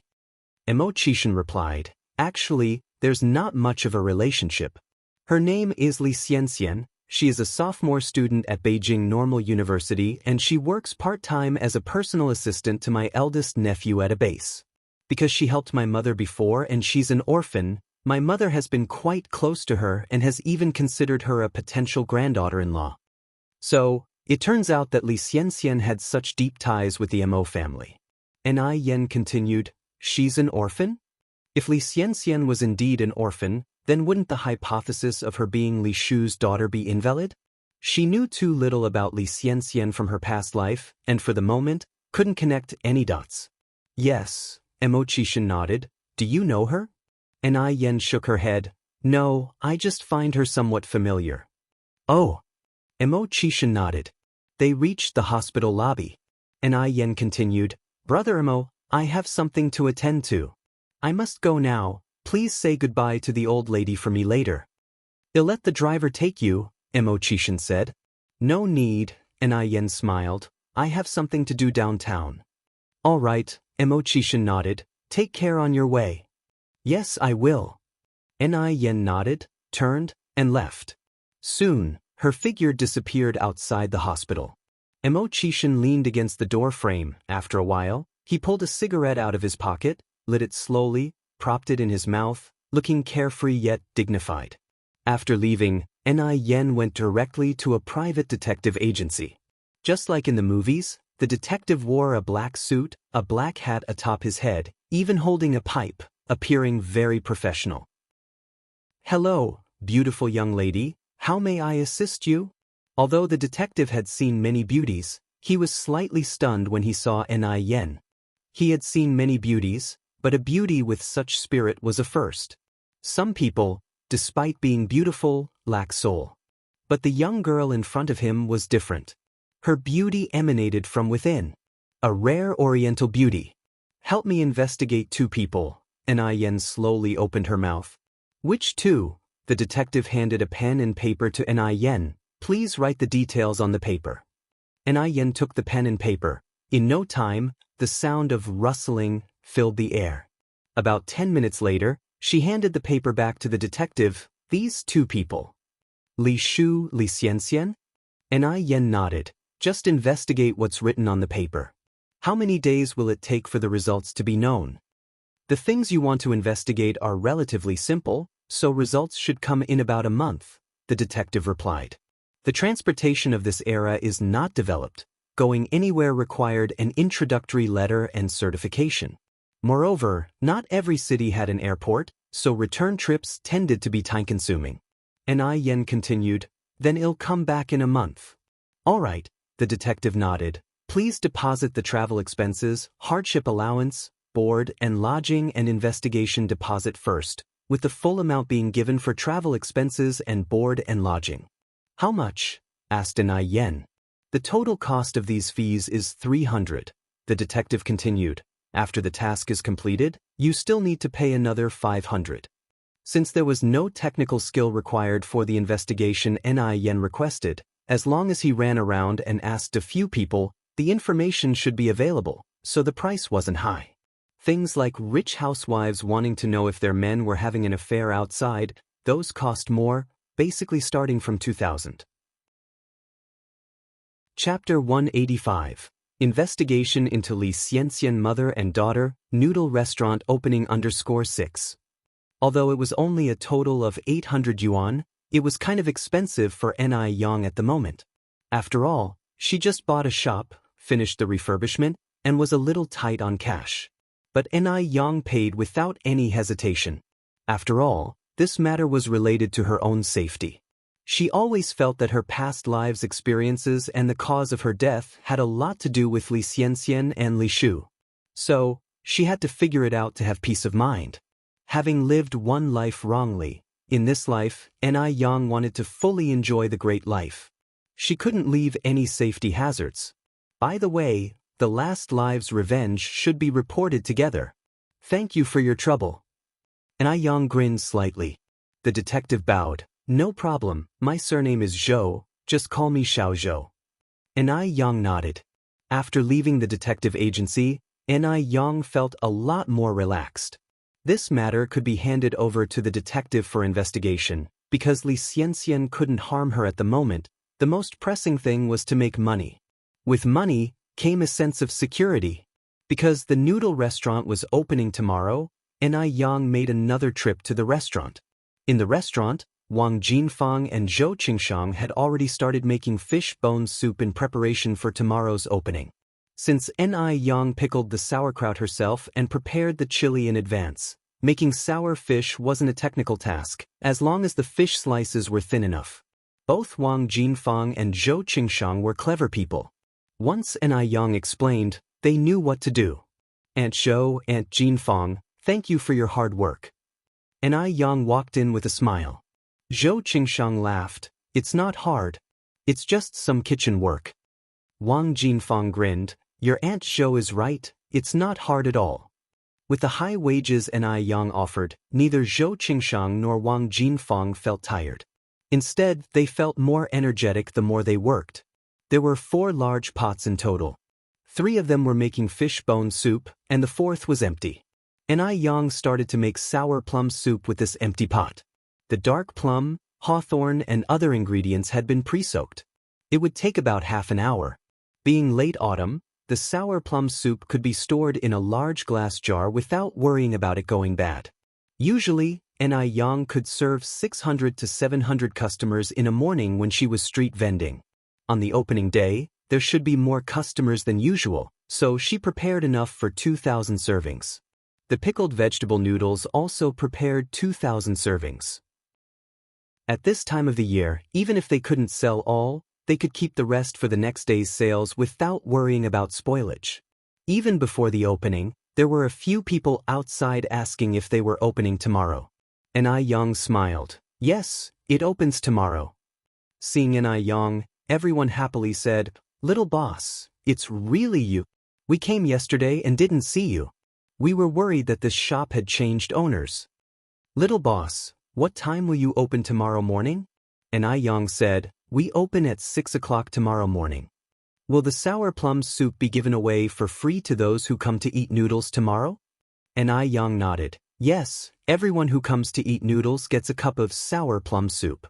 Okay, well definitely come over early tomorrow." In Yang's absence, Sun Chuanxiang made a lot of money. After all, once Yang stopped selling, there was only her store that sold pickled vegetable noodles. People who wanted to eat pickled vegetable noodles had to go to her store. Sun Chuanxiang proudly changed the price of the sour fish noodles to 3 yuans and 5 cents per bowl, 5 cents more expensive than what Yang used to sell.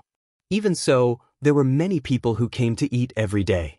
At this time, Sun Chuanxiang worked overtime to sell pickled vegetable noodles and made more than 5,000 yuan in just a month. With these 5,000 yuan, her son's tuition was all set. To make it up for the hard times her son had been through, Sun Chuanxiang increased his weekly food allowance to 100 yuan. She could make 5,000 in 1 month, 10,000 in 2 months, and 60,000 in a year. What's 400 to 500 yuan spent by her son a month compared to that? The more she thought about it, the happier Sun Chuanxiang got. She even couldn't help humming a little tune as she cooked the noodles. At this moment, her sister-in-law, Li Xiangji, walked over with a worried look on her face. "Sister, what's wrong?"